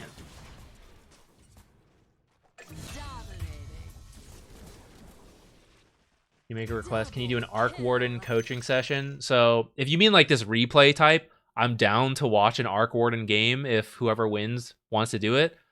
I don't play that much Arc Warden, so I can't help with the specific matchups and like, oh, do this, whatever. I can maybe help like, hey, from my team support perspective, I need you to like relieve top pressure. I need you to like join this fight. I can do that kind of stuff. And maybe depending on the rank of the Arc Warden player, we can give more advice or not. But that's Arc Warden's like a bit more of a specific hero, which depending what you need, maybe I can or cannot help. How do I submit a game for whose fault it is? Or whose fault is it? My own series title. Just leave a comment on the YouTube video is the easiest for me. It doesn't really matter when. Like, if the video is old, but I have not made another one, just feel to post it if you think you have a good game. Because sometimes, along with that 1 week thing, I try to keep up. Like, whenever people post something, I usually try to download it and see if it's like... I just try to download it. Maybe I don't even look at it yet. But I do try to, like, vet out a couple different replays to see which one would make the most interesting video and doesn't repeat too much with, like, past ones we've done. But then sometimes I don't get to it, right? I miss comments, stuff like that. So then I don't have any because it's like a 1 week thing. So even if a video is old, if the video has been out for like a week or two, but I haven't released another one, feel free to like comment one because like I can just maybe I'm looking for an example and I'll take it there.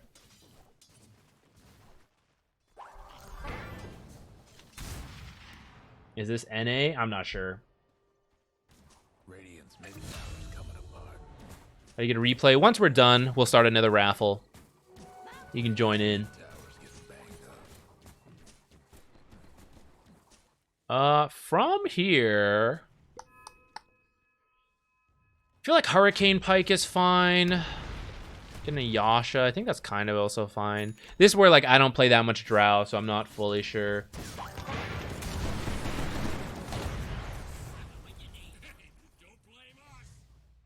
Do you need a Manta?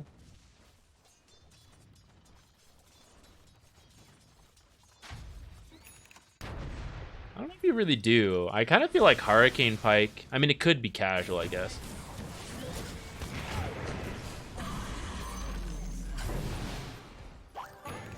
I like the idea of the Hurricane Pike because, one, we've already got the Dragon Lance to make use of. But two, like, the only real way you die this game, as long as your team's, like, helping you out, is, like, getting Pudge hooked.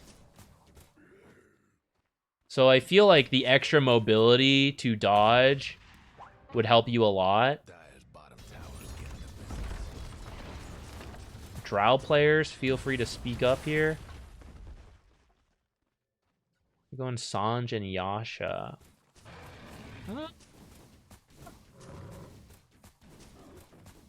I don't really mind, but I think it goes down again to like the way you die is not because you got stunned by a bushwhack. It's because the hook following after is what will kill you, because it'll pull you out of position and then you'll die. So I don't feel like reducing the status of how long you are like pudge ulted will matter. It's more like I got hooked in the first place and now I'm dead. So that's kind of why I think Hurricane Pike. All this fight going on, which we're about to go back and see, but like I have no idea what's happening because you're not clicking up and looking either.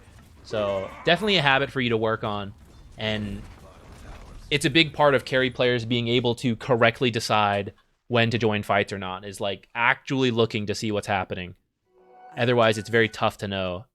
Especially with like the hero icons, right? They kind of clump up. Who knows what's happening? I don't know. Okay, let's go back. Let's go and look. Let's see what you missed. So your team smoked, which I don't know what the team comms were. Maybe you could join for a smoke play. I think you kind of have the stuff you need. And it looks like you just finished a Sanj. So actually, if you had told, maybe there was some discussion, you'd like, I'm about to finish this. Could I finish this Sanj and Yasha? Then I'll TP in to join the smoke and we go together with this power spike. Like that would have been pretty good. It's going to immediately go on an... He's going to blink to a pudge and miss. Ooh. Okay. We missed the blast off as well. Snapfire all... Alright, we're all in on this pudge. You could maybe come through the twin gate, right? Once you see this fight happening, there's not really a TP up here. I think through the twin gate could be good. And then you go Roche. If the fight does not continue, you can just get Roche. Okay. Otherwise, maybe you're like twin gate running in. Maybe now Hoodwink reveals herself. You're helping kill her. Or from here, you're just like, okay, let's do Roche. Right, and then I think you get Roche now. You get a lot of tier 2 damage in. I guess not too bad, but there is a risk, like, after they backed... Okay, he just showed himself again, but, like, as he backed out, maybe they teleport down here, and they kill you, and then you look like... You're like, oh, like, wow, Drow didn't even show up to the fight, and she's feeding on her own. Right, so be a little careful as they start missing, and you chose to split push. As they continue to reveal up here, and Pudge shows himself mid, though, you can just head straight back bottom. Double kill. Pew, pew, pew. Yeah, I would go through Twin Gate. Go Twin Gate, join the team. I think you have what you need to like make a meaningful contribution to fights. You're top net worth, and you're the counter to Morphling.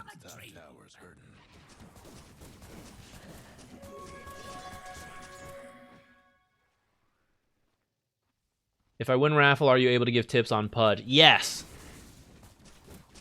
Don't worry if you're ranked or not. Does not matter to me. And if you don't win a raffle today, feel free. There's not self-plug, I guess, a bit, but genuinely, feel free to come back in the future. Wednesdays, I usually do these replay raffle streams. If I'm not streaming on a Wednesday because I'm busy or whatever, then I mean, sometimes it doesn't happen. But usually, if I'm free and I'm streaming on a Wednesday, I do these raffles. So if you don't win anything today, and you don't hate me, you're not a fan of the stream, understandable. But if you think it's fun enough, then you can come by and win another, try again. Pew, pew, pew. What, second raid? Tsunami, what's up? I was lurking a little bit. I saw some choices you made. Playing Mass Effect over there. Welcome, everybody. We're doing a replay analysis here. Having a good time, assuming direct. Okay, actually, I'm glad you're making that joke. I actually think about that phrase sometime when I have to step in and like take over something because I'm like, oh, whatever's happening here is like dumb or something. Like, I don't know. You sometimes in a Dota game or like sometimes like in life, whatever, you're like group project and I didn't want to work that hard, but they're bumbling about. It's like, oh, gotta step in. I think about that line. Who is it in Mass Effect 2? What was that guy's name? Or like anytime a situation like that comes up, I think about that phrase. Like someone DCs in Dota, you gotta take over their hero, it comes to mind. I think about it. Double kill. Alright, apparently we took a really bad fight. Let's go back and see what happened. Bottom tower got blown to bits. He's using the mod to accelerate. I get it. I used to like really only play games without mods until I beat them, and then I would add mods. And then, okay, we all decided to come through the Twin Gate one at a time where they were already set up. After you were dead. It kind of went better than expected, actually, now rewatching it. You guys are strong enough to win. This is, like, especially after you finish that Sange and Yasha, whether it's the correct choice or not, I don't know. But I do think you're strong enough to win. Like, you just need to go together as a group and take a proper fight. So I think you should look less to, like, maximize farm, split push, all that, and just, like, farm well enough, but join more team fights. But as I get back to the original thing, as I get busier and busier, and there's games like I usually play like max difficulty, whatever, and it adds on however much game time because like I'm dying so much and feeding, right? But as I get busier and busier, it's like I would not play this game unless it's faster. Easy mode, acceleration mod, you know, like I kind of get it. Like, are you really taking away from the experience if you're like moving a little faster? We're not one-shot cheating, you know? But if that's what you want, then, you know, maybe it's fine. So I've got a lot more open to that stuff. If I'm really interested in a game, though, I will still commit to the full, like, make this game literally as hard as possible, make me sweat. But sometimes it backfires. Like, for example, Ghost of Tsushima. I really liked it. I was playing on the max difficulty. I did not have the time for that, for dying and resetting, and I never got back to it. I was just like too busy with like what I was going on. But if I played on an easier game mode, I could have kept playing that game, and I probably would have actually finished it, gotten to appreciate the whole thing. I still mean to go back to it one day, but it's like the downside of it. The older I get, the easier the game gets. Yeah. Harbinger. Right.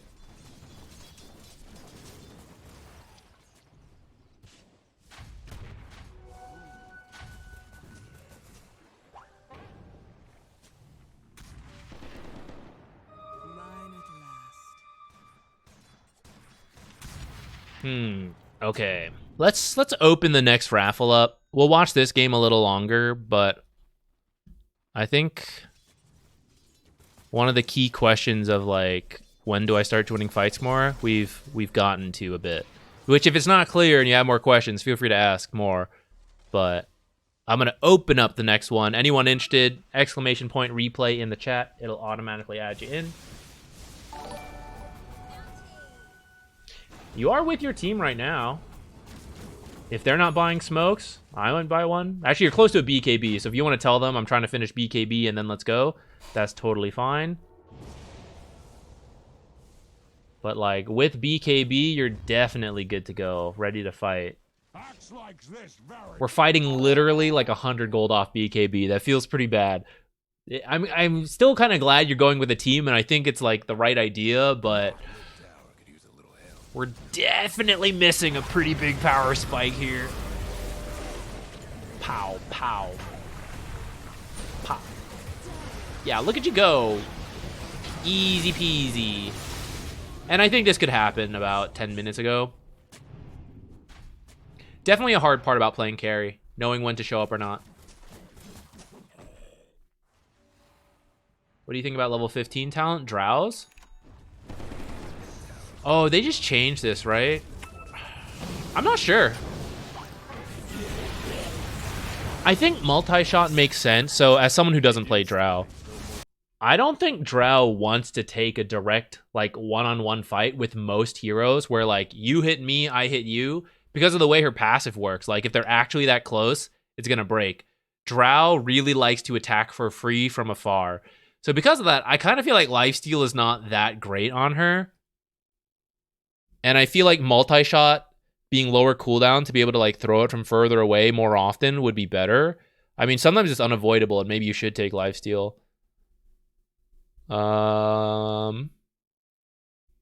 Looks like on Dota 2 Pro Tracker, I don't know if this is updated for the new patch or not yet, but currently it's like 68% for the multi-shot talent.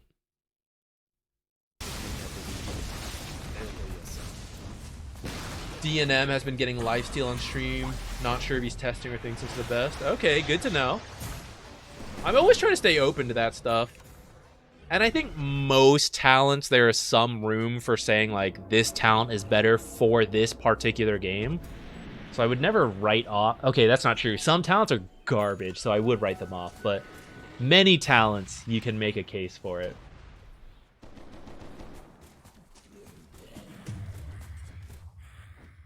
You don't trust him after he couldn't kill you in a pub? Man, if he took that left talent...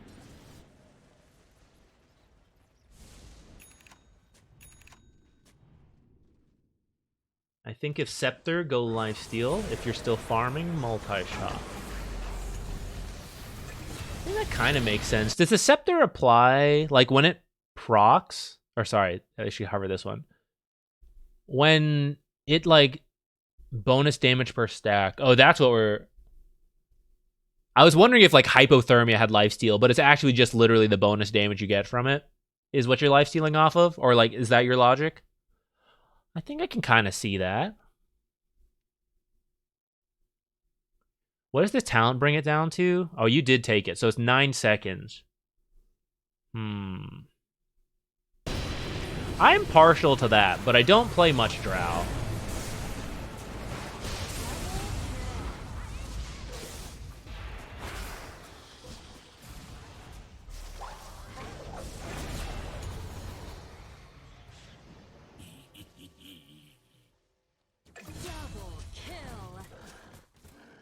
All right, anyone else gonna join in? I'm gonna close the raffle and pick our next person.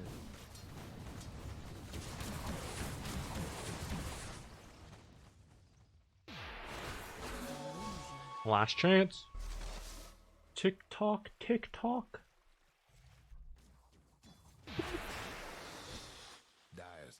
Who's next?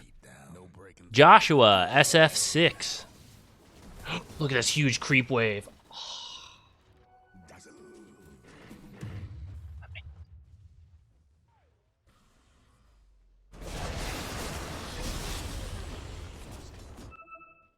What do you think about Death Prophet 5? Puppy played in qualifiers. So it used to be pretty legit. One of the best position 5s, actually. They since nerfed it quite a lot from at least a support perspective. I think a big element was the move speed they took away from her. I think, like, as far as our pub game goes, picking a hero to spam, she's probably not the best. Like, if you really wanted to, you could. I think at the pro level, when you pick an early Death Prophet and then it gets too countered and you're like, stick it on support, pick a different core, I think that's a big chunk of the value. I did not see that particular game where Puppy did it, but I do know what you're talking about. I've seen pros do support Death Prophet on occasion. To me, that's usually why. Or their lane is, like, good enough and they want even more tempo from, like, the early Death Prophet ult. That's, like, another reason you'll see support DP nowadays. But otherwise, she's, like, not the strongest, and I think there's easier heroes to run in pub games. Having said that, people have kind of forgotten about DP support, so sometimes it's easier for, like, if you run it in pubs, they don't expect it. You can, like, get easy kills, scale up all that way. Dialectus, you do the damage, just don't get caught. You are leading the way on the smoke gank right now. Get behind this guy. Let Clinks and Axe should be first. Let those guys go in. Where is he? There he is. Looks like it doesn't matter this time. Very well could matter in other situations. In this particular game, I believe in you to, like, just to win any team fight that you are standing still attacking, even through having to deal with Grave. None of your teammates get to it. Like, I keep hitting this guy, and eventually the grave ends and I kill him. The only issue is like if you get caught and killed. So just be super careful about your positioning on those situations. Dropped out like a kid in school. Joins last and wins. Not rigged. I swear. Oh, who's that? Thank you. What? Yo, my boy Conglosian, what's up? Thank you for gifting 5 subs. Thank you so much, my man. Speaking of, I was rambling earlier about doing chemistry and, you know, insane amounts of schoolwork. My boy right here with me on all that bullshit. Oh, so many classes and all that. Actually, come to think about it, we didn't have that many classes together in high school. Just some of the worst. All right, Pudge. I think you mentioned you're unranked, haven't played too much. So we'll do unranked, and then I think you just said it's offlane Pudge, right? Offlane. Okay, cool. We will tone this down a little bit more for new player tips.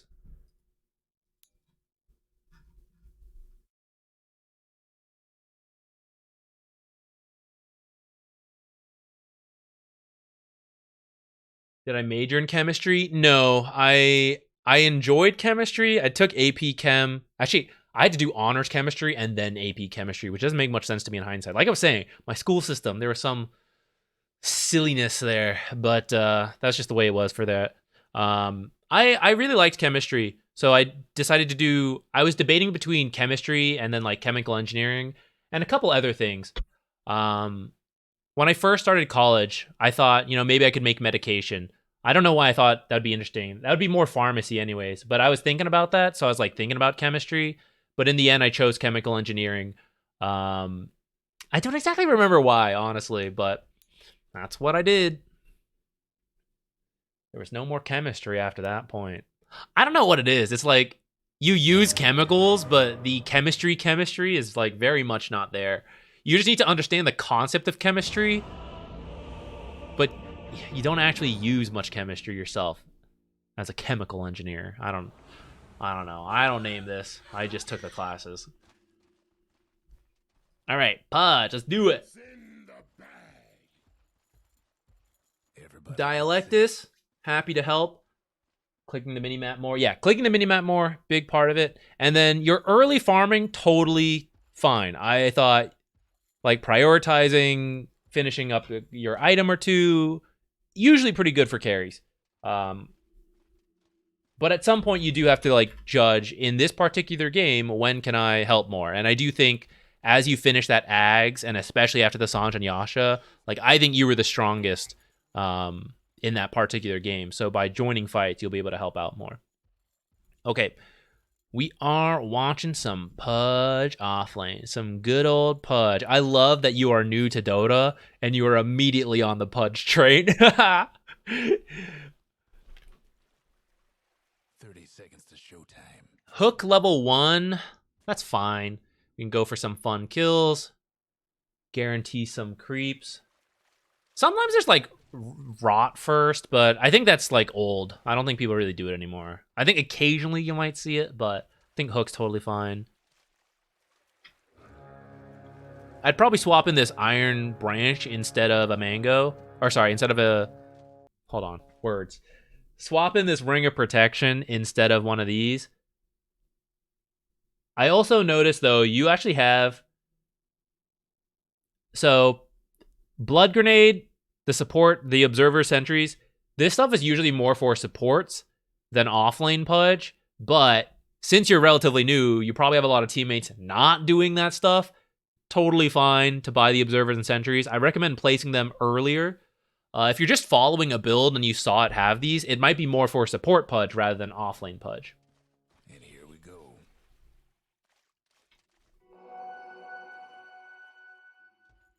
Was your entire school life out of order? You know what's...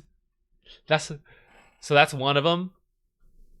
My school also offered calculus, right? Calculus AB, calculus BC.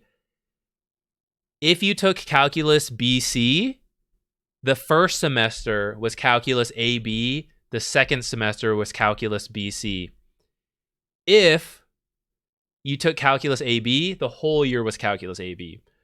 When you then, what's the next course after Calculus AB? Calculus BC? The first semester is Calculus AB still, and then the second semester is Calculus BC. So, there's a lot of redundancies in that school system. I'm not salty. I am, actually. I don't know how they keep finding me. They keep sending me letters, please donate, blah, blah, blah. I have my complaints. There are good things about that high school, the people I met, some of the teachers. I've got my complaints about that. I'm not giving them my money. I don't know. I've moved like 5 different times. I don't know how they keep finding my address. I don't know where I'm listed, what's updating. I constantly get mail. I'm not donating. Okay, back to this. So, starting with the observers and sentries, pretty good. When the enemy hero sees you, I wouldn't recommend still placing it in front of them because you don't want to give away free money. And also, this is good to do at the very start of the game. So, like, as soon as the... Oh, sorry, there's no bell, actually, at the start. You just load in, the black screen fades, run down, place your observers, your sentries. That's totally fine. I'm not going to worry too much about where you place them right now. That's, like, separate video topic if you want. I have, like, a bunch of videos on warding rather than talk about it here. But for now, you're a beginner. Anywhere, kind of good enough. Observer on the cliff, I'm fine with it for now. Sentry to block a camp, good at the high level. For a beginner, you don't have to worry about it. So you actually, if you want a sentry on the cliff, I'm kind of okay with it too. But if they see you, it kind of defeats the purpose a little bit because they'll see you do it, they'll come deward it. So if you do it at the very start, while it's nighttime, place it, run out quickly. Hopefully no one sees you. You don't have to do it right now, which means you then get to like walk to the lane and you get to play the creeps right away. Because you're like doing this, you're fighting the Queen of Pain, right? So we missed one creep there. Earth Spirit gets like this creep. He denies another one, right? We get here. That creep almost made it on time. But it means that the very first wave, we actually missed a lot. And because you're a beginner, probably won't be punished too hard for that, I'll be honest. But as you improve in Dota, you go up. Like missing this much of the first wave would be a death sentence at the highest level. So the sooner you get to the lane, the better. And that's why we like try to knock out all this stuff as soon as possible. Yeah, this is a very... Here, I should... Instead of just unranked, I'll mention new player. That's a good point. New player. Immediately drawn to Pudge. He was meant to be one of us. Was there pre-calc? Yes, there was pre-calc.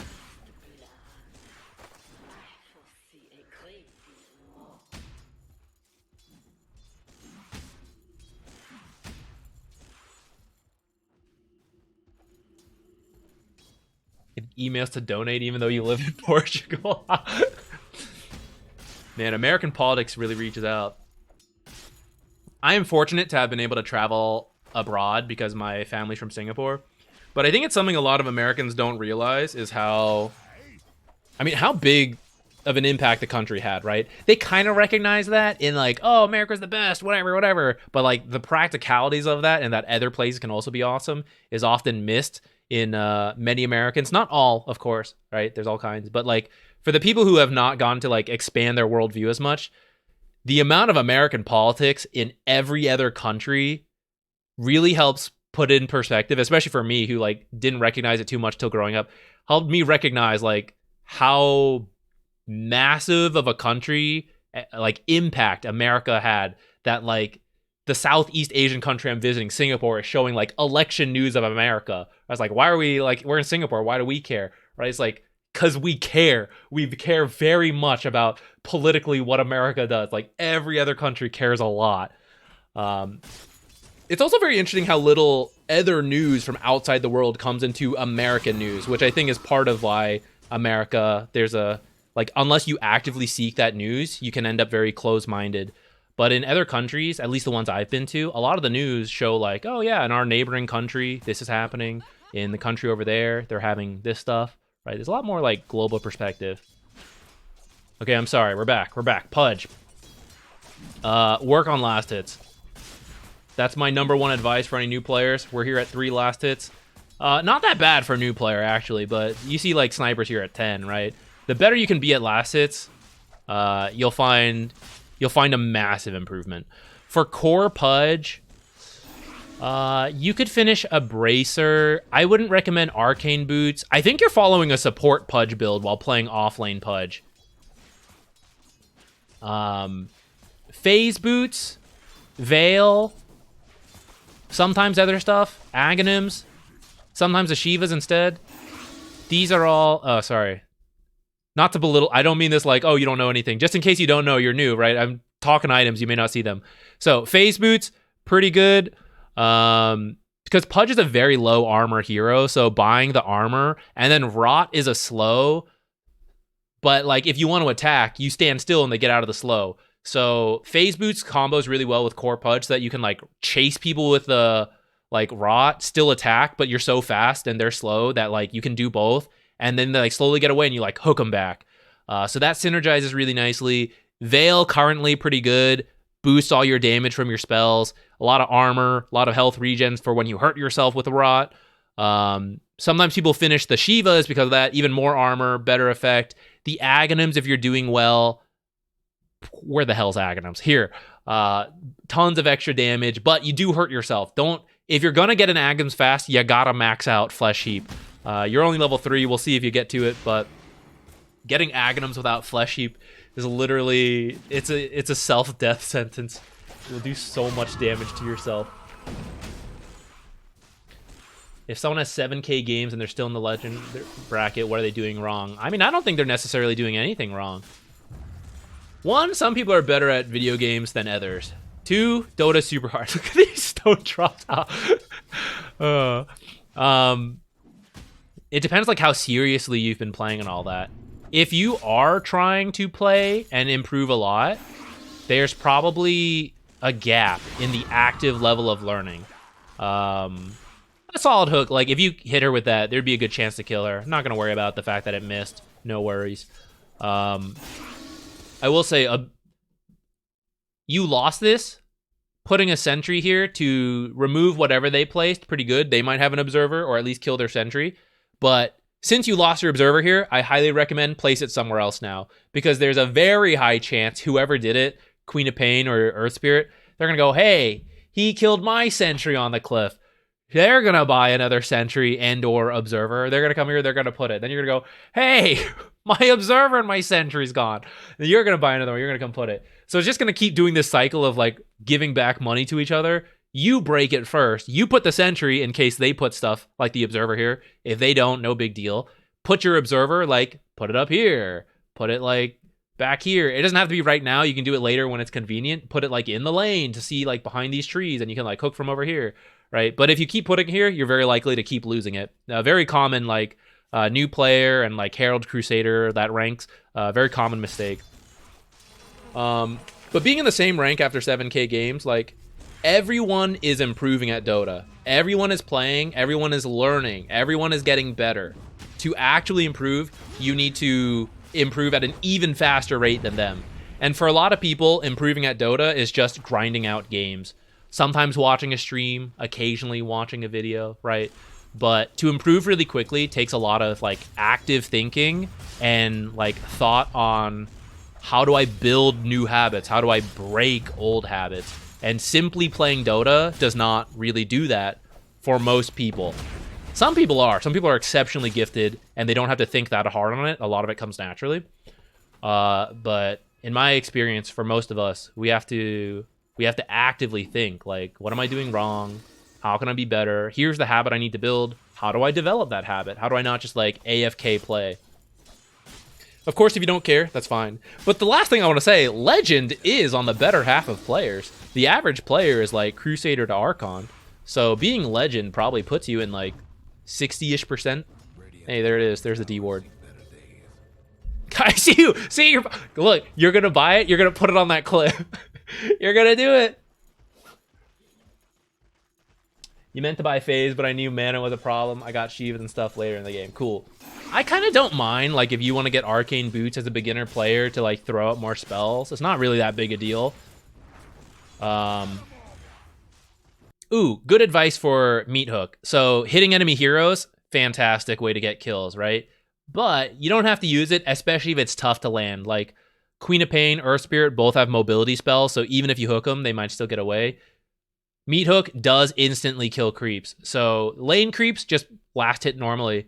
Walk over to this hard camp if it's open. Use Hook on the biggest creep. You'll get a lot of free gold that many other heroes can't. Instant kill. It will use mana, but I mean, you get money, right? You can buy more mana. You can buy a clarity. You can buy your mana boots faster. Whatever.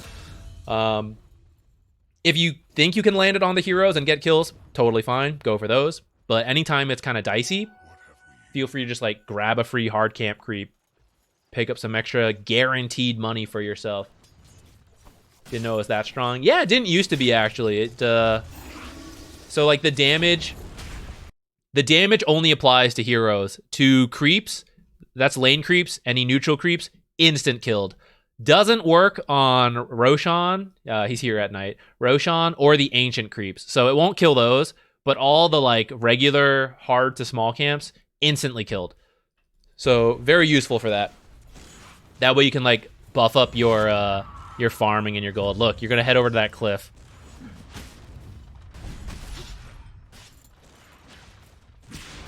For now, it's totally fine to go for heroes since you don't know.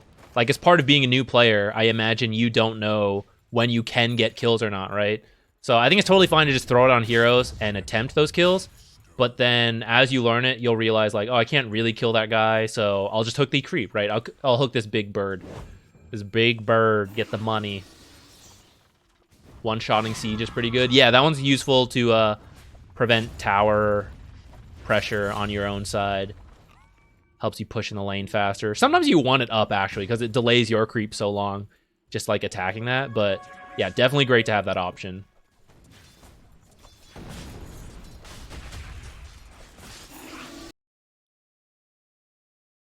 Quick switch to Earth Spirit. Yeah. Let's see. Here it is, guys. Here it is.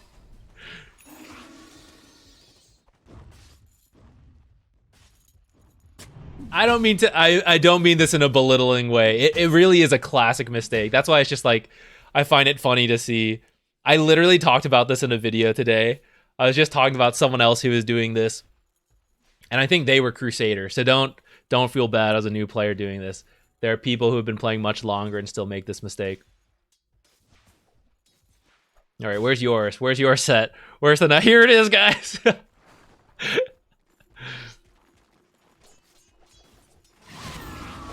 You just click the enemy portraits to see their items. Is that good? Yeah, totally fine. Great, even. Many people don't ever build that habit. And you used to not be able to do that. So the fact that you've come in and you already have that ability and you're going to work on it, that's all the better. I would go ahead and leave Q at level 1. Max out Rot. Max out Rot so that... like, the best part of Meat Hook in the early levels is that it instantly kills creeps and that it can pull people to you. You get all of that value at level 1. Leveling it up, you do get a bit more damage. You get the reduced cooldown, but it's like, it's not that much more. So more points in Rot will help you do more damage, and we're getting into some like really nitty-picky stuff that you don't really need to know right now, but if you enjoy Pudge, it's kind of worth knowing. The way Flesh Heap works and the way Rot works, Rot, it says 60 damage, but it does its damage in ticks, so the actual amount of damage it's doing is like very low. It's like 10 per tick. The Flesh Heap damage block, when you activate it, it's only 8, so it sounds like, oh, 68 out of 60 is not a lot. But it's actually like, it ticks for 10 damage per like fraction of a second, and you block 8 of that. The next tick happens, you block 8 of that. The next tick happens, you block 8 of that. So even though this is going all the way up to like 120, when you activate even level 1 Flesh Heap, it's actually like very effective block. And then the more points you have in Flesh Heap, it's literally like a free spell for a little bit. So that's why these two synergize so well, and you only really need 1 point in Flesh Heap to get a good amount of that value, and you max Rot first. And then the other thing I wanted to say, observers give vision, sentries give true sight, but the first 12 seconds of the sentry also provide ground vision. It doesn't say this, and in fact, it literally says, does not grant ground vision, but That's not a full truth. For the first 12 seconds of the sentry, it does. And that's why you can come up to this cliff, just place the sentry, and you will see what the enemy has placed up there. You can kill off their stuff, and then you don't need to place the observer to... You can, if you want, continued vision up here, but especially as you like do this back and forth trade, and you're like, well, how do I kill it if I don't have the observer there? That's how. Place a sentry, kill it off. You'll eventually lose the small amount of vision it provides, and that's okay, because you've like killed off what you need to, and then you place your observer somewhere else. You want to watch your spirit by his? Here it is. Did you already get it? It's on the way. It's on the way. Kill. Looks like you got your arcane boots. Dire's top tower. You know the drill. How do you get that white highlight on the hero? Go to the settings. Dota Labs here at the end. Brand new, very recent. There's a couple different options. Enable high visibility local hero health bar is what you're looking for.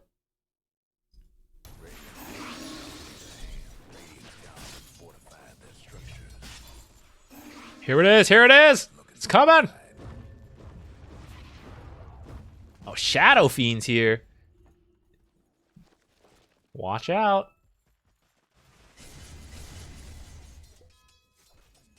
Radiant's mid tower's coming apart. Sick hook, but maybe not the best time since you know Shadow Fiend's in the area. It's pretty scary. Well, I say that. Apparently, he's not that scary. He's scared of you guys. Let's see, 21 last hits for a new player at this time is actually not that bad, but the more you have, the better. In total, about 80 lane creeps spawn in the first 10 minutes. Don't expect you to get all of them, but if you can hit like 30 or higher for a new player by 10 minutes, that'll be a really great start. And then, of course, as you want to climb higher and higher, just keep bumping that number up. And, yeah, there you go. Actually, you place the sentry. Okay, maybe you already knew that. You place the sentry, you kill it. You don't need to place the observer. Oops. No worries, it happens. That's literally part of the Pudge experience. Oh, I saw 9 tangos purchased. So this is where, like, Helm of the Iron Will, stuff like that, is usually better. Around this point, people don't usually buy tangos anymore. You might see people buy salves and clarities, but tangos are more for the laning stage. And if you need this much regen, many people often just like go back to the fountain and then teleport back out. Or since you're really close to 6, many people will try to hit 6 and then just ult a creep, because the creep will heal you as you channel the ult. No, you're good, because it wasn't even in the normal patch notes. It was in the nice hook. It was like a blog post they did along with the patch. So you may have, like, it was very possible to just totally miss it. Mega kill. Triple kill. Dire's bottom tower's getting the business. We needed a command for it. Well, it's very new, right? For a game that's like 10 years old or something. We never had something like this. It's back, baby.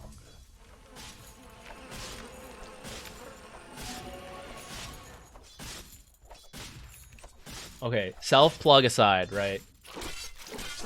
I mean, actually self-plug. But if you're interested, on my YouTube channel, there is a warding video that I talk a lot about, like, the warding philosophy and, like, various spots. I don't remember exactly what it's called, but if you're interested, it's there. If you're not, totally fine. I learned the creep ult thing from Dendi. Man, even 2024, new players learning Pudge from Dendi. Is there anything more quintessentially Dota? Dendi teaching people Pudge. Let's go. Should you play a game to get a review in today?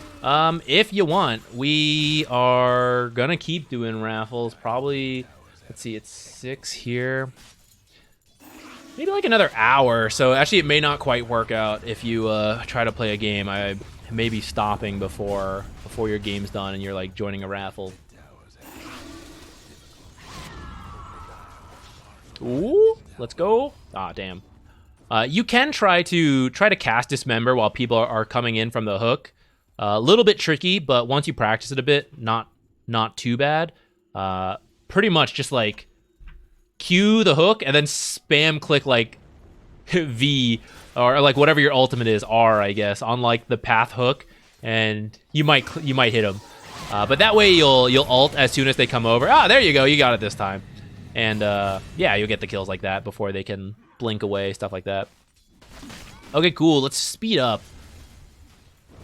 Let's see some stuff later on in the game.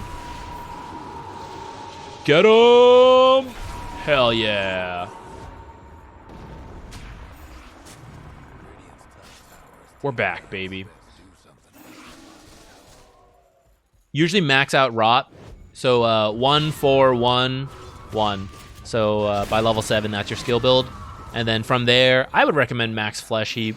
Some people sometimes get like a little bit, another point or two in hook, but, or sorry, another point or max it out. But I personally think flesh heap max second is the best. Do I coach 9K players? I don't think it'd be worth it for you guys. My peak MMR is like 1 game below 7K. And conceptually, I think I understand a little bit more than that. But I think if you're 9K, you're probably well past me. I'll do it. If I'm being paid, I'll do it. But I don't think it would be worth their a 9K player's money. I would definitely recommend just going somewhere else.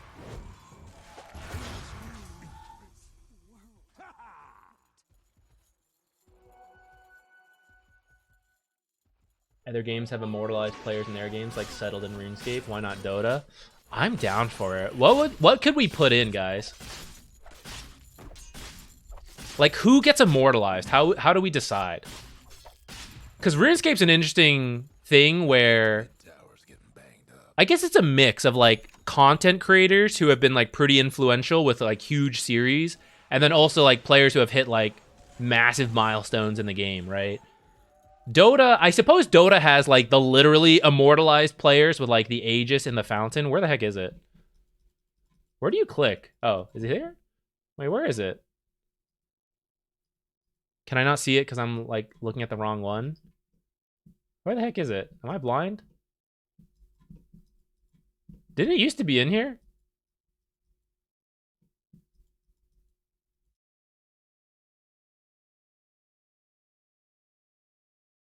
Oh, that's true. Certain players and teams used to have cosmetics, like deals with the cosmetics. It's by the shopkeeper usually. Oh, here. What did I even click on? Oh, it's like bugged out in the wall. No wonder why I couldn't see it. Yeah, I guess we have this, right? This is like technically the immortalized players. Where's Dendi? Here he is. Dendi. 2024, still in it.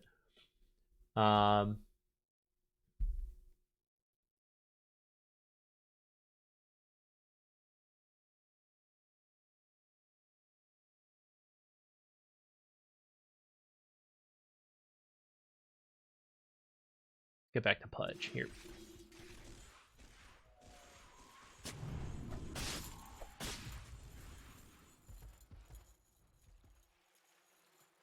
For support, for 9K support, I don't know if he actually, I think he does coaching. 5 up. And he's more of a position 4 player. I'm not sure if he still does coaching, but he's pretty high rank. He was playing in like DPC2, like those teams, EU servers. So he could probably coach a 9K player, I'm pretty sure. I think he's like 10K plus. But I actually don't know if he's like doing coaching right now. I'm sure there are other people. I just don't personally know them. But he's someone I've like talked to a bit.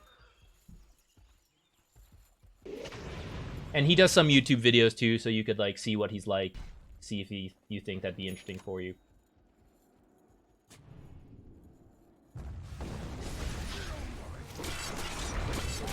Oh, got a punch hook. Let's go.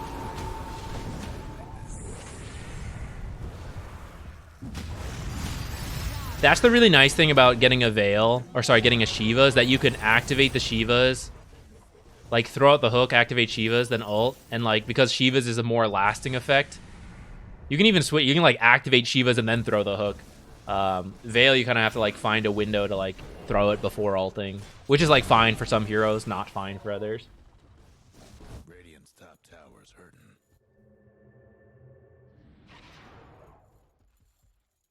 Yeah, I think like I'd be happy to discuss with higher ranked players, but I would just want to be very clear, right? If they're paying me for coaching, I want to be completely honest. Like, I mean, you're literally higher ranked than me. Happy to be a soundboard, like discuss, bounce ideas off of, and if like they're a core player, I'm a support player, they think I could help.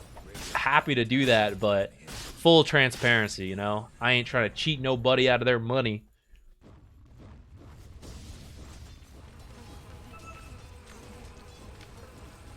Way more players in NA. The Immortal rank is getting a little bit inflated.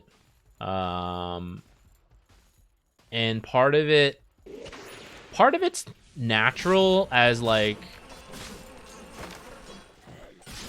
you can only go up really. Cause you, how do I explain this? So like Dire's mid tower. maybe I'm wrong on this, but I'm pretty sure with, let's just assume plus or minus 25, right? The MMR is always going somewhere. And there's no upper bound, so like you can always go up. But at some point, you hit 1 MMR and you can't go lower. So at some point, like more MMR enters the game, especially as like people quit. Like they play an account, it drops, whatever. Like MMR is like more likely to, I don't know, what am I saying here? I just think MMR inflates like over time. I don't know the exact reason. Maybe my logic doesn't sound, but I think you're just more likely to see numbers go up, and it means less.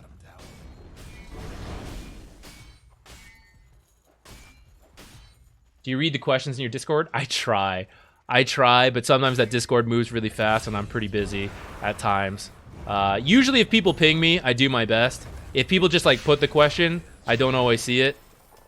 Often, like people in my Discord try to help answer relatively nicely, sometimes not so nicely. Sometimes the things get heated, you know. But I do generally try to like respond to things. It just might take some time. Am I doing Q&A now for anything? I mean, I guess not. I generally am open to answering whatever on stream. I guess that's not fully true. There's stuff I'll say like I won't answer, but you guys are free to ask whatever. It just, I think we gave some advice to Pudge, right? How bad was it? How bad was the rambling? I think we at least covered some useful stuff for Josh. I hope so. Oops. Towards the end, we started rambling a bit more. I'm gonna open a new raffle. Anyone interested in joining for me to ignore you and ramble on about whatever, feel free to hop in.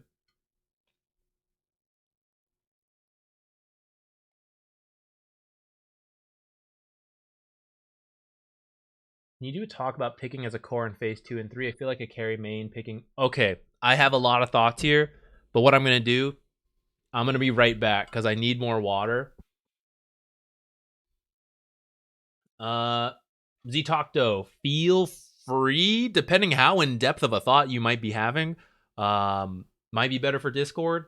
But feel free to type it here. If it's too hard to answer here, then yeah, we can change later. But feel free. I'm gonna run. I apologize. Thank you for the patience. I'm gonna run the commercials while I'm going to go get water so that they won't pop up during the replay that we're about to do. But anyone who's interested in getting a replay, just type !replay, and then I'll be back in just a moment with my water, and then we'll answer whatever questions you guys have, and we'll do the replay, all that. Be right back.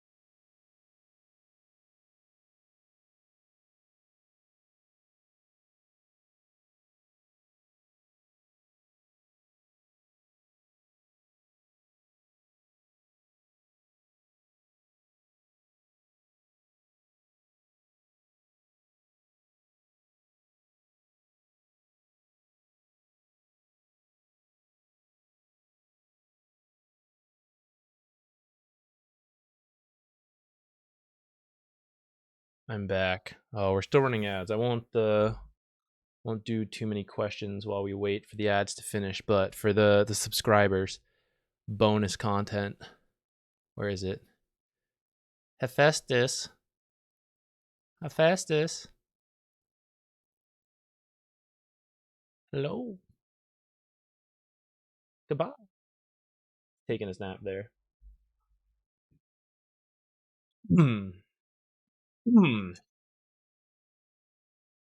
Okay, let me see what questions we got while I got a few more, like a minute on these ads left.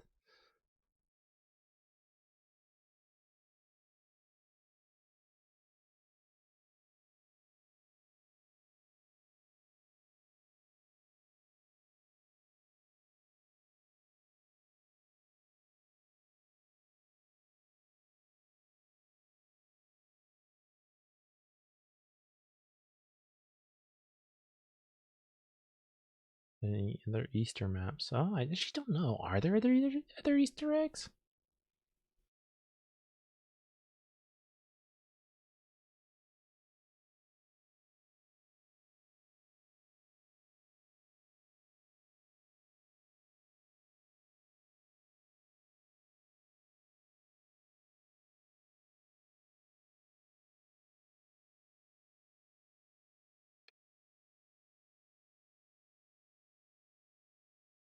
Welcome back, everyone. Thank you. I apologize for the ads. I appreciate the support. You're buying, you're paying. All this is possible thanks to you guys. Okay. Okay, last chance to join. Anyone who wants to get in this raffle, this next one. And then we'll start answering questions while that person goes to get the replay. I'll give you one more chance to join in here. Okay, some questions. Does recalibration make MMR appear out of thin air? So when we used to have more forced recalibrations, I don't know if it's still the case, but it used to just make your games worth more. So like instead of plus or minus 25 or whatever, sometimes it's been 30, sometimes it's like done the variation stuff, right? It would just put it on a multiplier. So you'd like gain 100 MMR or something. So I guess it technically is going like out of thin air because like everyone else in your game is getting plus or minus 25 and you're like 100, whatever, right?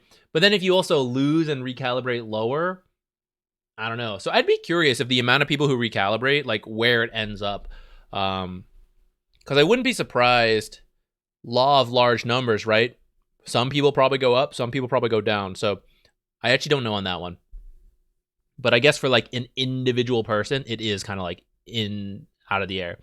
Favorite color varies. I have a very hard time picking favorites for anything, but some colors I like are like purple, silver, black, white. I don't know. There's like a bunch. It depends. Like it's less about the color specifically and more what it is on like the clothing, the design, whatever. That's I think what I care more about. The fashion.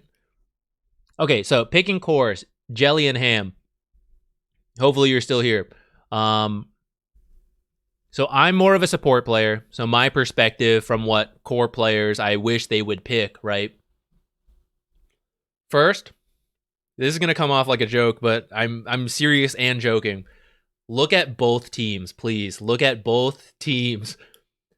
A lot of people who demand last pick only look at the enemy team and they go like, "Oh, this hero will be super good against the enemy team, whatever. Like, oh, this matchup will be really good." And they don't look at what their team has already and what their team needs. So there's responsibility with being last pick. Like, it's tough, but like if you demand last pick, that's part of it. Like you have to see, here's what the enemy team has and what I need to pick. Here's what my team has and needs. And like, I have to find that middle ground, that overlap of like what I can play. So as soon as you see the support picks, I would start considering what types of heroes you would want to match. So for example, you're playing safe lane and your hard support picks a very weak laner. You should generally write off any carry that needs a very strong laning stage because you're not going to get that support from your support. Your support has already shown they're a weak laner. They're going to scale later. So you might need to balance that out more with a stronger laner who is more individually strong and will help your support get to that point where they're going to be much stronger and more useful. You also should consider how much initiation your team needs. This is a huge lacking component in pub games. Everyone always wants to pick damage, but when the supports don't have stuns potentially, you need to really consider some kind of stun or crowd control on your team, because it's just the easiest way to play pub games. Like, I throw a stun, and then we all know, like, kill this guy who is stunned. It obviously goes well beyond that, but that's my biggest complaint. Nature's Path, congratulations. Get that replay in here whenever you want, because we're still going through a bunch of questions. That's one of my biggest complaints is like a support player. I can technically pick whatever because I'm first phase and everyone else is responsible for adjusting. But like so many games, if I don't pick a stun, my cores will not pick a stun. And so it kind of forces me to always pick stuns. And this is me, myself complaining. It's like, it's not fun for me. It's also not good team drafting to then complain like, well, our supports didn't pick a stun. It's like, that's true, but many drafts work without supports having stuns if someone else on the team picks one. So that, depending on your rank, I don't know what rank you are, Jelly and Ham, the higher up you go, the more you should be considering your team as a whole. The lower you are, the more you can just consider your own individual performance against their team.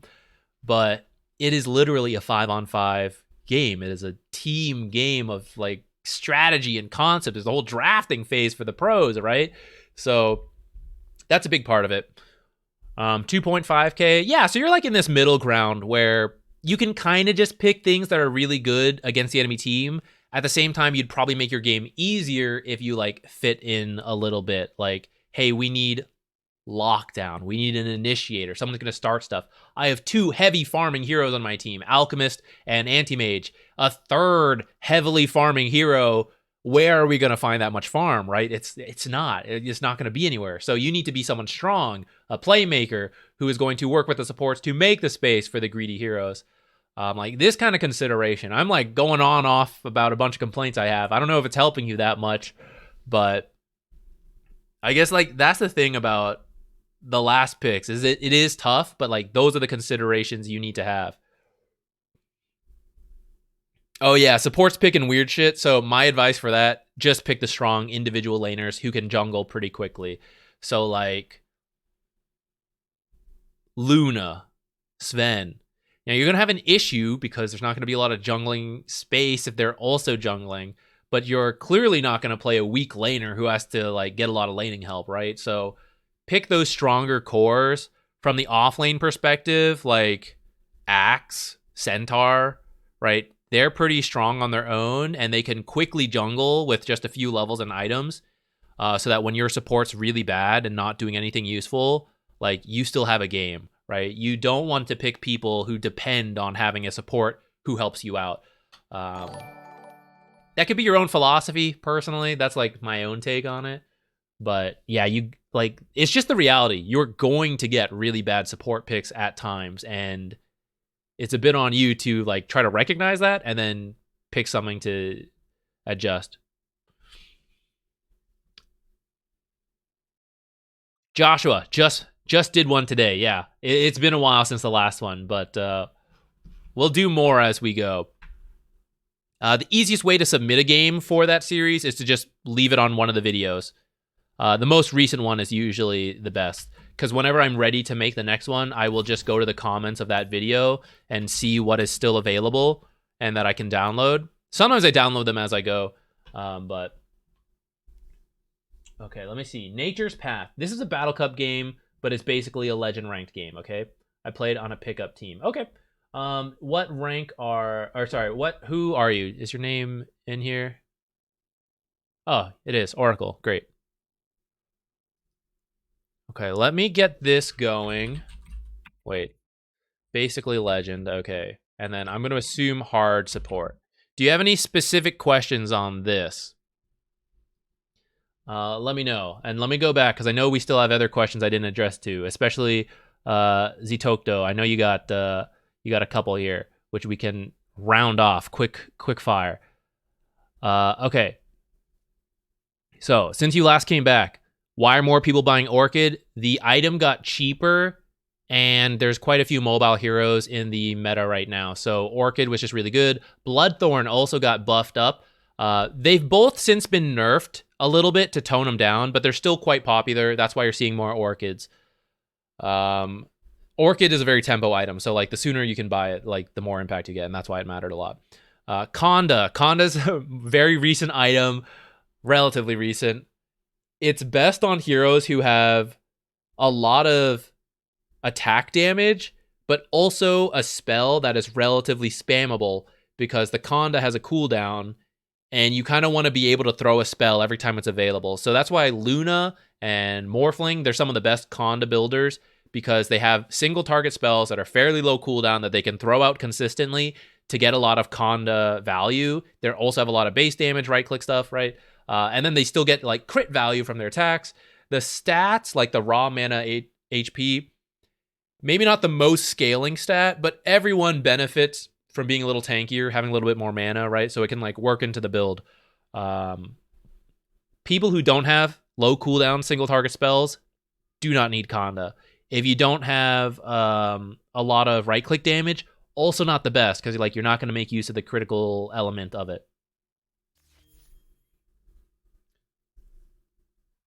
Is Vision harder at the moment? So when the map got bigger, it became a lot harder. Sentries are limited. Observers can go in so many places once you break the habit of putting them on cliffs. And once you do that, it's very difficult to know. Like, here are 16 spots. Like, he walked through this path. I know it for a fact. But I didn't see him place it. And there's like 16 different viable spots he could have put it. A limited amount of sentries. Like, where do you check, right? So it's a lot harder to de-ward the enemy if they are putting it in like weird spots. Getting Vision to survive is easier, but the map is also larger. So even with Vision down, there are often still places to move around the map without being spotted. So depending what you mean by like Vision being harder, it has changed since the past. Manta was just a really good item. Several popular heroes built Manta. It just got nerfed. It was really good for creep cutting, stuff like that.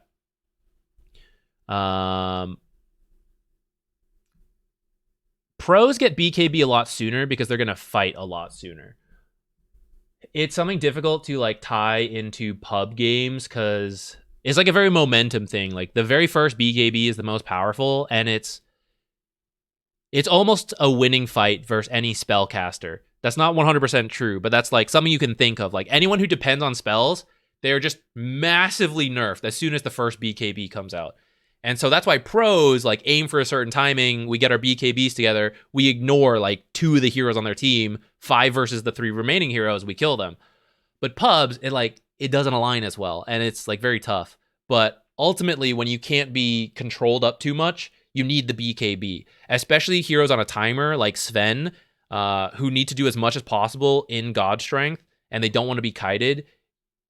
You have a window to do that. Faceless Void, Chrono. You can't get stunned in the middle of your Chrono and then like Chrono's done. That's it. So you need the BKB if the enemy has a lot of like lockdown that can't pierce the BKB. So it helps you like do your damage. It's also a survivability item where like until you get BKB, you're easy to kill. Once you have BKB, you're more likely to be ignored, or you can play aggressive, force people to try to kill you. You BKB, you get out. Pros use it that way a lot more than in pub games. I feel like Sniper scales faster than almost any hero. No, but in pub games, he's pretty good. I'd say Luna, Sven, Lifestealer, there's some very fast scaling heroes. Depends how good of a game they have.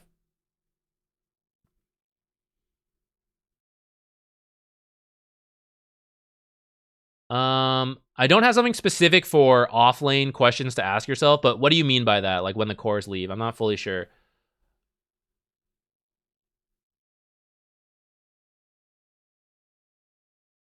Who should be looking to farm the outsides of the map? It's just when it's like really dangerous. You should look to farm as much as you possibly can. The outsides are... You pretty much get your choice. Outside of the map or inside the map. Outside is usually harder for people to get to, but harder for you to join anything that your team is doing. So usually when you're like full commitment farming, many people will go to those edges.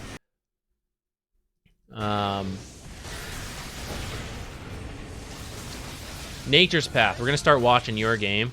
It looks like a disaster of a first blood fight here. Rutro, hold on. Let's find out what led to this, because this strongly determines a lot of the game. And let me see what your question was real quick. Oracle 5. Most of the first 15 minutes because I told him to lose focus and just kind of panicked. Things are going kind of okay, and all of a sudden the guy who hasn't said anything in the last game and 1-2 all of a sudden tilts out, and I just don't get it. I'm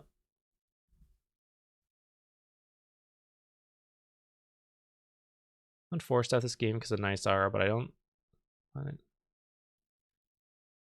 Yeah, Force Staff is like good to save other people, but when you need to get several spells off, Force Staff can be pretty difficult versus a Night Stalker because like he just runs back to you.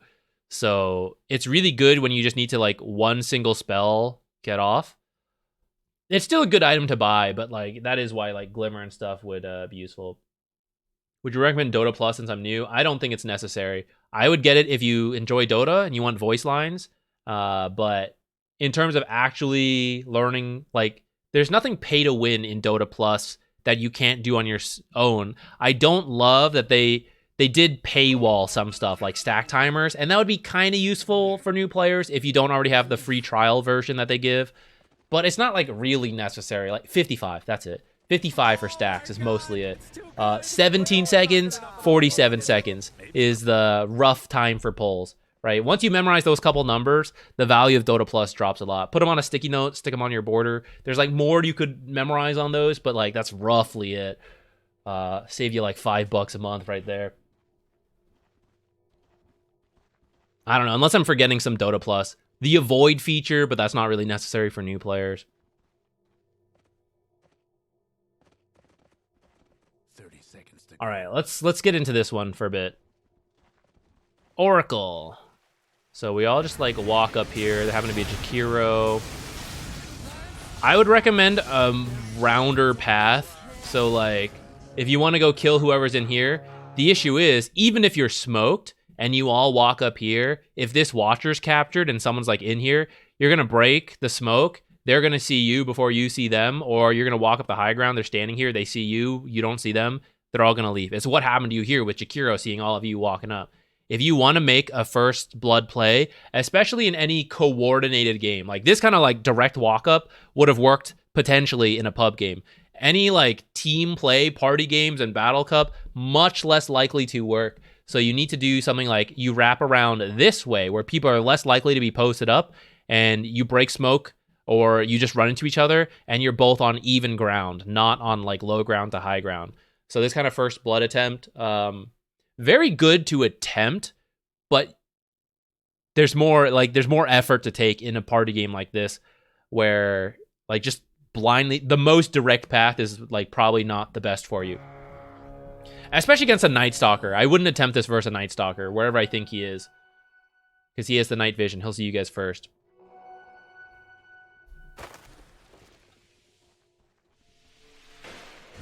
Embody, what up?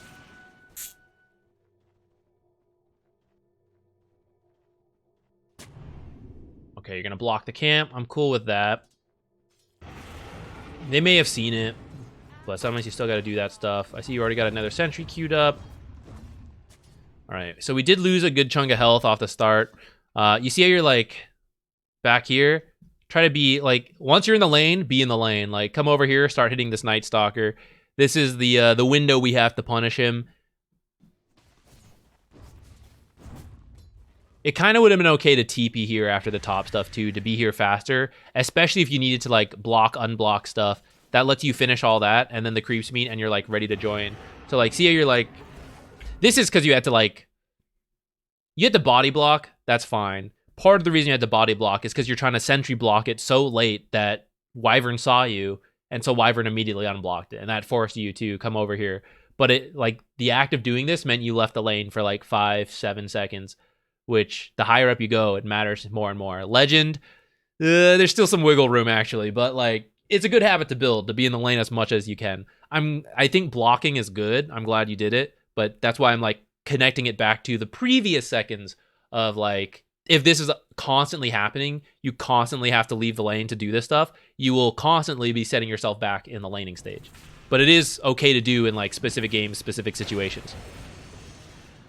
So trading with the Wyvern, but he's the guy you really got to pressure, right? He already, off that early game, he already bought a full bracer, waiting for another bracer. So we are quickly losing the window to harass that guy. So level 1 for offlaners who need to be punished, like, that's it. That's why you got to focus them rather than the supports usually.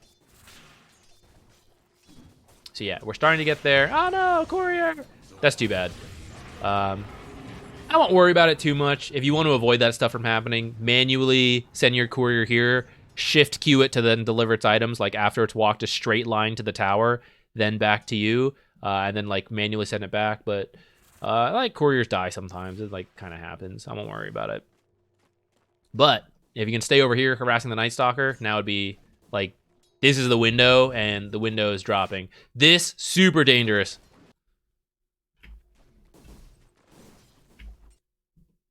I want to block this. Totally fine. I don't want to lose the sentry before I kill their sentry. So, I know there's a sentry here. I don't know exactly where it is. Maybe you do. I didn't see it. But you need to be ready to attack it right away before they kill your sentry, because otherwise that's like a huge economic loss at the start of the game. So when you place it like this, look how much we can't see. Where's Wyvern? I don't know. But maybe her sentry's hidden. Maybe it's like behind a tree or something, and you can't see it, and you gotta like walk all the way over here, and she's like right here. She comes in, kills your sentry, super sad.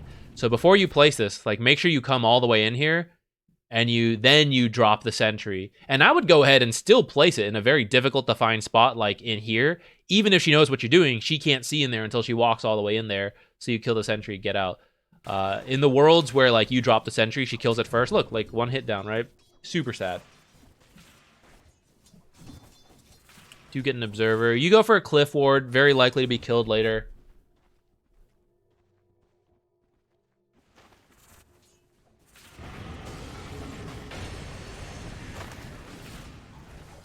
You're looking to fight the Wyvern, so that's why you like moved up further, made it easier for Night Stalker to connect in.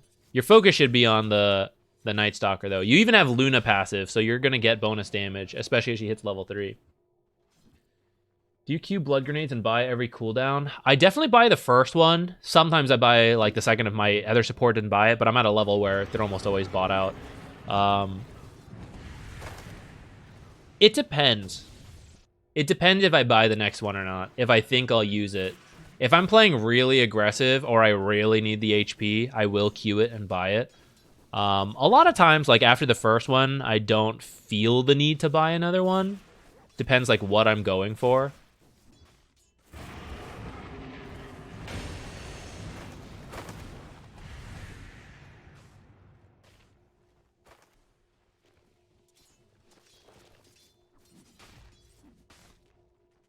.620, lot of attack range, one of the highest, and I don't really feel, I haven't felt you like spamming it in the lane, you know.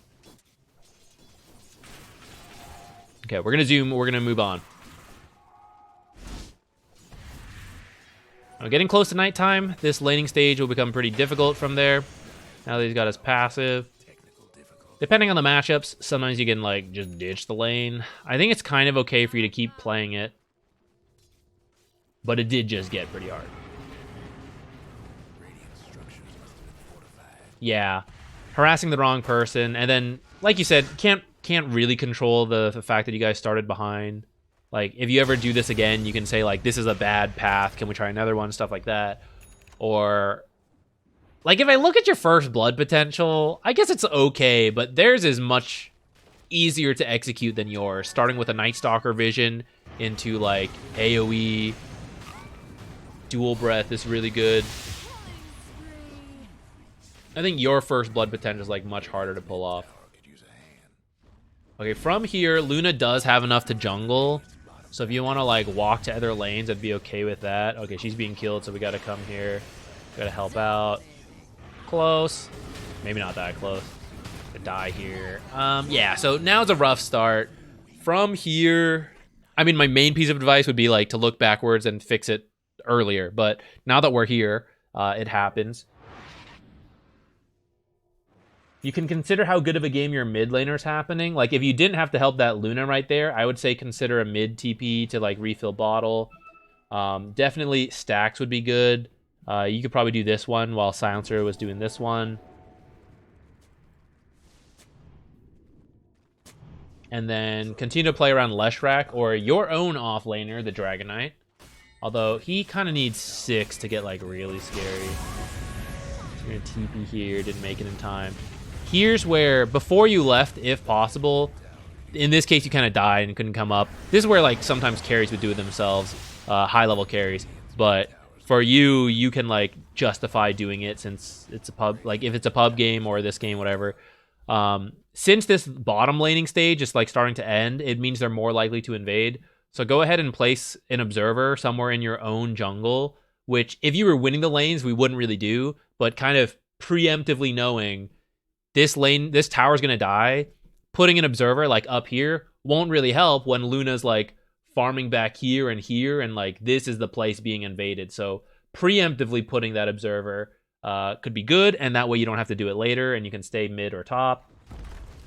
Also helps you see like people rotating mid to gank your Leshrac, who was having a decent game, and they're gonna like look to him, right?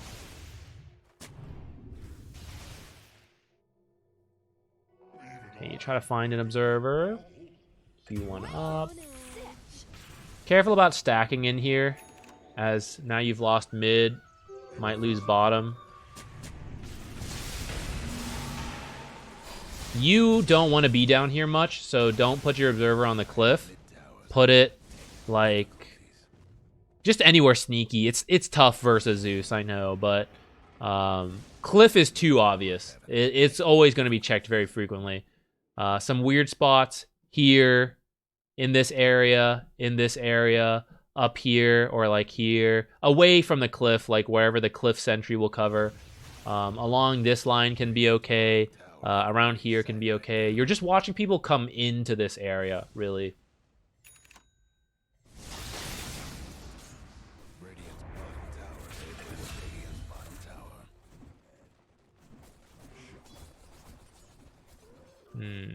Radiant's mid tower could use a hand. If Dragon Knight has 6, I would just sit behind Dragon Knight, maybe. Okay, looks like Leshrac came, so you get mid. That's fine. I would just attack the creeps as much as possible, because you don't even have a tower to play safely, so you might as well just like shove this in as much as possible. Get the XP, get out. No one's near. I would just grab that shield rune. I don't know where their mid is. They're going to grab it, or some core is going to get it. If you have better vision, you can sometimes say, like, leave it, but without great vision and no one near, I would just, like, do it. Just kind of lost at this point. I don't blame you.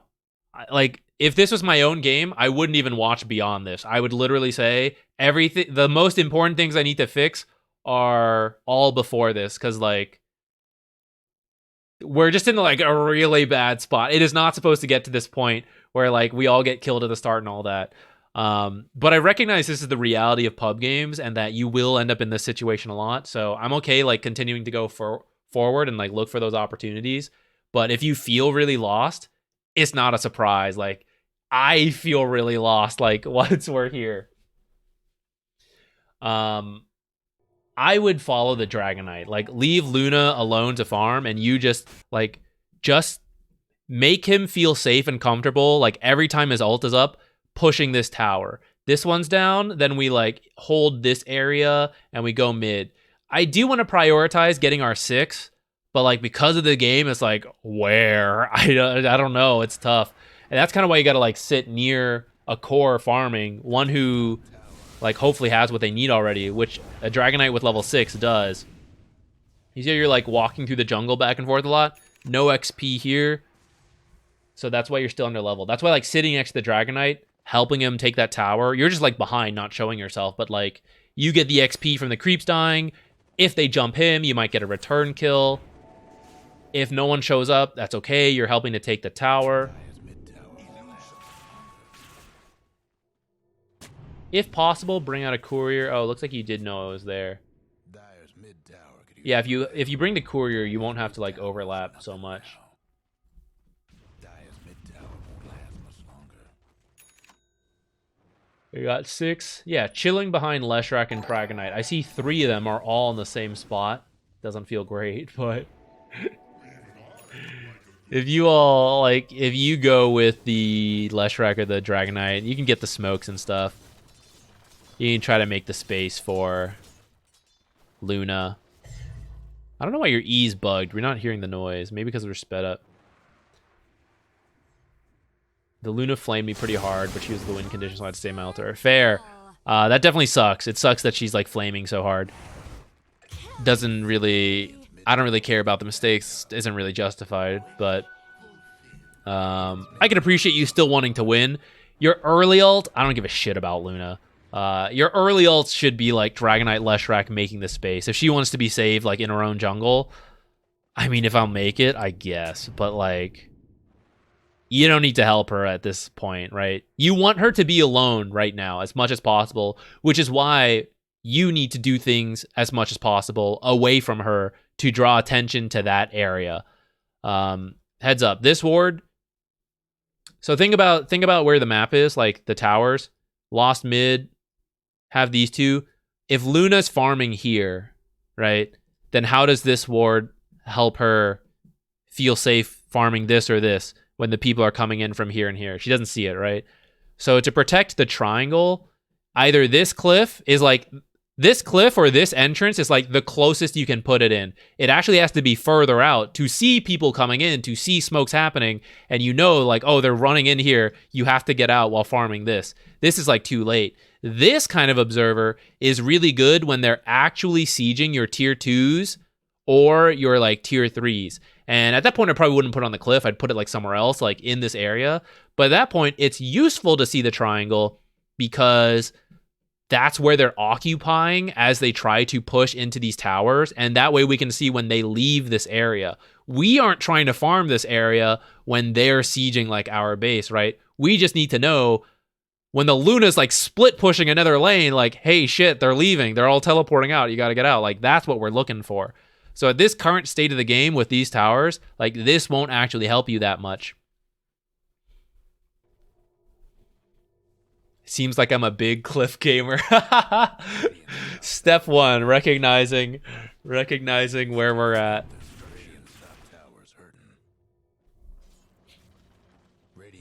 It's a good habit to break.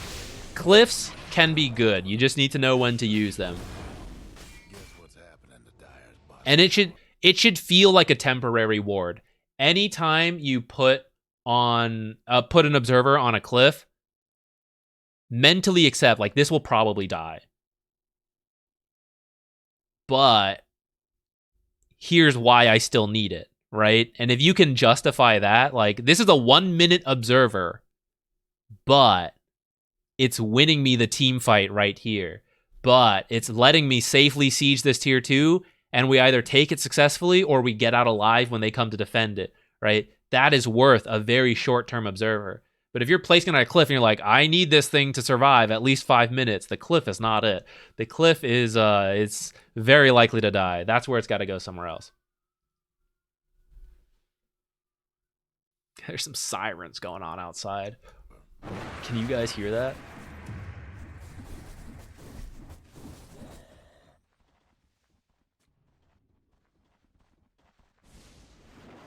When the team is flaming,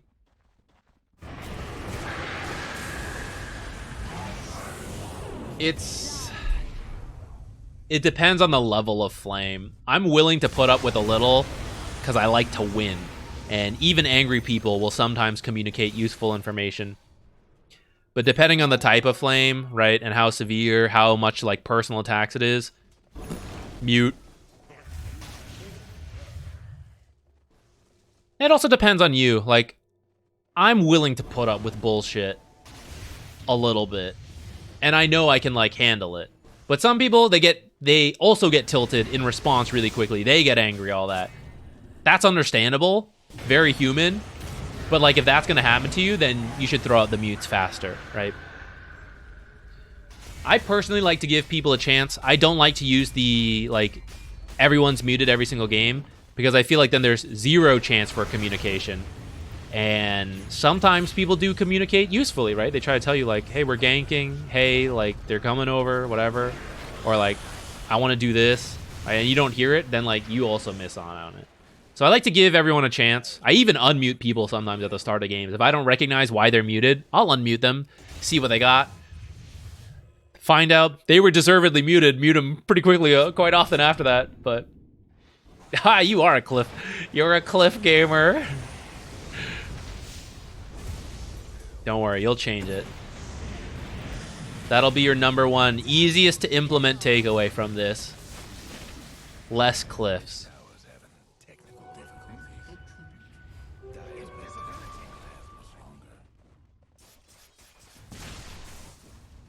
Yeah, I wish I could put notes on some people. You can for like the avoid list, but then they don't show in. Like, I don't need the notes, right? I need to know why I muted someone. Sometimes what I'll do, actually, my own version of notes, which it doesn't really work anymore now that they're combined, but you can like sometimes you can get it to like split, right? What I used to do is like if someone was annoying, not necessarily toxic and terrible, annoying, you know, not too bad, I would just mute one, like the text or the voice, whatever they were using. And that way, when I would see like only one was muted, I would unmute them again to see like, are you annoying today, or are you having a better day and you're like, you're fine today.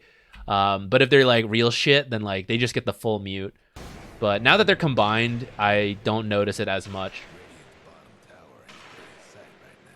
Am I supposed to sit in front of my one as an Oracle? Absolutely not. In the laning stage, yes, to a degree. But in the game as a whole, no. Does text mute stop pings? I kind of forget. I think it's supposed to.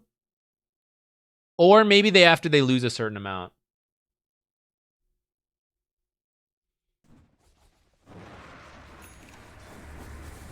In the laning stage, you should often be like in line with your core and trying to like... You're trying to find a lot of like micro 2-on-1s.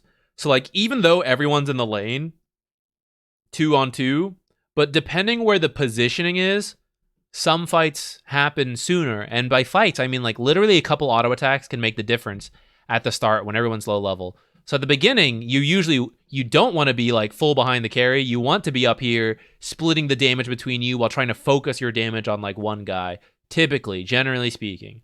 Later on, as a save hero like Oracle, be way the hell back, because like how else are you supposed to false promise? If you're in the front being instantly nuked by one spell, that's all you can tank, and then you have to ult. But the carry, the cores who are farmed up now, they can tank a shitload of damage. You ult, you massively heal. Effectively, you're getting like that much more out of it, right? That's like the point. Depends on who you play, though. Some people are supposed to be up front. Tankier heroes, usually. General rule for supports is like, as the game progresses, you get further and further behind the cores, though. Even a hero like Undying shouldn't really be like way at the front, when you can be like instantly crit killed by a super farmed Morphling. He's got like 6 times your net worth. Got a tombstone save. You got to build up some decay stacks. Over the course of a fight, you might be more likely to get in real close compared to an Oracle, who would pretty much always kind of be further back, but...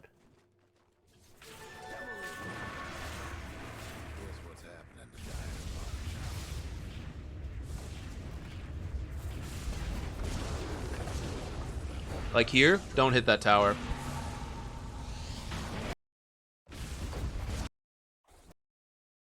Luna has 230 damage. You have 110. And a good chunk of this is because of Luna. So one of your auto attacks is worth like... Or sorry, you would have to attack twice to do what she does in one auto attack. She also has way more attack speed than you and way more survivability. So, like, your damage to this tower, and it's usually worse. It's usually worse without, like, the blessing damage. Sometimes it's, like, 3 of your attacks equivalent to Luna's, right? If everyone's dead, it's fine. If you know where they all are, it's fine. But anytime there's a risk, you with your ultimate should be like behind a tree hiding. Silencer should be like way the hell back because this is global. I mean, not anymore. You used it, but you don't want to get caught because they should be looking for you first. You and Silencer, they should be jumping, killing you when they can. So good habit to just like not be there. Just like watch the Luna do it. When you show up like this, you're at risk of like being the one to die first. You like risked your life to hit that tower once, you know? It's okay to just sit behind her at this stage. See? Super easy, because Leshrac, this isn't really where I thought we'd fight, but he was essentially on the front of the fight. They went on him. You're just free to like, boop, boop, boop, boop. You know, ult him. Easy peasy for you, no stress. But if you were up here and he had the choice between the two of you, I mean, he'd have to be bad to not say, why aren't I just killing Oracle first?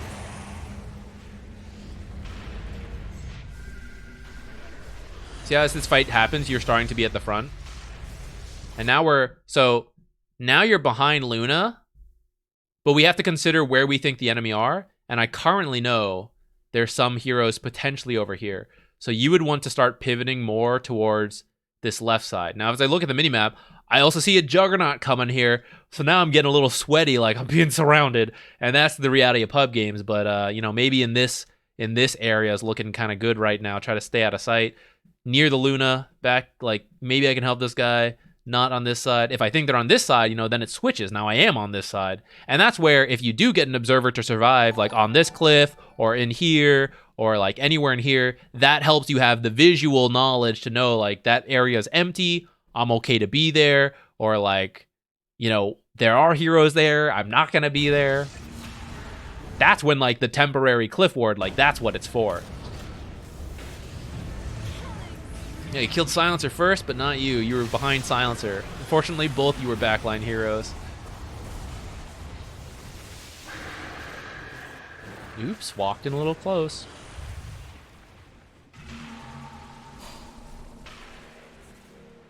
We should just back at this point. You just revealed your observer. You can't see that. You're low ground to high ground. Make sure you walk up, fake it. Just in case they didn't click you in time, but they looked over to see you doing it. They see you attacking low to high. They know there's vision, for sure. Uh-oh, I'm in trouble.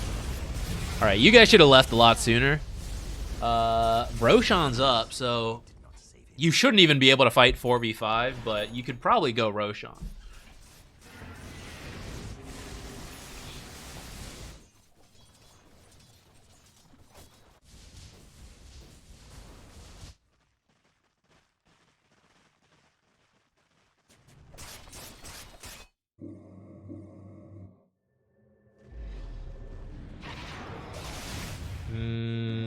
As you all respawn, I mean, at this point, it's like a normal game, which is why earlier I was saying, like, I would just look at the beginning, but you'll get those games and you'll recover because that's how pub game Dota is. There's a lot of back and forth. At this point, it's a relatively, like, playable game, even though you're behind. I would say go for Roshan, just set up over there. Luna, pretty farmed at this point, so I am going to prioritize saving her, but we'll see what happens. You guys aren't really going to, like, fight without the Dragonite Blink stun. So don't worry about showing up trying to Q that Night Stalker. Like, are we actually killing him there when my root lands? No? Then don't even show. That way they don't know where you are. They might overcommit on the Luna. And they also just don't know you're there. Is Luna on her own? Is the team somewhere else? I don't know. Don't have that information.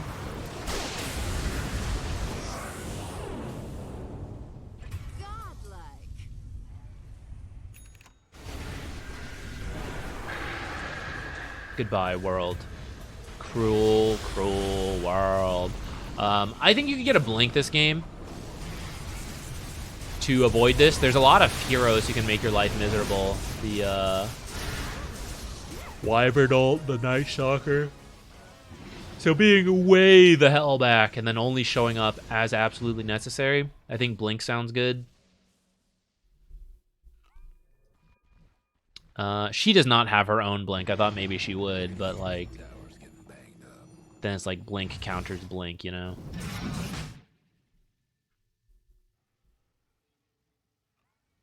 Spoiler alert, I didn't prioritize the Luna. I don't blame you. If someone's being toxic, I'm very likely to like tone it down a bit. You did get a game, you redeemed one. I'm not sure if we're gonna do another one today, actually. And if we do, I will raffle it because we have so many like people rated in. We have guests, you know. I want them to have a chance. But I can either save that redeemed one for next time, or actually now's a good time to say I probably won't stream next week. I'm not fully sure, but I think there's gonna be a casting stuff, and I don't know the exact time zones yet. So maybe there will be a stream, and I'll be kind of sleepy, and I probably won't play, in which case we'll do a lot of replays, or we'll do Outer Wilds, knock out that game. But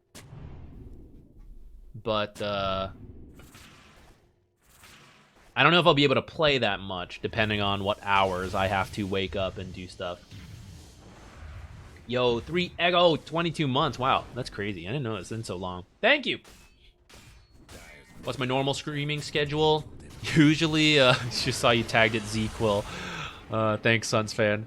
I usually do Monday, Wednesday, Fridays. I don't have a set start time. It's usually like somewhere between 11 to 12. It kind of depends what I'm doing. I like sometimes have to sort out other stuff first. Uh-oh. Walked in a little close there. So usually Monday, Wednesday, Fridays. If you're curious and want to know if I am going to stream or not, besides just following the Twitch channel, you can join the Discord, and there is a message you can like in the welcome page, and I will ping the Discord whenever I do stream, and sometimes it's not. Like, sometimes it's not always there. Totally optional, but I do sometimes post notifications there, like can't stream or can stream, one or the other. All right, looks like Luna has tilted and GG'd up.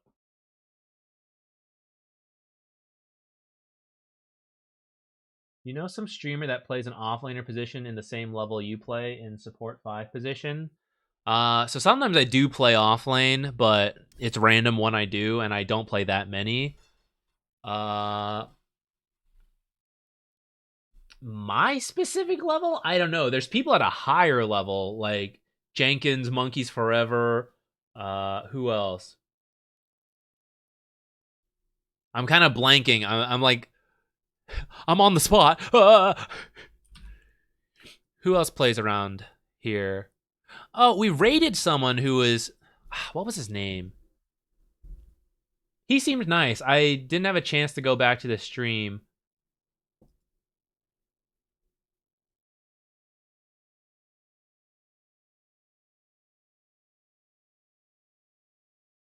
King Potato or something. What was it, guys? One of you probably knows.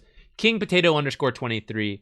I didn't know about him, but I randomly stumbled on a stream when we raided once, and he seemed to be a pretty high level offlane player, and he seemed to be talking a decent amount like while he went, so that could be an option.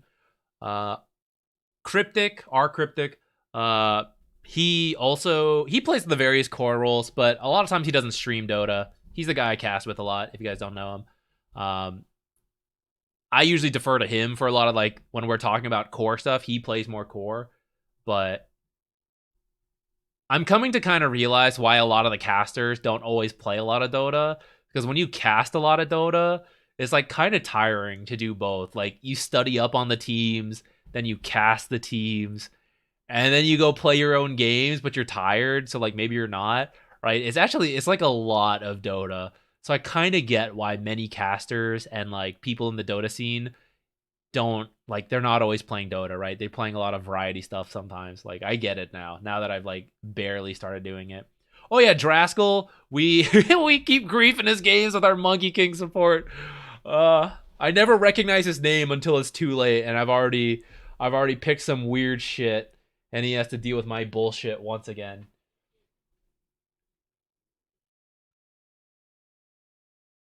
You think that LoL is more mainstream because the game is more streamlined to casual players? Potentially. I think they have really good marketing compared to Valve. They have like entire songs and bands. I like the songs. I like the songs they do. Their aesthetic, I think, is a lot more like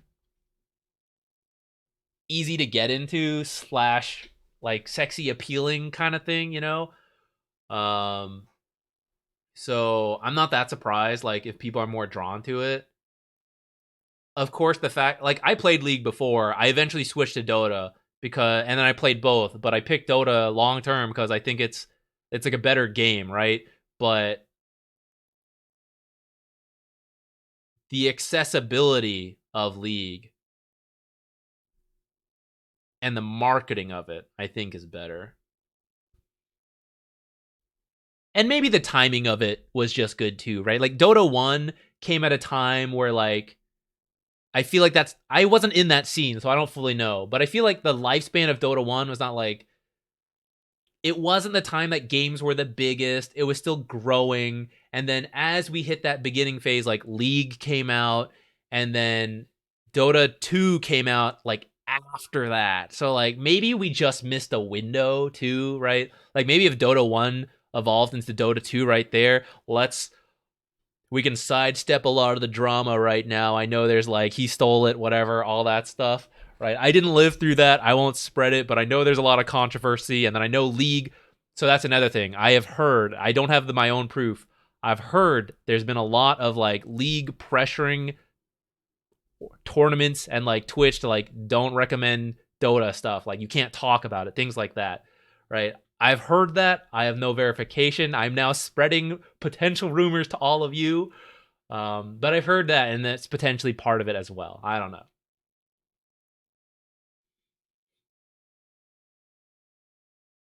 I really liked the Arcane anime. I understand if you don't, like, if it's not your favorite, totally get that. I enjoyed it a lot. I did enjoy Dragon's Blood as well. I felt it was a bit rushed.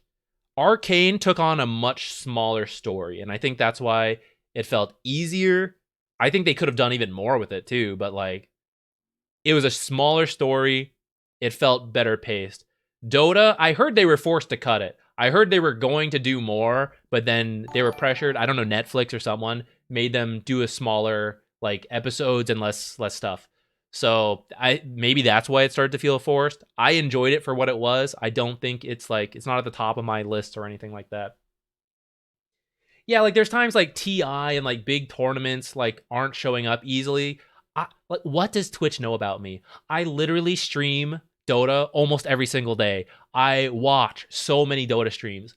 When I want to watch a major tournament, why is it not like one of the first things up here? Sometimes I have to dig through it to find it. Sometimes it's there, other times it's not. And I don't get it. In this current age where AI is imitating everything, and it's like it knows what you're thinking and what you're breathing and all that, like, why does Twitch not understand that I have a very vested interest in Dota 2 and those should be the games popping up? I've never once clicked a hot tub streamer. I see like 4 right here. As I look for someone to raid, I see a bunch of them. I've never clicked it a single time in my life.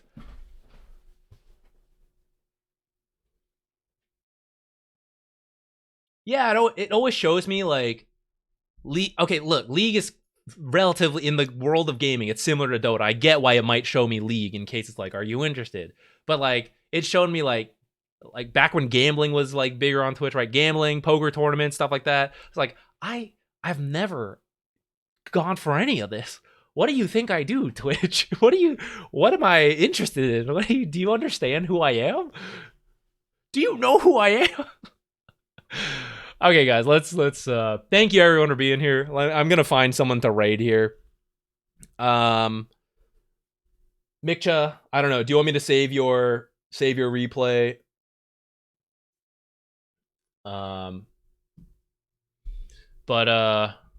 Yeah, thank you everyone who came for the raid. If you stuck around, I appreciate it. I stream Monday, Wednesday, Friday. There's a YouTube channel if you're interested. Mostly support content, some core content on occasion. But would love to have you show up more if you'd like. I understand though if you go back to your favorites, Sir Action Slack, Tsunami, right? The style's different. I get it. I'm there too, actually. I'm usually like sneaking in. I'm lurking a lot of times. when Tsunami's playing a game that I played before, and I'm like, I don't remember that. I peek in as I'm cooking, making my food. I'm like, oh yeah, sacrifice the Geth. Nah, I sided with the Geth. I think. I can't remember. Where are we going?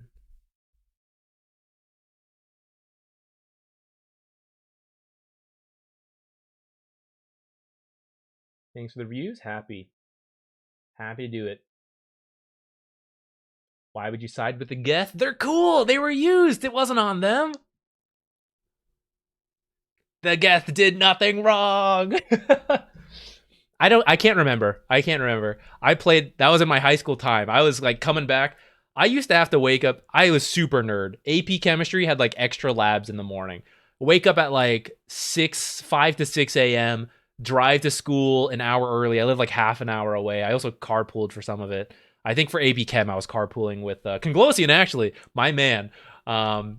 So I'd wake up like 6 a.m., 5 a.m., whatever, get to school, do the whole school day, stay after school for like whatever nerd shit, go home, go to the next thing. I was like doing fencing at the time, also lived half an hour away from that. So an hour driving to school, an hour driving to like that extracurricular, get home, finish whatever bullshit schoolwork, cram the video game in as fast as possible, like, oh, speed running Mass Effect, and then crash, fall asleep, and then terrible. I've always struggled with sleep. I was not sleeping well there. So I do not remember what I picked in that time.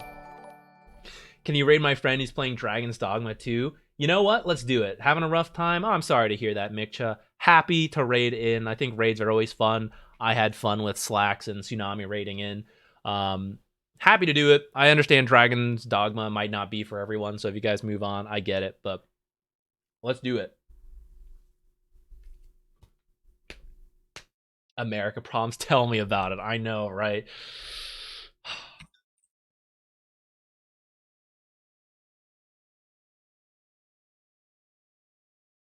You know what's another American problem? We were doing our engineering rant earlier, and I've said this before, but for anyone new and like you didn't hear me before, when I studied abroad and I was talking to like other people, and it's like, oh, I also do engineering. It's like, okay, cool. What are your classes in Europe like? You know, it never occurred to me, but totally makes sense once I realized so much of my curriculum, not like the curriculum itself, but the emphasis they put on it, unit conversion in American chemical engineering, because obviously we still work with international, and they hammered in how many accidents there have been because like conversion issues, and you bought kilograms, you didn't realize you put kilograms into the equation, boom, you killed a man, right? So many of those, and you're like, oh, we got to convert like horse legs into like donut power, whatever our fake units are in America. So much of my homework was making sure we take the right whatever.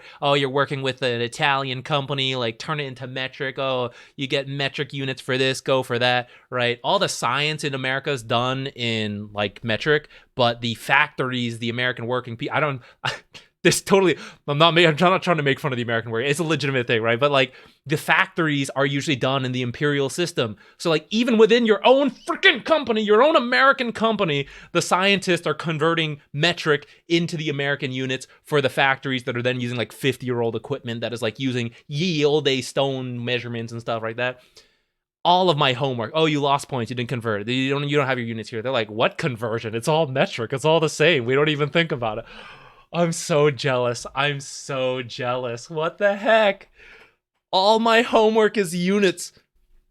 One of my Discord nicknames among my friend group, I was unit converter, because that's all my homework was. I did so much of that. The international students, it's all metric. It's all 1,000. It's all intervals of 10. Duh. Why wouldn't it be like that?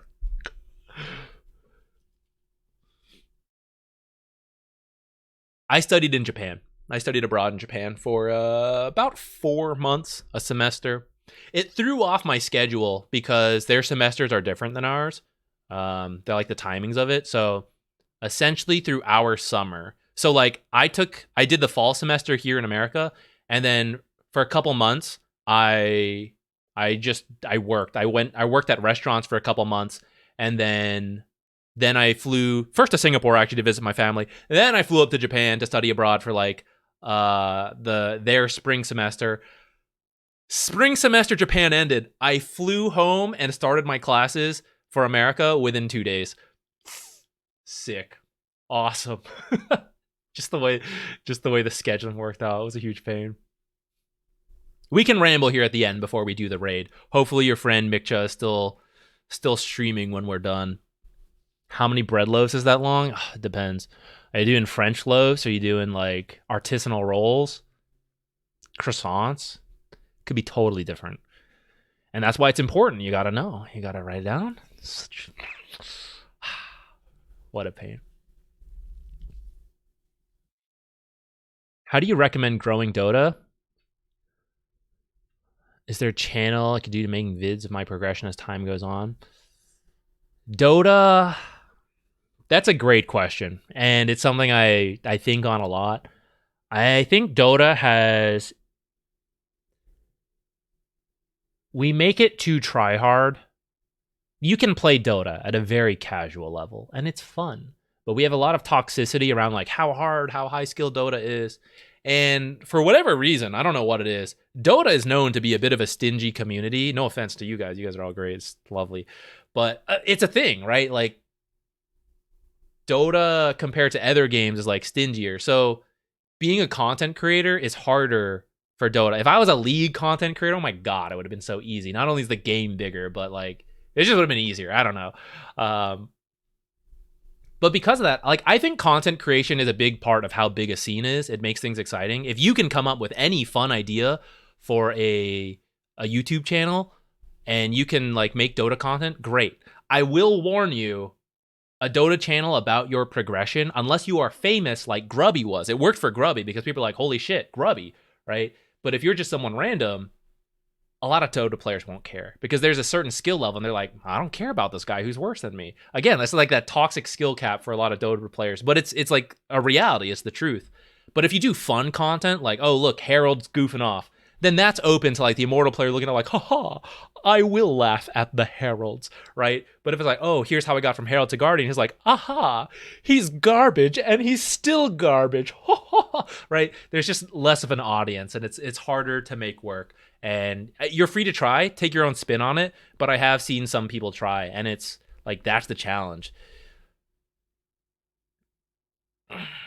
Yeah, America is engineering science on hard mode. Especially because you finally do it, you finally convert everything, and you're like, here it is, here's the things that'll fix your life. And they're like, I don't believe you. I won't take that. You can't make me.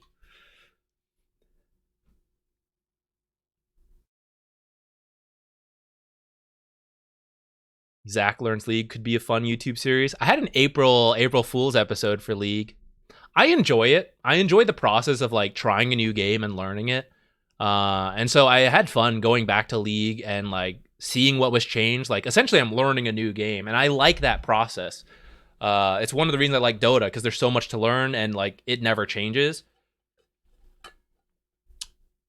But very quickly in League, I kind of like am reminded of like, this is why I stopped playing. Like I do not like this decision to do this, to balance it a certain way, to like lock things behind like you got to play this amount of hours, you got to pay this amount of money to like buy the hero. If you don't play these heroes, every other hero sucks. So like you got to play this hero. Like I hate it so much.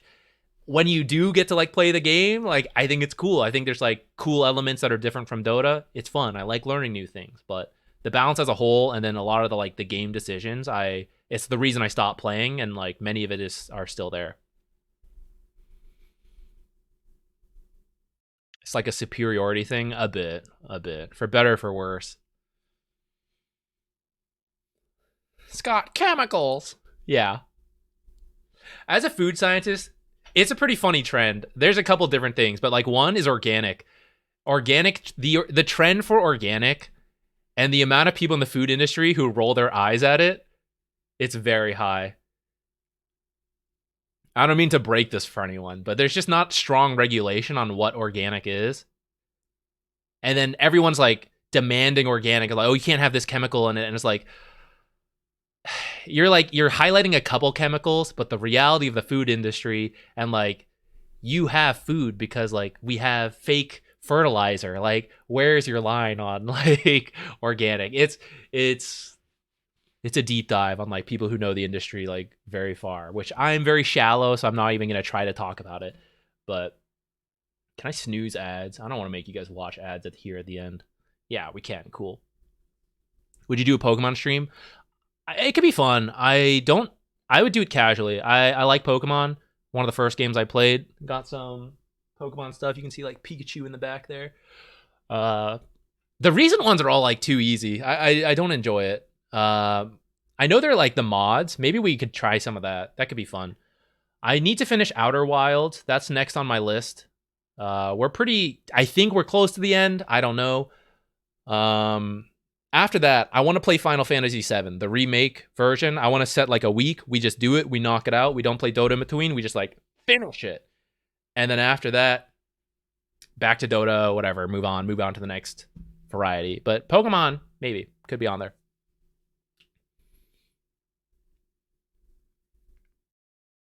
Dota looks visually confusing. The thing is, any game you do not play and you jump into will look confusing at first, right? Like, over time, you get used to it and you learn how to like very quickly process a lot of information. But if you start something brand new and like shit ton of stuff blows up in your face, you're like, I don't know what happened. But like you play Dota long, and if you're like, oh, I heard Hook. It got canceled immediately, but I heard Pudge Hook. And like this flash, that's like Crystal Nova, like whatever, right? Like over time, you process it faster. So anytime you switch complicated games, like of course it looks confusing. I think League looks confusing. I think Dota looks confusing. When I play Dota, I get lost, right? Let alone switching to a brand new game. So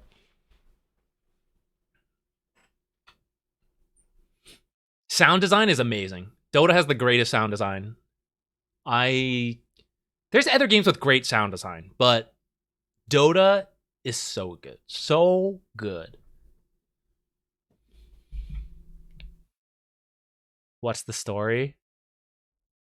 I don't know if I have like a specific story about it. I used to have presentations from people in the food industry come in, talk to us, like when I was still a student, and we'd ask them questions and stuff. It's like, oh, what do you think of this trend? What do you think of that trend? And they're like, you have to follow trends as a food company, right? You got to sell your products. But like sometimes asking for like certain stuff is like you don't really understand what you're asking for like as a consumer. And it doesn't matter because it's like it determines what you buy. So like I don't want my food to be wet, and you're like, it's fish. Like, okay, like I guess I'll dry it out. And they're like, yeah, I only eat dried food. And it's like, well, it was wet before, but as long as you're happy, right? Like, not that kind of specific thing, no. But like in the bigger scheme, there's stuff like that. Helldivers 2, maybe. It did seem like a cool game. Red 40's made from bugs. Yeah, the little bugs. Yeah, like crush them up. I think there's some artificial reds too now, though. But historically, yeah, the bug one, the crushed up bugs.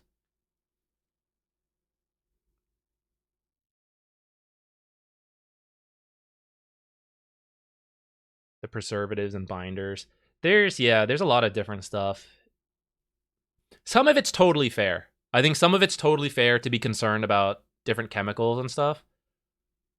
There's just an overlap between correct concern and then people just concerned about everything. Like, salt? No! Oh, salt's fine? Oh, okay. MSG? No! MSG's natural? No! It doesn't matter. Yeah, Dota's pretty complicated. It is a little bit like the Dark Souls. The Dark Souls of MOBAs. Dark Souls, great game though, just like Dota. All right, guys, I'm gonna do the raid. We'll go see Mikcha's friend, say hello, be nice, be friendly. Even if you're not interested in Dragon's Dogma, just you can leave. I get it, I understand. But maybe if you're interested, we can go say hi. Check it out. I will be here on Friday. We will play games on Friday. Maybe Outer Wild stream tomorrow, actually. It depends how much work. I'll be watching a lot of Guardian games tomorrow. I'll see what we can get. But I don't expect to finish the Guardian video tomorrow. So I think I have one coaching tomorrow. But I'll probably like do Guardian work, maybe do the coaching, and then maybe do the variety work on Outer Wilds. All that. Friday though we'll be back to Dota, and then the week after that might be stream. So if you're looking for a replay next week, it may not happen. We'll see. Okay, guys, everyone, thank you so much for being here. Thanks for the support. I will see you all later.